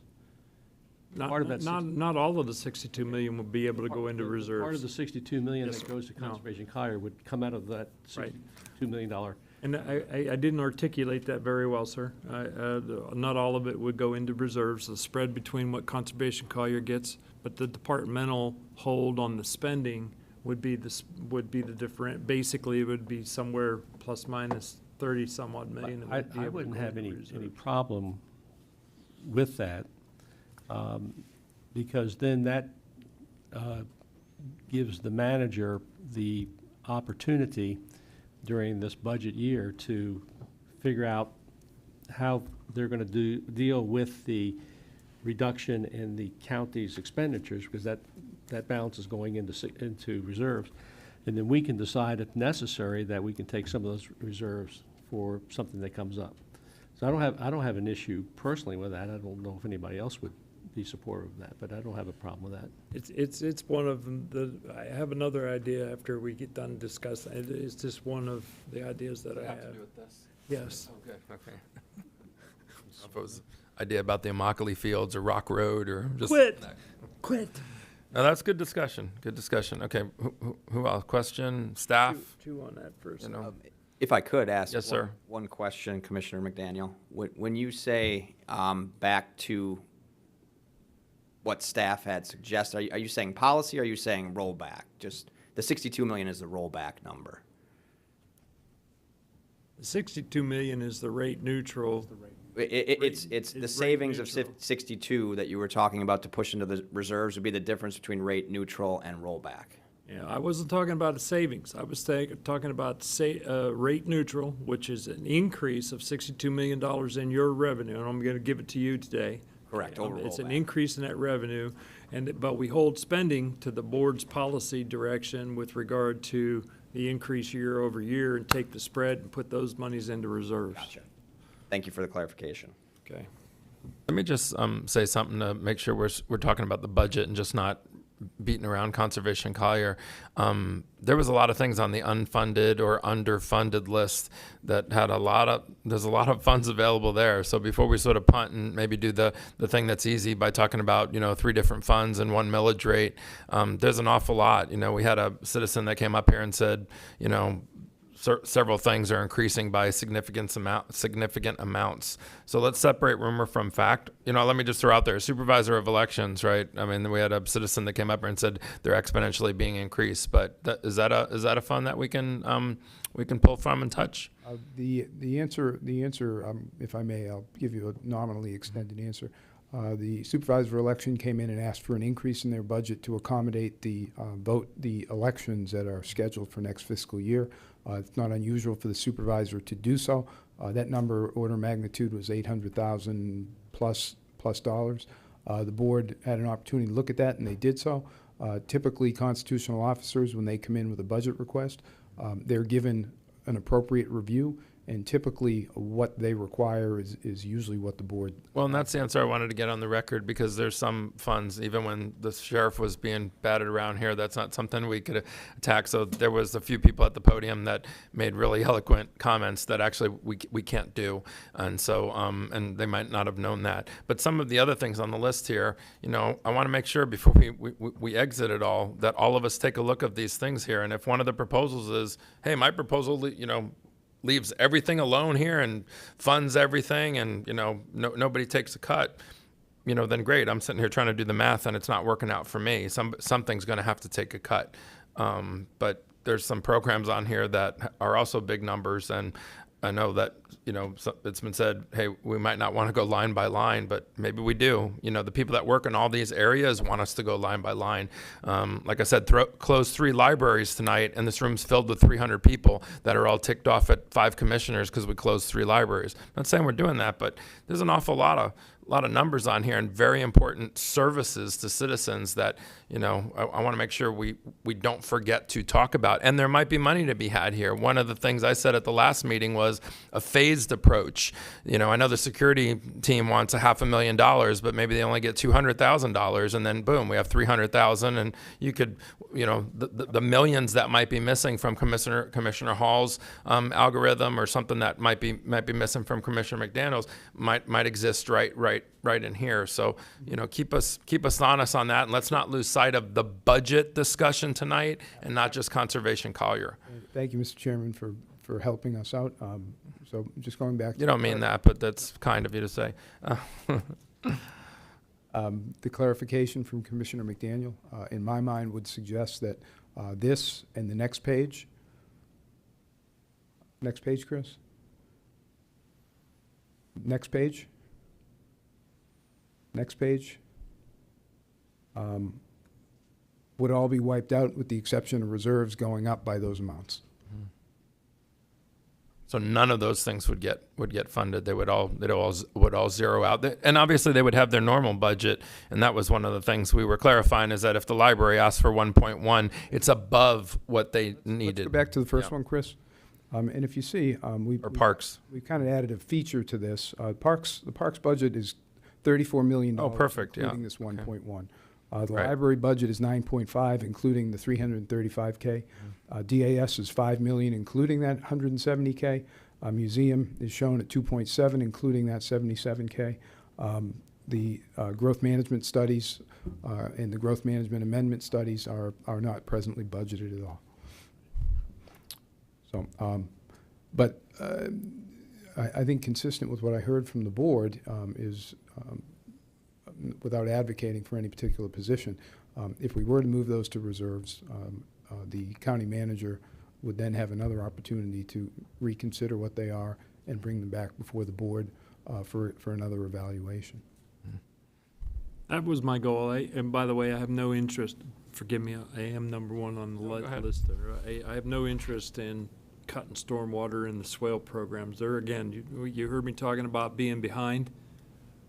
There's something that we're direly behind in. So my suggestion wasn't shot at this at all.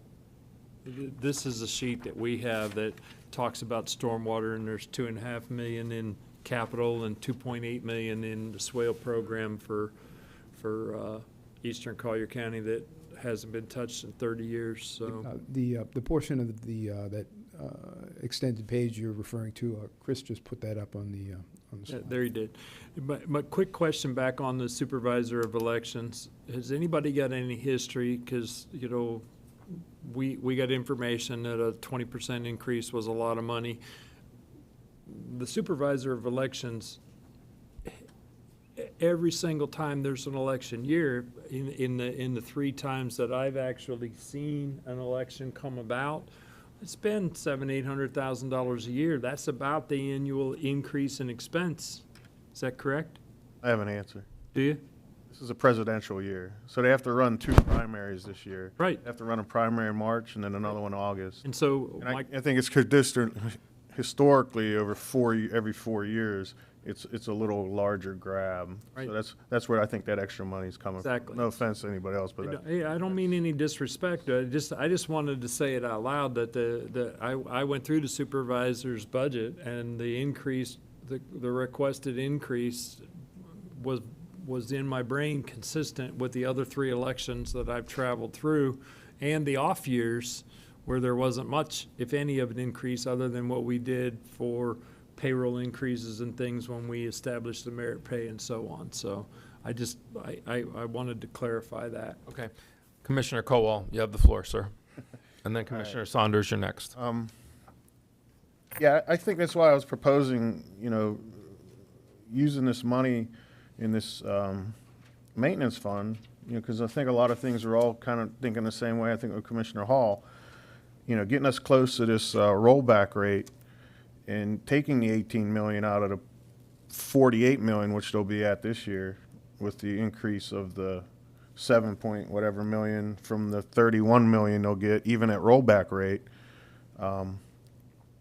Then that 18 will replace the 18 in the reserve. We were going to use that. We were going to take that money from somewhere else to have it in the reserve, and that could be used somewhere else to offset some money, and use the money from the maintenance fund to subsidize that 18 million. And like I said, I'm not saying I want to pick on Conservation Collier, but I think at this time and this stage in our lives and what's going on around us, and like I said, we don't have control over this inflation. We don't have control over the cost of insurance right now. We don't have these controls. We don't have that control as this board or this body up here. But we do owe it to the taxpayers that we get this as low as we can, and to the point, like I said, I don't have a problem going to the 3.4548. If we could subsidize some of these programs with the money inside that maintenance fund, which is fat. And they're not going to use it over this next year. They're historically showing that they're only using maybe a small percentage of it because the majority of it comes out of their interest rate they're making anyways on their initial 40 million or whatever it was before that, which will be at 48. Then we'll take it down to 30. So even if you dip into a couple $100,000 into it just for their own maintenance, and subsidize the money we already spent for maintenance on properties after the hurricane. So that's, in this way, everybody's taking a cut. Conservation taking a cut. Everybody's taking a cut. We're just all being fair. So that's my opinion. So. Mr. Chairman, can I ask Commissioner Cole a couple of questions here? I've got my light there. Just so I understand what I think you're proposing, I'll need some clarification. On Conservation Collier, we would, in terms of the general budget, we would go to the rollback rate, which is 0.2224 mils. But in terms of our overall millage, are you agreeing with Commissioner McDaniel to stay at the millage neutral rate and put that balance into reserves? No, I'm saying I'm making a even playing field here. I'm going to pick on Conservation Collier and bring them down to 0.22. I'm going to bring everybody down to the rollback rate and use the money from the reserve fund to subsidize some of these programs that we think are important, like the 18 million you want to put in reserve, and take that from their maintenance fund, not from their buying fund, but their maintenance fund. So you would want to go to the rollback millage rate across the board, obviously. Across the board. That's a $62 million reduction in the revenue that if we stayed at millage neutral. And I know that's what Commissioner Hall had suggested as well. Why don't we see if there's 3 votes to go back to the rollback millage rate? If there aren't 3 votes, because I don't think Commissioner McDaniel wants to go to the rollback millage rate. I don't know if Commissioner LaCastro wants to go back, but if we have 3 commissioners that don't want to go to the rollback millage rate, then we can kind of stop talking about that level and then figure out where we can go. So I would ask you, Commissioner LaCastro, you've heard, right now, we got 2 commissioners that want to go to the rollback millage rate. We have 2 commissioners that don't want to go to the rollback millage rate. I haven't said I don't yet. I only Well, I'm proposed just one looking at your- idea. I proposed one idea. I have more. I I only get one light and one time. Forgive me for talking out of turn, but it was a suggestion that I made to maybe move us down the road. There. I'll echo something that Mr. Finn said, that that is how I feel. I focus a little less on the millage rates and rollback, and not that don't focus on them, but sometimes there's other ways to get to the money, to the fund. I'll just use Conservation Collier as an example. You could roll back their millage rate and still get them $30-something million if we look at some of the other funds, their maintenance fund, or, like Commissioner Colwell said, everybody's got to tighten their belt a little bit. So some creative use of other dollars still could give them an amount that's close to what they would have gotten had we done nothing, or even the exact amount, and still make a change to the millage rate because we move some dollars around. So that's the proposal I was hoping to hear. It's not so much pinning us in a corner and just say, are you for the rollback rate? Are you for the neutral rate? I'm for looking at all the dollars that exist, and some of that's been thrown around. I like a lot what Commissioner McDaniel said. I'm over here trying to make sure that the math works out, because it flows close to what I like, but I like pieces of what Commissioner Hall said, and so I think we're getting close to something, but I'm not here just saying millage neutral, rollback. I mean, there's a lot of money to throw around here, and I think something sort of in the middle. I think we're close, but I'm not ready to say, I'm millage neutral or millage, or the rollback millage rate until I see where the dollars are going. Got everybody lit up here, but you've already sort of spoken. Commissioner Saunders, I still have you here. Do you have something to say? Okay. Commissioner McDaniel, you have something to say? I do. Okay. Idea number 2. One of the, in Commissioner Hall and Commissioner Cowell, the effectuation of a $62 million tax savings is a little tricky for me. I have a happy number of a $14 million reduction, which brings Conservation Collier back to about $20 million. I liked your suggestions the other day, Commissioner LaCastro, with not completely defunding Conservation Collier, but that $20 million number I thought was palatable. I would suggest that we pull $18 million out of their reserves that are held for the escrow for maintenance, and move that into other funding avenues for the other expenses that are being proposed here that we offset, but reduce the rate for $18 million worth. I want to see. I talked with staff yesterday because I wanted to pull the entire $5 million a year that was appropriated before you and I, Commissioner Saunders, came into office for the landscape median construction increase in the unincorporated area, and Ed negotiated a 3-year plan where we reduced the taxes in the unincorporated area by $1.5 million a year, and then. Did I say each year? I can't. You said I'm a little fuzzy on that detail. You peeled me back from $5 million yesterday or on Tuesday to $1.5 million, and then I added in a year, which in 3 years I get almost my $5 million back. Yes, sir. You're on fire. Thank you. And then one of the discussions we need to have, and this is going to push your button, Commissioner Saunders, so I'm sorry, but it's my understanding that we have $7 million in this budget for the construction of that golf course at the Golden Gate Golf Course. And I think that needs to be set aside for right now. You're right, that is pushing a button. And so now, and on that point, when I add up those numbers, I come up to a $40 million savings in when I'm hitting on those items.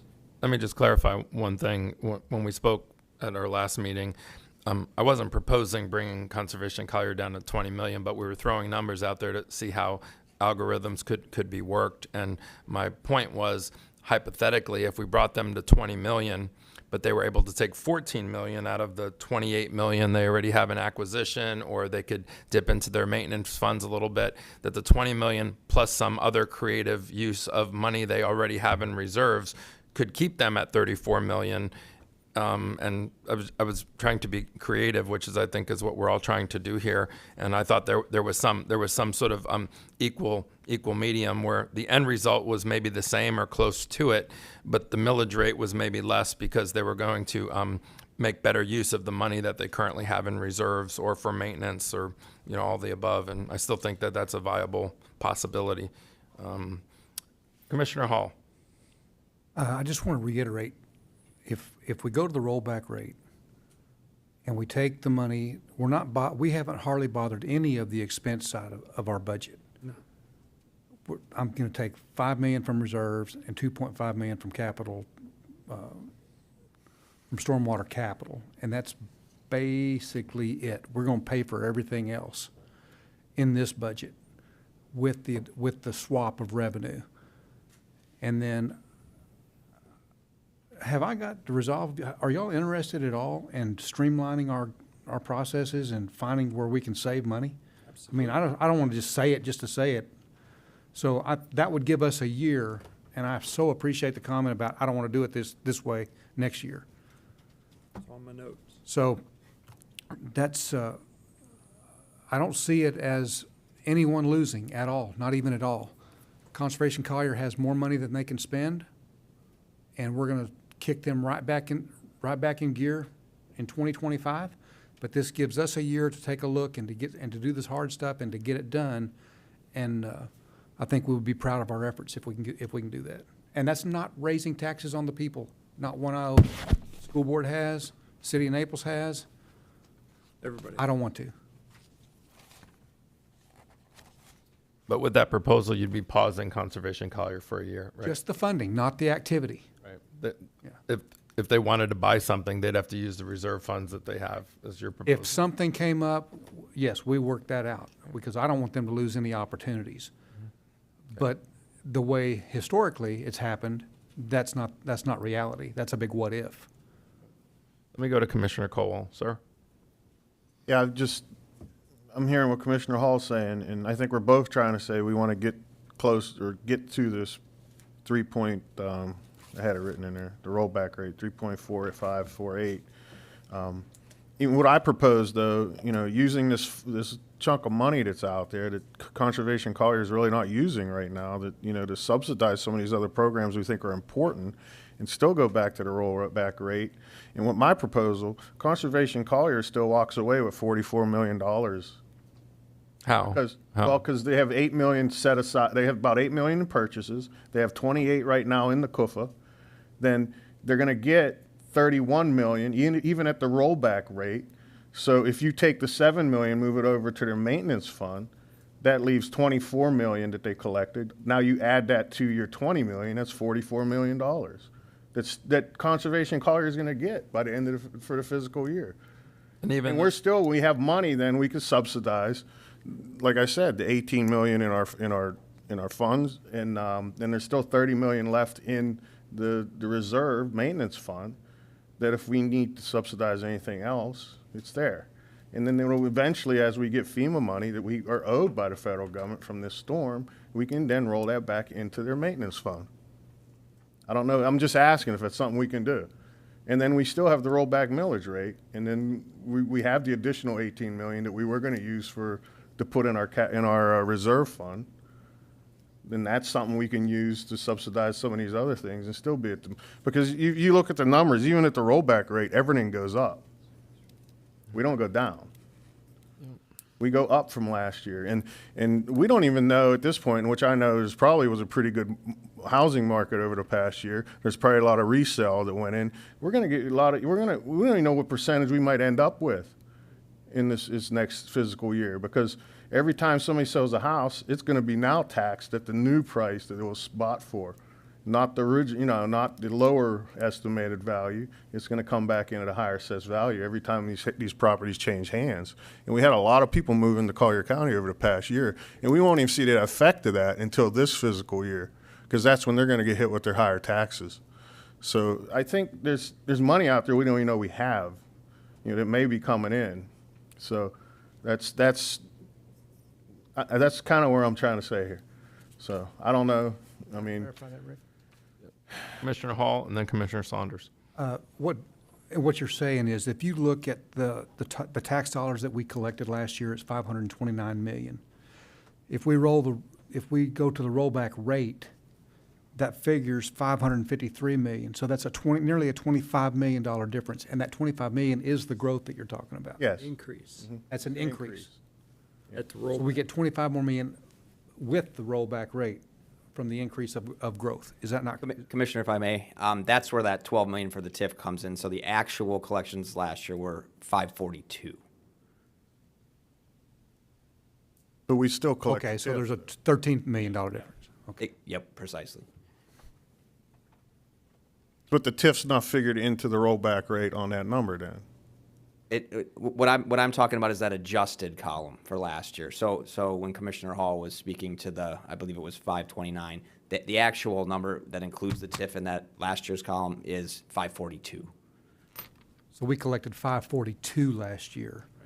And with the rollback rate plus growth, that would produce us nearly 554 million. 11 million extra.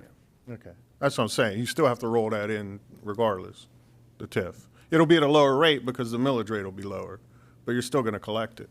Correct. Okay. I just want to get clarity on. Commissioner Saunders, sir. Chris, in terms of if we went to the rollback millage rate, give us a little bit of an understanding of what that does to the constitutional officers, the sheriff in particular, but does that affect their budget request in any way? No, everything's funded. The answer to that, sir, would be the board's direction in that regard.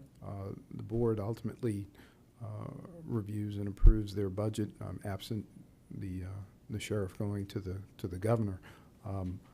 It would be up to the board. If the board directed the county manager to find it within her side of the budget, that certainly would be something the board could direct us. What is the sheriff's budget request? A lot. This year for operating is $254 million. $254 million. All right, so out of the $554 million that we would get in revenue, if we went to the rollback millage rate, $254 million of that goes to the sheriff. Is that correct? Plus minus. 48%. Well, the increase is 16 million from the last one, right? That is correct. The operating budget for them is $254 million. Okay, okay, so the sheriff's budget is $254 million. We're talking about the rollback millage rate, which will generate $554 million. So that leaves the county basically for all other uses, $300 million if we go to the rollback millage rate. Now, if you take all the other constitutional officers out of that, I know they have a small budget. What does that leave us with? Give me 1 second here, Commissioner. The total for the constitutionals is $311 million. All right. If you'll deduct 311 from 554, is 243 million. Is that correct? Let me do the math on my calculator quick. Okay, I did it, but that's fine. I probably did it wrong. But the point I'm trying to get to is where we're talking about a pretty drastic reduction in revenue, but at the same time, the sheriff's budget increase was how much? 7%. Just 7%. So what's the number? 16 million? Is that 16 million on that, Chris? I got it right here. Hang on, I gotta calculate it again. I apologize.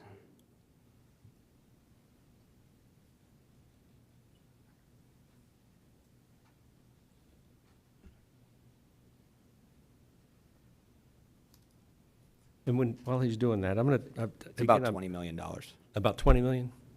Okay. All right. So I guess the point I'm trying to get at is when we're going to be setting a millage rate tonight, if we just, at this point, without some research, just simply say, well, we're going to go to the rollback millage rate, I'm not sure I understand what the implications are. We can't go back from that. And that's what I'm worried about. So when Commissioner McDaniel was talking about keeping millage neutral, but putting all those monies into reserves, that would give us the opportunity to do exactly what Commissioner Hall wants to do, hire an expert to help us with zero-based budgeting, help us determine where the fat is. Because right now, we're all talking about this bloated government. I haven't seen the bloated government.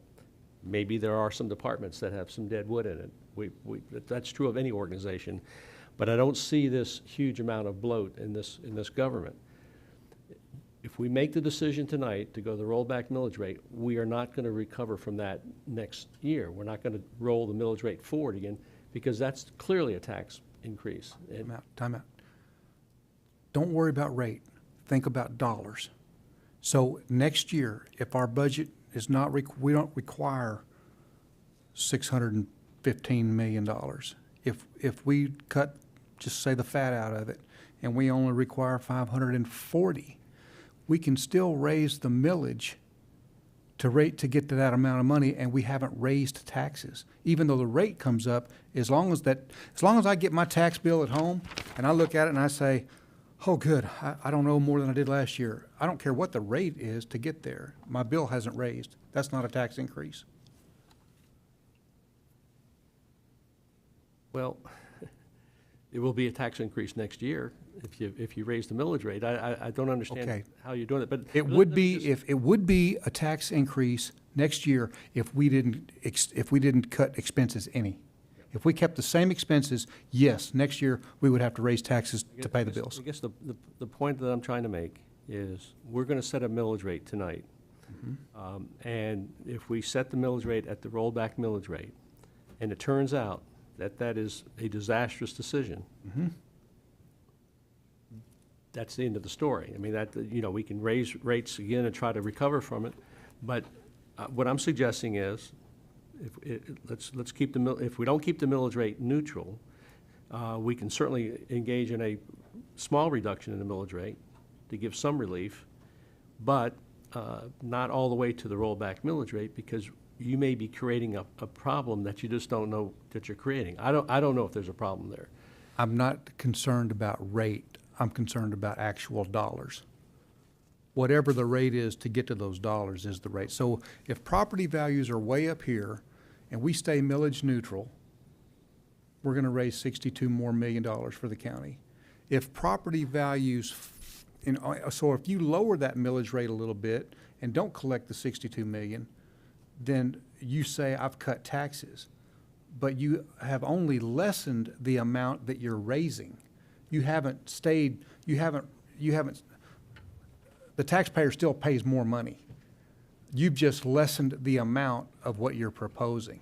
So if property values decrease and they just plummet, then you have to raise the millage rate to get to that same amount of dollars, but you haven't raised taxes. You just raised the rate to get to you haven't increased taxes, or you even haven't decreased them. So the rate is relative to property values. So what I'm looking at is actual dollars, and it's not taking the $553 million, because I'm finding us additional funding and small reductions in 2 other areas to get to the $615 million that we need to operate. Commissioner McDaniel. Yeah, we don't need that money to operate. And that's the rationale for going to the rollback rate. We got along okay on $542 million that was collected last year. We got along okay with that. And so by going to the rollback rate, that stays at the, we're talking about rate again, but we're talking about with the dollars, we got a lot. My rationale is our community didn't suffer on $542 million of taxation collected. There may have been areas.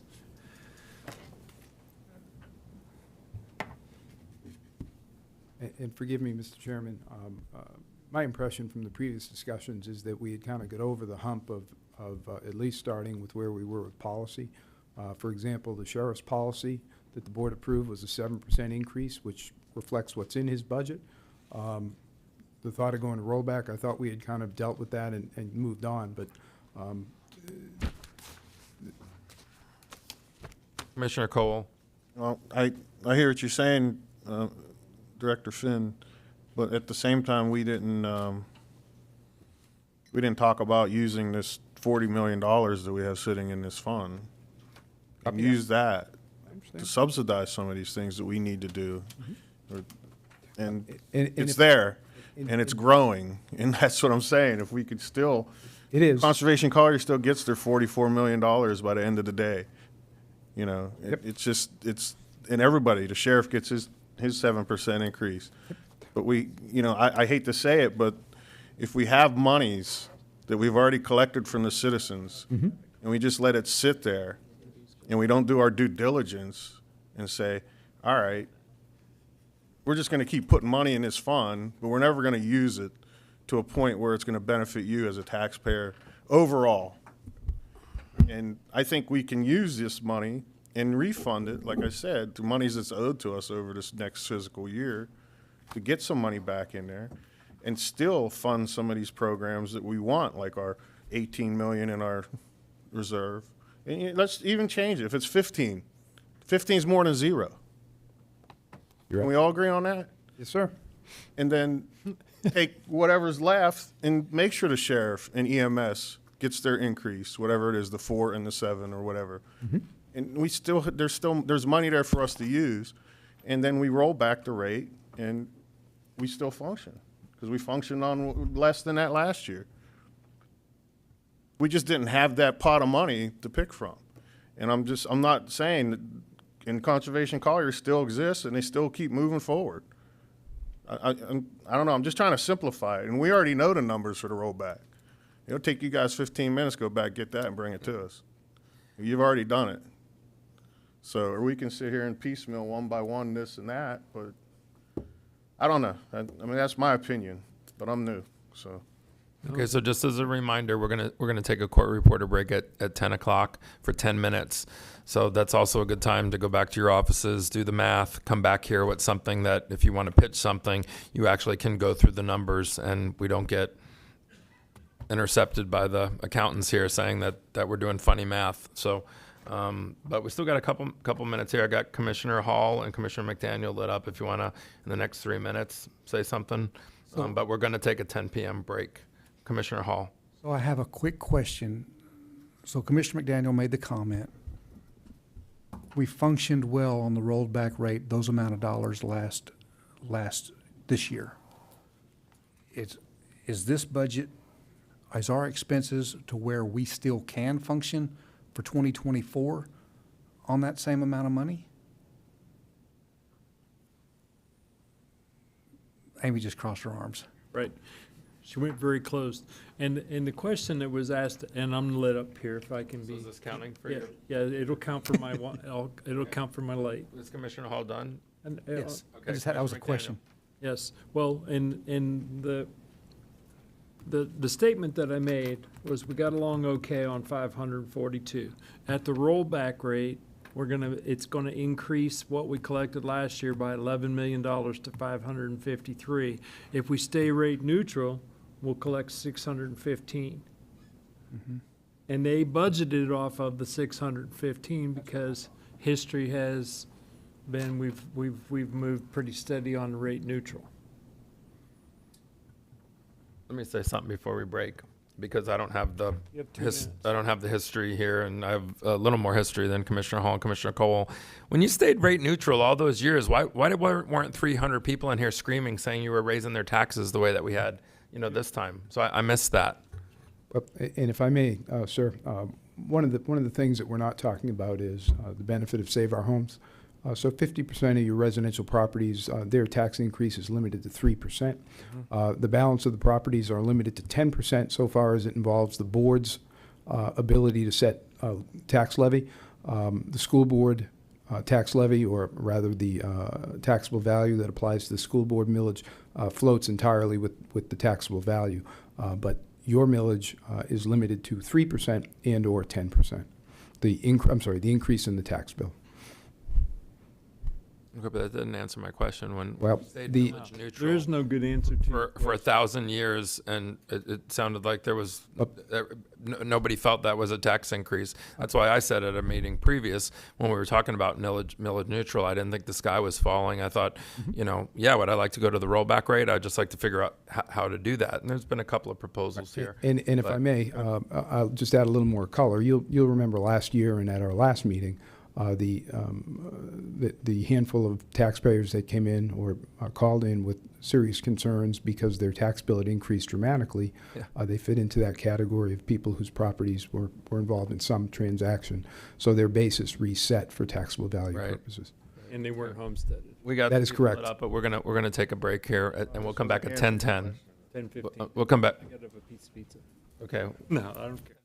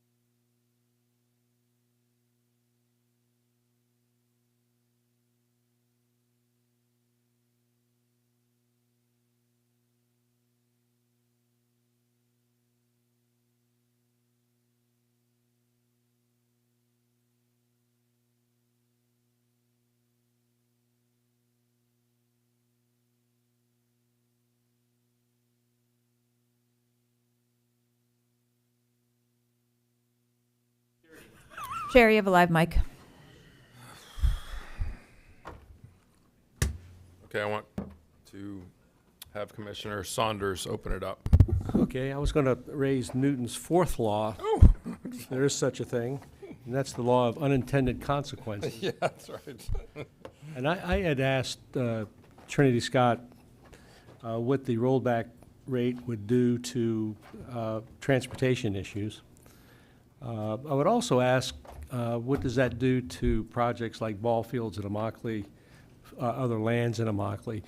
And I raise that just because I think there's some unintended consequences here that are pretty dramatic, and we just need to understand those, because I think 3 commissioners have said the rollback millage rate is kind of the way to go, and I'm not so sure that it is, and I'd like to see what the consequences are. So commissioners, we transfer about $27 million into transportation from the combination general fund 111. So we would be looking at those dollars as part of this equation as we go across all of the various places that the general fund, 27 million. I'm not suggesting that whole thing, but obviously as we look line by line, that these are all areas that would be, if we're taking the constitutionals, starting at that place, is the sheriff and the constitutionals will set aside for a minute, which narrows our pie down to smaller. And it leaves us places like transportation, stormwater, code enforcement, parks, libraries, DAS. Those are your bigger ones. And we would keep looking from there. So if we're starting at a $62 million number, 35 of it from Conservation Collier, you can do the math. We're going to take everything off this list, and we're just going to keep backing up from there until we achieve the number. Now, I have to say, again, that we're not starting at a place where I'm saying everything was great last year. Despite what we all want to say about that, we are struggling with all the same costs that the people coming into this room are struggling with. Everything costs us more. We have labor challenges. We have to pay electric. We have to pay gas. We have to pay all the increased costs for all of our capital projects, which, by the way, are not, some of them are over budget, off schedule. Those are things that have happened over time for reasons beyond our control. And we have a continuing backlog of maintenance, which we're going to continue to bring to you. We spoke 2 or so meetings ago about the situation in aquatics. That isn't going to get better with less money or no money. It's going to remain as it is, and we'll continue to close the pools and triage the maintenance and keep things together the way that we can. The same with the ball fields in Immokalee. I am very sorry for the circumstances by which this came to Commissioner McDaniel's attention. But the facts of the matter is that project, because of the stormwater, because of the age, went from one thing to another thing, and now we have to put all options back on the table to figure out how we would be able to do something like that. So make a list of the things that each of you want to do, should do, we have to do, and we're going to tell you that right now we have a limited amount of money. If we squeeze it, we'll keep squeezing. I'm confident you'll do whatever the board says in terms of the budget. How many opening positions do you have now? What's the number of positions that are not filled? On a day-to-day basis, we float around 230 to 250. When we started our summer work, we froze every position that was in one of these ad valorem affected areas. So libraries are frozen, parks are frozen, with the ability on case-by-case basis for those department heads to come to us and make their case. But pretty much across the board, anything that's funded by one of these affected funds is effectively frozen until we get to wherever we're going to be with this budget. Now, you've worked with the county for, I hate to say how many years, but you've been with the county for a long time. You've been in the manager's position, either the assistant manager or the manager, for how long now? 2 years. 2 years, all right. So where is the bloat in our operations? Do you want to answer that? And that, I want an honest answer, because if we have departments that are bloated, or we have personnel that are ineffective, now is the time to tell us. Sir, for the last 2 years that I've been up there, I cannot tell you that I could point to an area now and say that's a bloated area. I think we have places where we could gain efficiency. You always have places where you could perform better, but places where I would say we can definitely go and cut money there, it just doesn't exist. And particularly in this cost environment. If you were asking us this question 3 or 4 years ago, of course, we'd have been coming out of COVID, so different world. We would have not been able to predict the environment we find ourselves in with cost. It may be a different conversation, but now every bit of wiggle room that we had is gone. And also, I have to say, remember that we're only dealing with the general fund, 111, and those smaller funds that are property tax driven. You cannot go into your enterprise funds. You cannot go into your restricted use funds. Those are fee for service, restricted use, untouchable. So we are dealing with a slice of this and we keep throwing the number 2 point whatever billion dollar budget, but when we ratchet it back, that's that pie chart we show you, all of a sudden you're talking about a very small sliver of that pie, and even within that is the things that we're not going to touch, public safety being at the top of the list. If we have to pick between public safety and almost anything else, it's going to be public safety. Always. There is no other choice. None of us are going to cut Yep. public safety.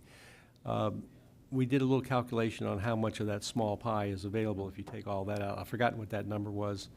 It was a couple $100 million. I've got it written down, but if you know. It was around 230 or 240. Yeah, okay. If you'd like, I can calculate it for you. No, that's okay. Just order of magnitude. So if we were at the millage neutral, that number, the pie that we have to deal with is 240 million. If we go to rolled back, now I understand we have some reserves and we have some money in Conservation Collier, we can start moving money around, but if, just ignoring that for just a moment, if we just deal with that 240 million slice of the pie that we have jurisdiction over, if you will, and we go to the rolled back millage rate, what is the reduction of that particular, that number? Are we talking general fund or across the board? General fund, the 240 refers to the kind of the net manager's agency amount in the general fund. It would be another $50 million reduction. So that'd be a $50 million out of that 240. So is that kind of what you're talking about when you start talking about Yes. unintended consequences? Yes, sir. So we would need to figure out where we're going to, and again, if that's the board's direction, we've told you that that's what we will do, but it will not be without pain. I just wanted to emphasize this. I know that we've got 3 commissioners that want to go to the rollback millage rate, and that may very well be what we do tonight. I won't support doing that, but there are consequences to that we'll start to learn about as we go through the budget year. What I had suggested is coming up with a way to reduce the millage rate so that we are reducing some of the burden on our taxpayers, but not cutting Conservation Collier, but directing staff to take that money out of our capital fund, reserve fund. That's an $18 million fund, and give staff the direction to tell us how we can replenish that fund, where we can cut individual programs, departments during the next couple of months during this budget cycle to replenish that fund. We get the budget cut that way, we get a millage cut that way, but we don't have these unintended consequences that I think we're going to be talking about for the rest of this budget year. Let me ask something, and then I'll go to Commissioner McDaniel. I want to pick on the constitutional officers' budgets a little bit. We've been picking on Conservation Collier the whole night, and I'm not picking on them, but their budgets are large. So let me just start with, let's just start with Supervisor of Elections. So I understand it's an election year, so you pump up your budget. I'm going to assume in 2020, when we had a presidential election, did they ask for that same increase? Or was it a lesser of an increase? I'm just trying to compare apples to apples. So not picking on anybody, but anybody that's here to support the Conservation Collier will feel like they've been taken out to the back of the woodshed since 505. Tell me what was the historical increases for supervisors of elections. Every presidential year they ask for about the same amount. I realize it's a bigger job during a presidential election, but it just seems like that's a and then I would ask the same thing for the tax collector and the clerk of courts. I mean, they ask for pretty large increases. Can you give me a short answer as to supervisor elections wasn't easy? Hey, it's a presidential year, although I would sit here and say, so in 2020, they asked for that exact same increase or pretty darn close to it.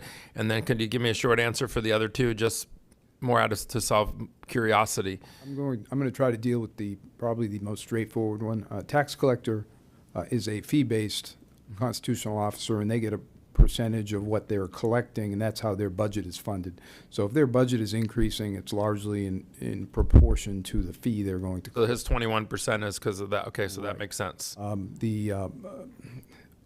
don't love it, but okay. I'm having trouble bringing up the precise memory for the supervisor elections, but as I had said earlier, my sense of it is, as a proportion, that's probably about what it was. In any year, they're going to have two elections. Okay. The property appraiser is largely a fee-based officer as well, so that there's a fair amount of proportioning with his budget that has to do with the amount of taxes being levied. So I have a sense. In clerk of courts, it was, if I remember correctly, when I did a drill down, it was in improving some IT things, bringing a lot more sort of technology, and there were some of those other things in there. Wasn't that There correct? certainly is a little bit of that. There's a capital, and that their accounting system has been going through an update over the last couple of years, and there is some capital money for that going forward. The operating budget is pretty much to stay in line with our budget relative to pay increases, and the clerk has addressed you, and I'll attempt to reference the other portion, which has to do with the courts, and specifically the state-funded portion of courts. And she's having debate with the state in terms of how much of her own fees she's allowed to maintain. She asked for some $800,000, Chris, as an expanded request, so that she could properly fund the state side of the court, and the board thus far has approved that increase. And I wanted to get some of that on the record too, because I don't want this to end and we're accused of we didn't talk about all these other budgets. We just focused on one and we left everybody else out there dry, or ignored, which isn't the case. So I appreciate that synopsis, which is what we sort of talked about at the last meeting, but wanted to just get it on the record here. What I kind of heard is a little bit unusual. The concept of going to rollback is largely unprecedented in my experience here, particularly and I have to say this because technically there's some of this that we're not going to be able to do. We're not going to be able to go into every single fund and adjust that and get through this. So my hope is that the smaller funds, the MSTUs, if we do go down this road, we can perhaps leave those as they are.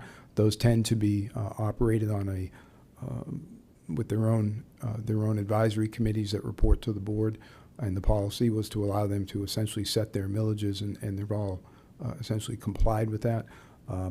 That's not to say that we can't look at them after the millages are set and bring some adjustments to their budget back. But technically, we're not going to be able to get through those 30 funds and make those adjustments tonight. So if we're focusing on the general fund and the county-wide funds in general fund, Conservation Collier, and Fund 111, we can probably get through some of that. And Commissioner Kowal, what I think I heard you say is if we were to reduce Conservation Collier to zero, we were to make some adjustments to the general fund to bring that as close as possible to rollback, we would then also be authorized to redistribute the existing Conservation Collier reserves to pump up or re-support some of those budgets. Even with that, we essentially would be in a position much like we were in 2009, 2010. This is equivalent to a dramatic reduction in the taxable value for us. We will end up coming back, making the adjustments that are necessary, and the board is going to find most of those adjustments are going to be in the capital side. It'll both be new projects, and it'll also be the enhanced maintenance that we've been able to put in place over the last 2 or 3 years. Before I go to Commissioner, so I got Commissioner McDaniel, then Commissioner Hall. If I'm hearing my colleagues right, who have proposed putting Conservation Collier to zero, but what I heard immediately after that was they're proposing that because they want then Conservation Collier to dip into their reserves and some of the money they have in their bank account and continue to function, but sort of spend some of that money down. Commissioner Hall, did I have that right? I think that's Commissioner Kowal's. Okay, Commissioner Cowell, was that your? No, I never said that. I Okay. feel Conservation Collier, if we go to rollback, Conservation Collier is going to be set at 0.22. Right. We're going to collect 0.22 for this Okay. year, which is $31 million. So you're not proposing to put Conservation Collier to zero? No, Right. I'm proposing the $48 million they have over there that's gaining interest that we don't touch. Right. Use that money to make there's up the $60 million difference, right, in the rollback. Okay. Well, 48 million of that is, we could possibly use that to make up the difference on these other programs like the sheriff's budget, his 20 million, our 18 or 15 in our reserve. Use that money, then we can replenish that part of it later. That's what I'm trying to say. We have a bank account sitting over there that we're not touching. It's at 40. It's going to be at $48 million. Okay. That's what I'm trying to say. No, I appreciate And then- that clarification. So order of magnitude. That's what I'm saying. We're all going to take a cut. Yep. We're all going to take a cut. Conservation Collier is going to function. They're going to end up with, like I said, with $44 million because they have 20 and 28 in the bank already. Correct. They spend their $8 million this next year that we have things online to buy. They're going to add another $24 million once they move their $7 million over to their fund that they use that sits there. That will be at $48 million. A bank account that collects interest that we don't touch. So in concept, we would be utilizing that reserve to We'd be using that mitigate the $48 impact. million to change the impact of doing the rollback on the programs that we think are the most important. That's what I was trying to get across. I wasn't clear about it. Very clear. And just real quick, back to the clerks. I know we talked about clerk courts, and I discussed some projects. I think they want to build 2 new courtrooms, and what budget does that come out of? It was like a $2.3 million or $3 million project on the 5th floor. Yes, sir. The clerk is here. The courtrooms are actually a court project. Okay. The court has its own fund that they fund up with fees from court fees, and that is specifically provided for enhancements and replacements at the courthouse. That fund requires the approval of the administrative judge for the use of that, but it does fall under the board. So that is part of our budget moving Yes. forward. Yes. So there's about close to $3 million for 2 new courtrooms on the 5th floor and another jury room. And, I have some little internal knowledge, and I verified yesterday that, since COVID, our sheriff's department doesn't even do in-person traffic court anymore. We used to use 1A and 1B on a regular basis with 100 people in there on every so many days a week, and we're doing it on Zoom now. I understand. The judge sits in his office. The sheriffs sit in their cars or they're at home if they're off, and they do court that way. And it's still doing it. I verified it yesterday. So I'm just trying to justify, there's $3 million right there that we may be able to.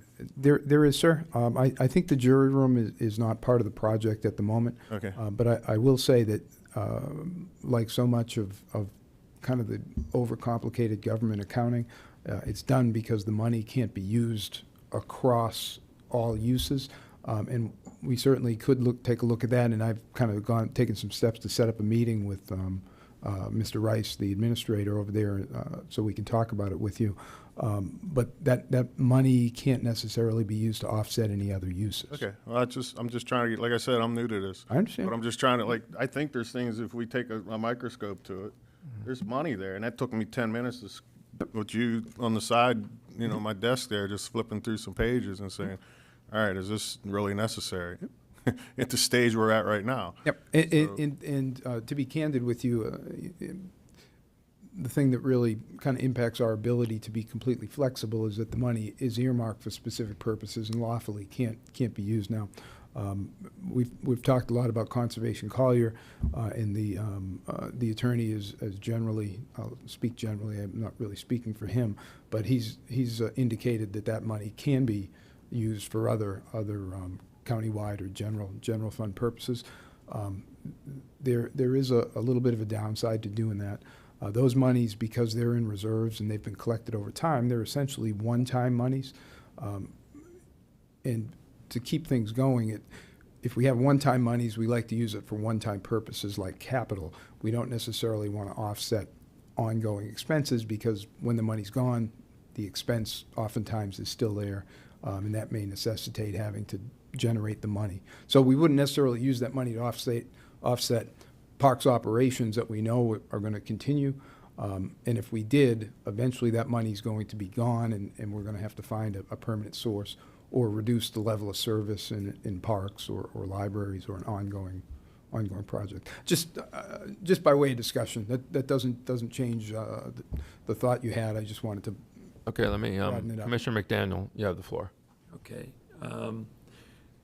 There's a $62 million spread between the millage neutral and the rollback rate. If we went to the rollback rate, Conservation Collier would get 31 million. $8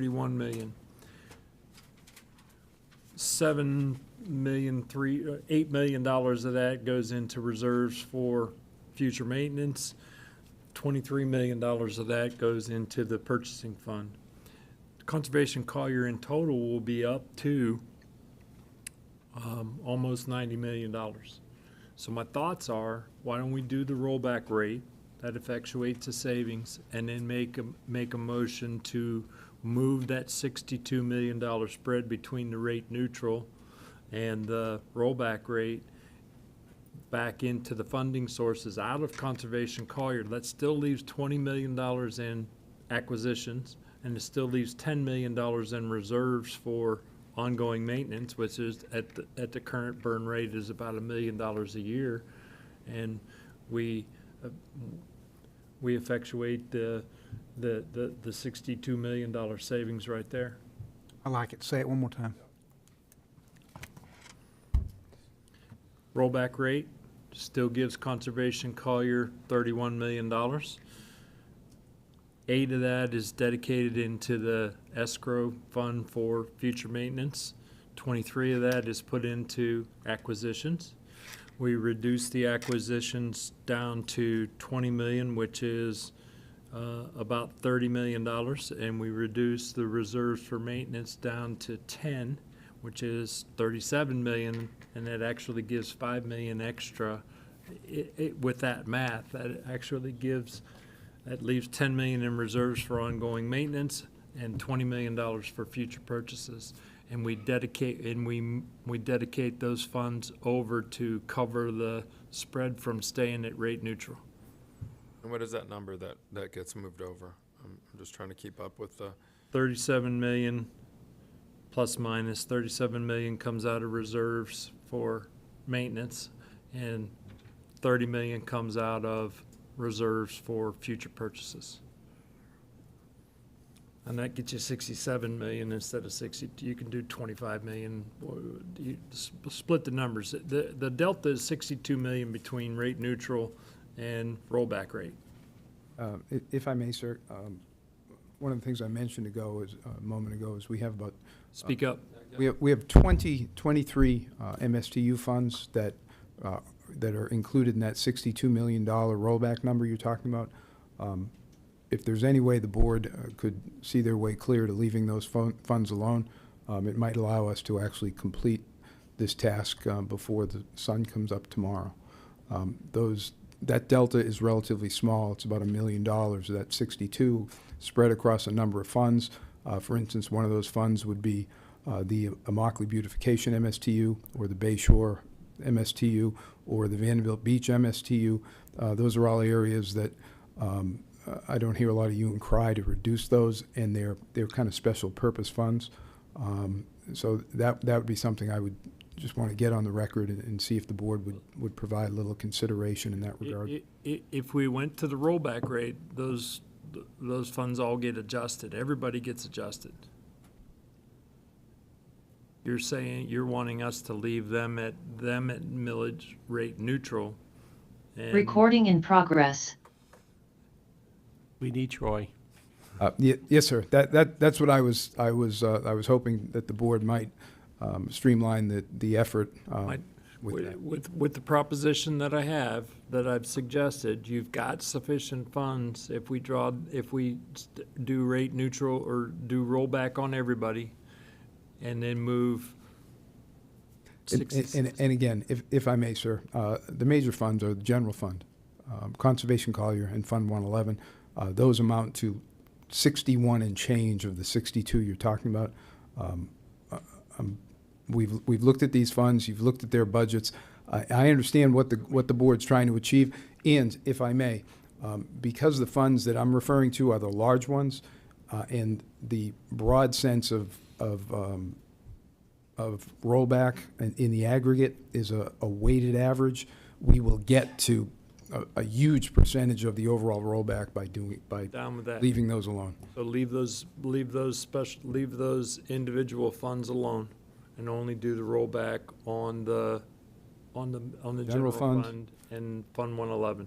Fund 111, and you're going to have to go back over the Conservation Collier specifics with me. Conservation Collier, you draw down Conservation Collier by the $61 million spread, divided between, leaving 10, no less than 10 in reserves for ongoing maintenance, and 20 for future acquisitions. Very good. We will leave 10 in the reserve for maintenance. We will leave 20 for acquisitions in that fund.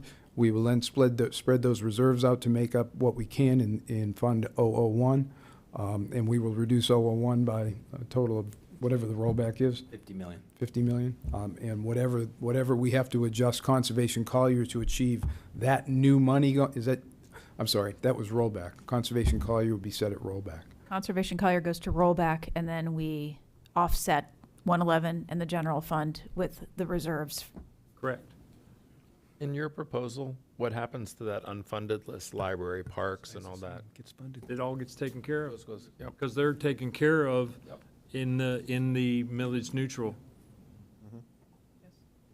We will attempt to go prove that out if in fact the board gives us that direction. I'll make that motion. Let me just make a pause here, because I got everybody lit up, but some people have already been speaking out of turn.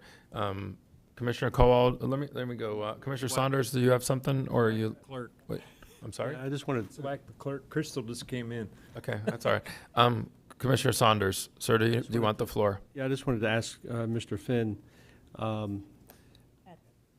just want to ask you in terms of the small, the MSTUs and those funds that you were just talking about, where you keep those steady, where you don't go to rollback rate on those. Do any of those require a supermajority vote, or do any of them are they all to do that? Because I'm going to be voting against the motion, so I don't know if anybody else will, but we may want to just separate it out to and have Commissioner McDaniel maybe make two motions. One is the rollback on the funds that he's talking about, and then a second motion to keep the other ones steady. Yes, sir. Thank you. I just want to avoid any voting requirement that you may not have. Yes, and I think you're exactly right. Would separate those MSTUs. We would separate 111 and the balance of the 111 Conservation Collier and the others into a motion, or split it up however we can to achieve the voting requirements. But I will say that within the MSTUs, Commissioner Saunders is correct. There's a few of those that require actually a supermajority and I think unanimous. There's a few that require unanimous. So we would kind of just go through those until we get to the approval we need. If we don't get a unanimous on that whole group, we'll split out the unanimous ones and see if we can get to those. I'll just say one of the reasons why I like with what Commissioner McDaniel said is not just because it's like, oh, we went to the rollback rate, but much like Commissioner Hall said, for me it's less about the millage and the rollback, but it's just looking at the big numbers. And so if I'm understanding you correctly, Commissioner McDaniel, what I like about what I hear is, yeah, rollback and millage and all that, but in the end, the departments, the funds, the programs that are really, I think, are really important to the citizens and to me, like Conservation Collier, like you said, the unfunded list, they all get funded, but just in a different way. And if I was in charge of Conservation Collier, I really wouldn't care where the money came from, as long as I had 30 million to spend or whatever they tell us the math comes out to. And I feel like they're going to have more than enough, maybe a little less in reserve, a little less in maintenance, but that money's been sitting there for a while. I'd be happy that I would have a big number and I'd worry less about, oh, we lost this, we lost that. Am I paraphrasing basically what your goal is? Okay, so I mean, if people are looking for where we stand, and and I'll ask Commissioner Saunders. He said I probably wouldn't vote for it. Tell me what you don't like about Commissioner McDaniel's proposal. You think it leaves us thin in areas where we need additional funds? Well, quite frankly, I don't think there's anything I like about its proposal, because I don't know what the consequences are going to be. Now, I think what he has suggested doing is reducing, after the approval, reducing what's available to Conservation Collier to $20 million for acquisition and $10 million for reserves. I believe that's what you said you want to do. We all know that that's not enough money in reserves for the future maintenance of the properties that they already own. And we had this conversation multiple times on how much money is needed for maintenance. And we were at one point, I think we had $30 million in the maintenance fund, $35 million at one point. And you talked about how robust that fund was and that it was probably a little bit more than perhaps was needed at that time. But now you're talking $10 million. And that's just not a responsible way to deal for the future maintenance of the properties for Conservation Collier. So I'm not trying to be offensive, but Mr. Chairman, there's nothing that I find appealing in that proposal. Commissioner Colwell's proposal might be better, but I just think we're going to get into a point where down the road we're going to wonder how we got into a problem because of going back to the rollback millage rate. So that's just, you go all the way back. I just think it's going to be a problem that we don't know what that problem is going to be. Let Commissioner McDaniel respond, and then Commissioner Colwell is next. Well, yeah, the response really is we haven't even talked about borrowing at all in any of these discussions tonight. And we do have some borrowing capacity for some of these necessary infrastructure items that our community, in fact, direly needs. If I'm not mistaken, Mr. Finn, if I recall, we have that. We have borrowing capacity there. The suggestion that I'm making to get us through tonight is to do the rollback rate on the general fund, Fund 111, move the money out of Conservation Collier, leaving no less than 10 and 20, 10 in reserves for maintenance. Their burn rate, last I looked, was about $1 million, $1.2 million a year. $1.4 million. Plus minus. Plus the operating on the acquisition side. Right. With the rollback, they would still get 31. They would get 31 million, and then we would draw down we would draw down the acquisitions to no less than 20, and at the proposed 8 million or so that's on the list of what we need to have right now, we would have a $12 million buffer in there for that. And that would allow us to function as if we stayed at rate neutral this year, knowing that we're going to go into other budget cuts next year and hopefully increases in income, because we've got studies going on for rate studies and so on. Right. Now, of course, the effect of changing your millage rate now to rollback is going to mean to fund the same thing next year or even less next year, you're going to need a rate increase in all probability. And that's where Commissioner Hall had discussed. The goal will be then to have, if in fact we need to, in order to meet the $553 million that we would at the rollback rate, and it'd be a little bit higher than that, but in order to meet that, if we needed to raise that rate in order to meet that dollar amount, then we in fact could. Yes, sir. Hope springs eternal. It does. Okay, And, everybody's- and if I may, in a serious vein, these are one-time monies, and we will be funding ongoing operations. For instance, the list that we've been looking at that involve those unfunded requests, the expanded requests. Now, I know we're probably going to find a way to squeeze them in this money. It sounded like it was going to make us whole for 1 year, but all of those are being funded with one-time money, which means to continue those next year will necessitate an increase. Generally speaking, and this chart is a little difficult to kind of understand that Chris has up here, but when you start levying rollback, we're going to find that does not even keep up with inflation, and it's essentially a spiral downward. So we're setting the course for lesser money in the future without establishing the level of service. So we're going to be doing kind of a cart before the horse kind of thing.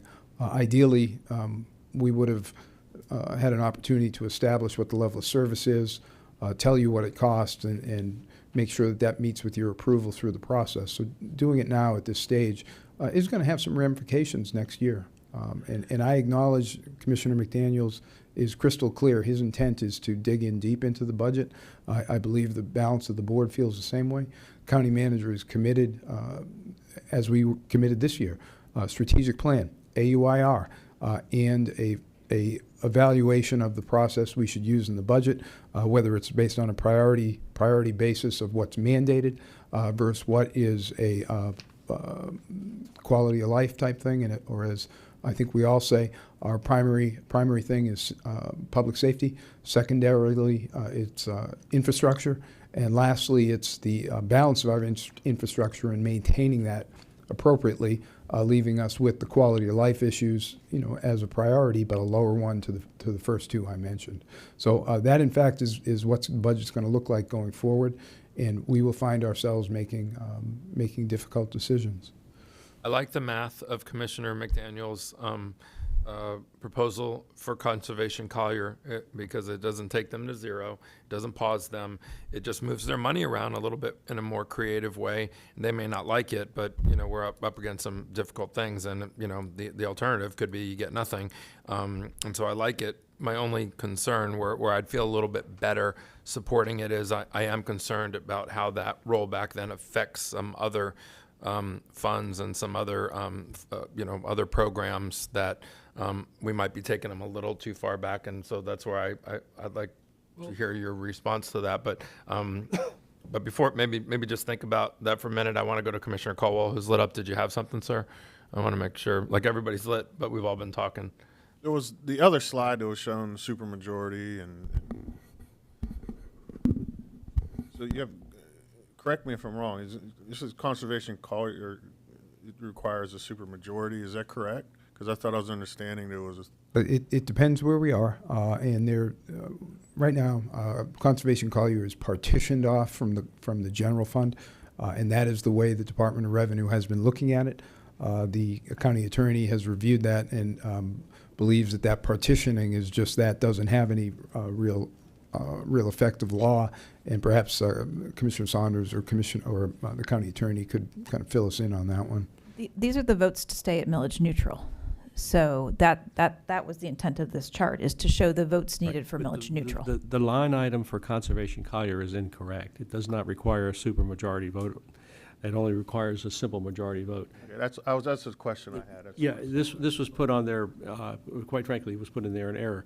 I think staff was being cautious, but we did have a meeting with Chris and with the county attorney, and Conservation Collier is not a district. It's just a line item in our budget. So that should be moved over to the majority vote. Certainly, if we achieve a rollback, we're okay with the majority vote, both lawfully as well as with DOR, in case they were to make an issue because we have it on a separate piece of paper. Understood, but if we don't go to the rollback millage rate, it still only requires a simple majority. The county attorney has in fact said that. Department of Revenue may give us a little black eye over that, but so be it. Have you had that conversation since our meeting with the Department of Revenue? Because we had a meeting a week ago, or have we talked to them, Chris? So, and They told us to go off the form currently. But again, If we're at rollback, we're good. All right, okay. Commissioner Cole, did you still have something? Or I'll go to Commissioner McDaniel. No, I just want to kind of wrap my head around Commissioner McDaniel's, what he's saying, and what I'm understanding is that, this money, and we move it around, that, the difference between where we're at neutral is $62 million. With his math, we're going to have $67 million. Correct. And we're still at rollback and not touching the, the special districts that, and it's our general and all that will go back to the actual rollback. And we can fund everything. I mean, to me, it sounds like the money will be there to fund everything that you want to do. For this year. For this year. So essentially, what we have to do between this year and next year, really, when we get to policy, is understand that this was a one-time plug of money, and we're basically adding things this year to then evaluate whether we can afford them without raising the millage rate next year. So we're adding to potentially subtract, which is the only danger of the one-time money, as Mr. Finn explained. Now, the most important part of this is that if this is how we want to do it with the one-time money, we have to follow it up by looking through every bit of discretionary area that we have, turn over every stone to say, if these are important things for us to have without the one-time plug of money, we have to find that within the pot of money we have, and you'll be facing another rollback number next year. And exactly what you said is one of the reasons why I like it, because this is forcing us to really take a look at things and not just say, well, everything got funded. Some of it might be fat, some of it might not. We are on purpose tightening things here and putting ourselves in a position that we have to do a whole bunch of stuff over the next 12 months to make sure we haven't screwed ourselves in the next year. We need to maybe get somebody to come in and get an assessment. We need to do a line item. We need to see if we can get to a zero-based budget. But we have just given ourselves a whole bunch of homework assignments over the next 12 months. And I don't think that's a bad thing, because I don't think that's been done here as aggressively. And maybe it's a little scary or what have you, but what's the saying I always say? I hate this one least, right? But Commissioner McDaniel has the floor. He's lit up, and then Commissioner Hall. Obviously, anybody else can speak, but please light up. Commissioner McDaniel. Did you have something you want? Yeah, I just one point, and it's the goal is to not raise taxes next year. We may have to raise the rate next year, but we're going to have new properties come in. That's something that hasn't been calculated. We won't know what those in fact are until we actually get the evaluations back from the tax assessor's office. So we won't know that. So this is necessarily a one-time shot. We may have to raise the rate next year from the rollback that we're going to this year to effectuate the same dollar amount. But as Commissioner Castro said, it's forcing us to dive into these budgets and squeeze if it's in fact possible. Understood. Okay. Commissioner Hall, then Commissioner Saunders. Also, So the question I have for Mr. Finn was, you said to leave some of the special districts, to leave them at the millage neutral? Yes. So the difference between the rollback and the millage neutral is $8 million, basically. and I asked Chris to put that up on the chart. What the funds that we have in play are the ones at the top, which are the county-wide funds.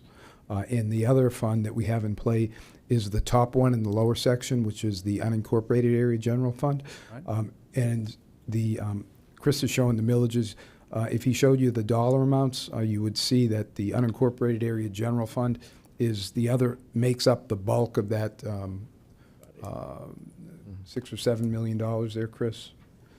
Yeah. You can see that's $70 million of the taxes below the line. So between those four funds, we really covered the bulk of it. You have the one with the delta. So can I ask a question?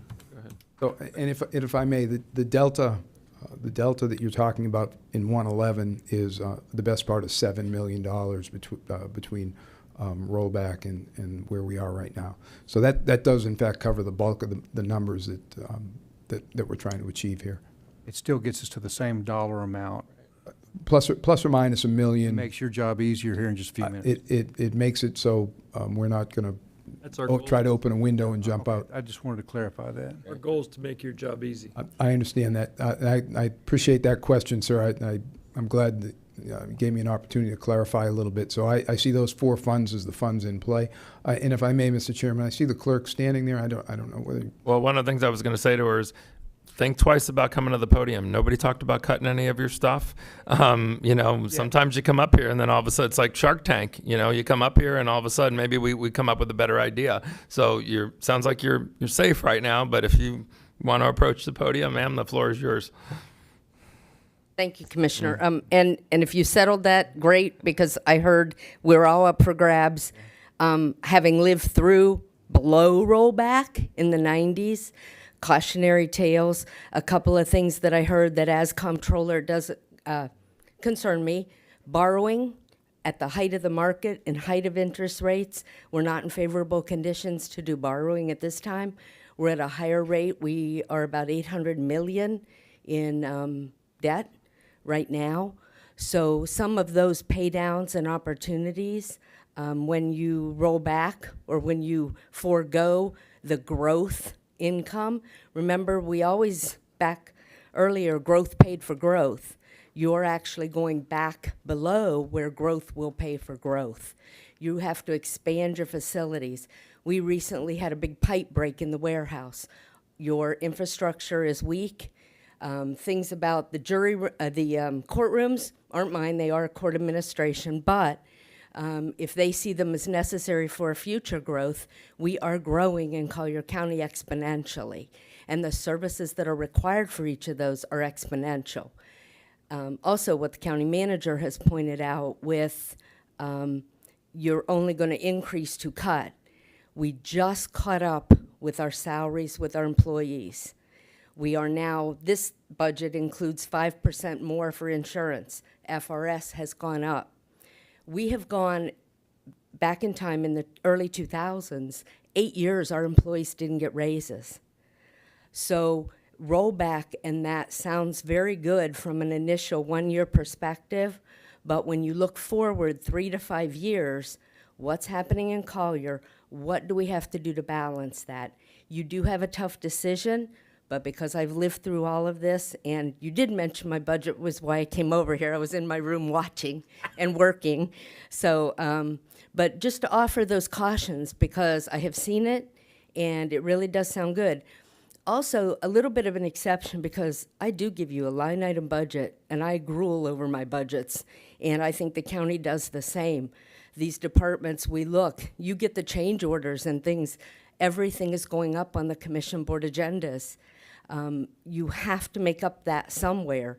And if you do not have the cash in a reserve or in a fallback, some of the things that you want to borrow from now, you're going to be looking at a harsher moment down the road. So we've all taken hits before. I've been here 35 years. We've taken hits, no raises, no anything. But prospectively, we still want to keep it paradise. Getting your ball fields, getting the operations people that we need here. You're not going to do it if we can't give raises and we can't take care of the staff. So But do you think that the some of those- commissioners prior to us, all those years where you say, oh, they did this, they did that, were as committed to what we're saying up here now of doing a deeper dive, going going through each budget, every department, starting with zero base, a lot of the things we're proposing here that could find more money, I'm not sure that has happened in the past. And one of the things I like about what I'm hearing up here, and I know Commissioner Saunders doesn't like it, but it's forcing us to really run the county budget the way we would run our own households or our business. And I'm not sure that's happened. These meetings were a lot shorter, millage neutral, everybody went home, everything's great. And I think that we're committed to saying we know that there's a delta, but we've got some homework to do to make up that. We're on purpose tightening things and leaving us with a little bit of a delta, but still funding Conservation Collier, still funding the unfunded list. And we're putting that delta on us to find that money elsewhere. And also, too, I'd like to pull up the clerk of courts budget, because now that she reminded us, maybe we got some fat there. Right now, I'm just kidding. I appreciate you coming down here. And I do appreciate it. I agree. Looking at it from this perspective, absolutely. I appreciate the commissioners digging into it. You know, I appreciate the agenda reviews and all of that. But I will say, I also know the grueling staff talks and conversations about, well, we can't really do this. Well, we can do this. Okay, we'll patch this. Well, it's going to be 2 years before we can do this, 3 years. Lack of total planning for 3 to 5 years. What are we really doing? Your infrastructure, how old is this building? Leaking, windows, all of these things that are happening across the campus. We need to account for those and dig into that. If you start with a cutback basis, you're going to have to increase and increase when the reality Let me go to the commissioner. But, So actually, yep, that's all I wanted to. Commissioner Saunders and then Commissioner McDaniel. Promise I won't And then say anything else after this last comment. You promise? I promise. Commissioner LaCastro. Sir. I don't mind digging into these numbers. I've never minded doing that. That's not the point. I hate that expression, the cart before the horse, but I think we're putting the cart before the horse. And the reason I say that is we do need to take this deep dive. We do need to look at every line item in our budget. We do need to bring on the expert to tell us how to do zero-based budgeting. But the problem is we're doing the rollback millage rate before we know what the implications of it are. And that's what bothers me. We're gonna reduce the millage tonight to the rollback millage rate. There's no question about that. But I don't think anybody on this board has any clear understanding of what the potential implications are. And that's what bothers me. Now, I understand, Commissioner Hall, you're shaking your head. I understand that you feel that there's a lot of fat here, but then one other comment as I'm wrapping up here. You talk about Conservation Collier. They should be happy with the fact that they're getting more money, but they're getting $31 million additional money because of that's where the rollback millage rate would take them.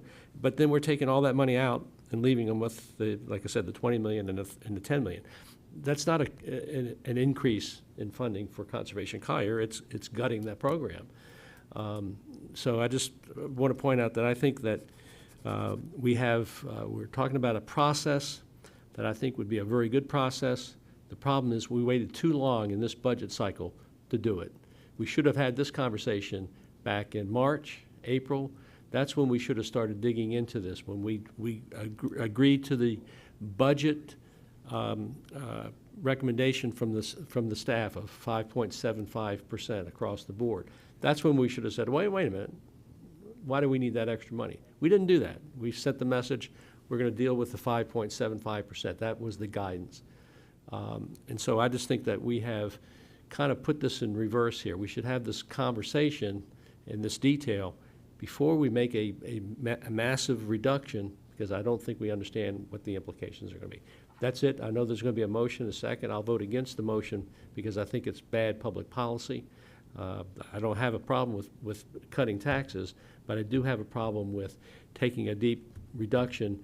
We haven't done the homework to know what the implications are. It's as simple as that. Well, one thing I'll say is let's not race to the finish line if there's still some discussion to be had. I mean, this is supposed to be hard, so I don't want anybody to say that's the last. I hope that's not the last time that we heard from you. I got all the commissioners, lit up here. So Commissioner McDaniel, do you have something to add? And then Commissioner Hall, you're still lit up. I'm good. Okay, Commissioner Hall. I just want to reiterate, we're not cutting. We're coming up with the same dollar amount. We're still coming up with $615 million to operate. So we're not reducing anything. We're just not increasing. We're getting some money this year, special cause, to let us take a look. And we're not saying this is not our policy. It's not what we're going to do next year. No way. I want to see what we have to work with. Like Commissioner Castro says, it's going to force us to do that. And I'm ready for that challenge. So we're going to operate. Everybody's going to live happily ever after. Conservation Collier is going to keep kicking and rolling just like they are. And I hope they find all of the money's worth of properties. I would love to purchase it. And next year, I'm hoping that we go right back to the 0.25 for them, and they get 35 or 40 million next year. But it's going to be after we take a look, when expenses come down, and I'm just believing God for it.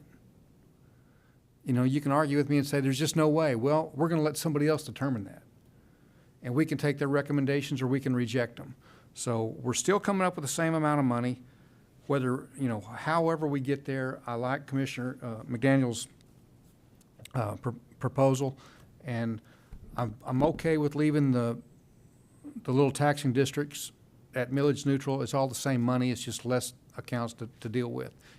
We're not losing anything. So, If I may, with those little taxing districts, I know there's one that we were actually going to look at, and I put the slide up right now, Rock Road. So with that fund, we were planning on, based on your guidance last time, to reduce the levy from basically the rollback rate that we had, which was 0.8109, and put it down to the 0.2847, essentially reducing it from $69,000 in tax to 24. Are we still?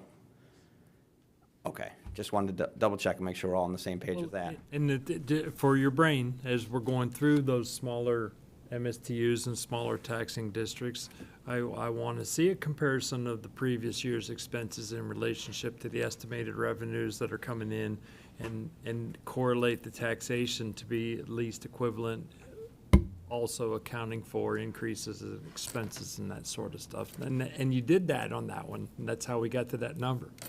Thank you, sir. You're on fire.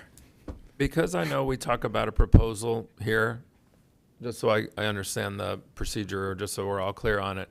So if somebody makes a motion and we vote on it, you also have to go back and run the numbers and do a whole bunch of things like that. So what if you come back and we see the numbers and somebody did the math wrong up here? So if we made a motion and we all approved it, is it final? Because you're going to come No. back then and show us what it looks like. We are effectively going to come back with an amendment. You can reconsider. We can okay, that's what I wanted to say. So, But so stepwise, sir, we're coming back with amendments to the tentative budget. Your first step is to approve those Correct. changes to the tentative budget. So those are the numbers we're talking about. And then we get into kind of the normal procedures, which is approving the associated millages, and then ultimately approving the budget document. So we have a couple of resolutions that we have to change the attachments to, bring those back, as well as do the numbers. And it would also show us the exact number in each of those different categories, right? You're going to have to redo these spreadsheets to show us with what was proposed here, what each line item Correct. works out to be, correct? It'll be updated with effectively the new millage rates and the new taxes. Okay. Well, nobody else is lit up here, so what I think I would like to hear is, in great detail, as much as possible, Commissioner McDaniel to outline his proposal, and the way you have with the numbers, show what Conservation Collier would get and how the rollback would work, and let's make sure we're all doing proper math here. Okay. And I have a question for Commissioner Saunders. If I was, now I don't want to paraphrase what I understood you to say. Are you okay if we leave as has been requested by staff, the smaller taxing districts alone, save the Rock Road one that we're going to go past the rollback rate on? Are you okay with that? Yeah, I don't have you just need to do a separate motion, because I'm going to vote against the rollback millage rates. I was going to do that. I was going to make that motion now. I'll start there because that's one where we're all in consensus on. I'll make a motion that we hold those rates to the rate neutral except for Rock Road. And if I may, some of those areas had advisory boards, so it's basically the policy rate that was, some of them lowered it already a little. It's not neutral. Some of them went back to rollback. My language As listed, can we do as listed? Yeah, as presented. As presented, that's fine. It says the same thing for my understanding. So you have a lot more specificity. So as listed except for Rock Road, which is past rollback based upon your equations. That's my motion for those. Second it. Okay, got a motion and a second. All in favor? Aye. Aye. Opposed? Okay, so that one was kind of a no-brainer. So if you would then, on your proposal, go into a review and also be specific about, because I think we all care about Conservation Collier, and I liked the way the numbers worked out a lot better than what some of the alternatives were, and I'm trying to find something in the middle that I think. And if I may, Mr. Chairman. Yeah. So just looking at what's on our screen right now, we're now dealing with the top 3 countywide levies, as well as the top levy in the lower section, which is the unincorporated area. And I'll just kind of tell you what I think I know. I believe it's the board's intent for us to calculate what the rollback rate is for those four millages and start at that basis. And that is where we're at. I believe that Commissioner McDaniel is going to tell us again what he's thinking of to do with the Conservation Collier budget, what to do with the reserves, and we will find a way to replace that money for the rollback adjustment to the general fund. Out of those reserves. Out of that, and if there's money beyond that, we'll attempt to do the same in 111 and the pollution control fund. That's correct. Okay. So the motion is to move to the rollback rate on those 4 funds: general fund, pollution control, Conservation Collier, and unincorporated. And then explain to me what happens with Conservation Collier, because you were moving some I things. can do that in a third motion if you wish. I do. Or you want me, I can say it again if you wish. We reduce the reserves in Conservation Collier by an amount to no less than 10 million in. They had 28. They'll I'm have sorry. 37 after their. Yeah, I got you. they'll They'd have 37, right? But, and if I may, we probably need to be just a little cautious, because remember that we're reducing it to rollback, which means we're going to be generating money in that fund. So I think what our intent is to leave 10 million in reserves for maintenance. Correct. Do you want us to first fund this year's budget for maintenance? Or do you want us to reduce the 10 by the amount that they're planning to spend for maintenance? There's a little bit of fluff. In my numbers, there's a little bit of fluff left in Conservation Collier, Ed. And so in my numbers, because currently right now we have 40 million in reserves for escrow, in the escrow for reserves for maintenance. And that's going to be increased by $7,750,000 at the rollback rate. So it's going to take the reserves for escrow for maintenance to 48 million, and that will let you reduce. Reducing that down gives you about a $38 million delta there, and then with the balance of the increase or the revenues that come in, we'll take the 28 million that we currently have in acquisitions fund and increase it by 23 million. And we would then reduce those reserves down to no less than 20. And so the phrasing of it to no less than 20 allows for float there to come. If this year's maintenance costs are $1 million, you've got a $5 million spread between the reduction if we do reduce it to no less than the 10 million, and if you want to fund up the on this year's operation. And I'm going to ask Mr. Johnson to try to report that back to you before we make. Let me just ask one question of Commissioner McDaniel. But they still get the 31 million, which from the rollback. I mean, we have. And Commissioner LaCastro, that 31 million at the rollback rate, 25% of that's dedicated to reserves for maintenance, and then the 75% set aside for acquisitions. 75 of 31 million is divided 75-25, and so we've got 28 million in the reserves today, and we're going to add 23 million. What I think I'm hearing, and I'm going to ask Chris to parrot this back. So the revenue side is going to take care of itself. That's going to be rollback. On the expense side, we're going to be left with a reserve of no less than 10 in the maintenance side, and a total funding for acquisitions of no less than 20 on the expense side. And I'm going to ask for a little leeway to leave some of their operating expenses above that in there. if we can. If my numbers are halfway close, that's $67 million that can be drawn out of those reserves, plus minus. And you have a $62 million delta with the rollback rate and the rate neutral.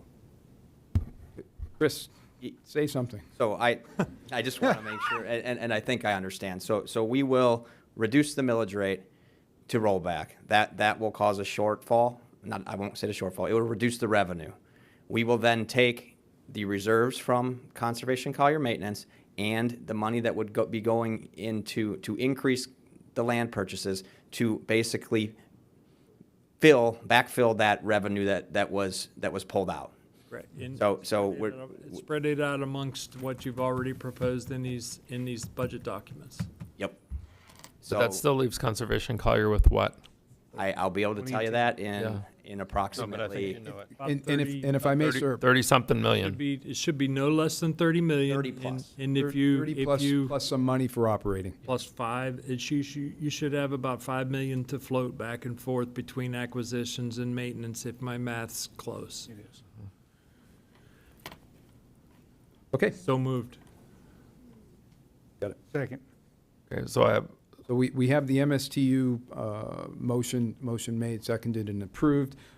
We had talked about moving general fund, the pollution control fund and conservation collier fund down to rollback, and Fund 111 back to rollback. Correct. okay, so I have a motion on that from Commissioner McDaniel, second from Commissioner Hall. All in favor? Aye. Aye. Opposed? Okay, so that passes 4-1, but as the county attorney said, when you come back to us to show us what it looks like in black and white, we always have the opportunity to reattack if we don't like what we see. Correct? Yes, of course, sir. I'm gonna, again, kind of put Chris on the spot. Chris, how's the stopwatch look on getting this done?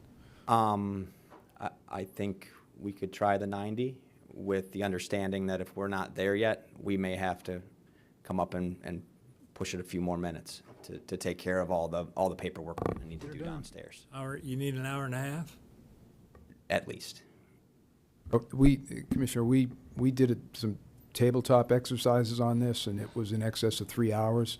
It was nominally more complicated than this, but not substantially more complicated. So when Chris says 90 minutes, I apologize. It's going to take that long, but that's why we exercise this out. We just can't be short on this. And I don't mean to be, my understanding was you already know what the rollback rates are. Correct. They're posted. And we're leaving, and you already know what the listed rates are for the small MSTUs. Mm-hmm. You don't have to calculate the reserve reductions in Conservation Collier tonight. We do to get to the gross and net budgets, and we also need to recalculate all the TIF districts that are associated with those millage rates. I see. Okay, I So, didn't. and if we want to go with 60 minutes, and then if we're not there, Just give us an I'm update open. of how it's going. I mean, you need to take the time that you need. This is real money and it's Burning daylight. so no one's rushing you. Let's stop talking here. We have voted. You're going to do the math equation, and then we'll come back and see what it looks like. Commissioners, wait a minute. Commissioner Saunders, sir. I think we have to give them a kind of a time certain that we're going to come Give back. them an hour. Yeah, I'd like an update in an hour. And that could be, hey, we're not even close, but at That least works. we would know. So you say at 12:15, somebody tell us something. Does that sound that fair? works for us. We'll be Okay. back at That works for us. 12:15? We'll be back 12:15. Yeah. at 12:15? Yeah, or if we hear from Ms. Patterson in a different way. But if you want us to, if we don't hear anything, we are going to be sitting here at 12:15 to get an update. Is that fair? Yes, sir. Okay.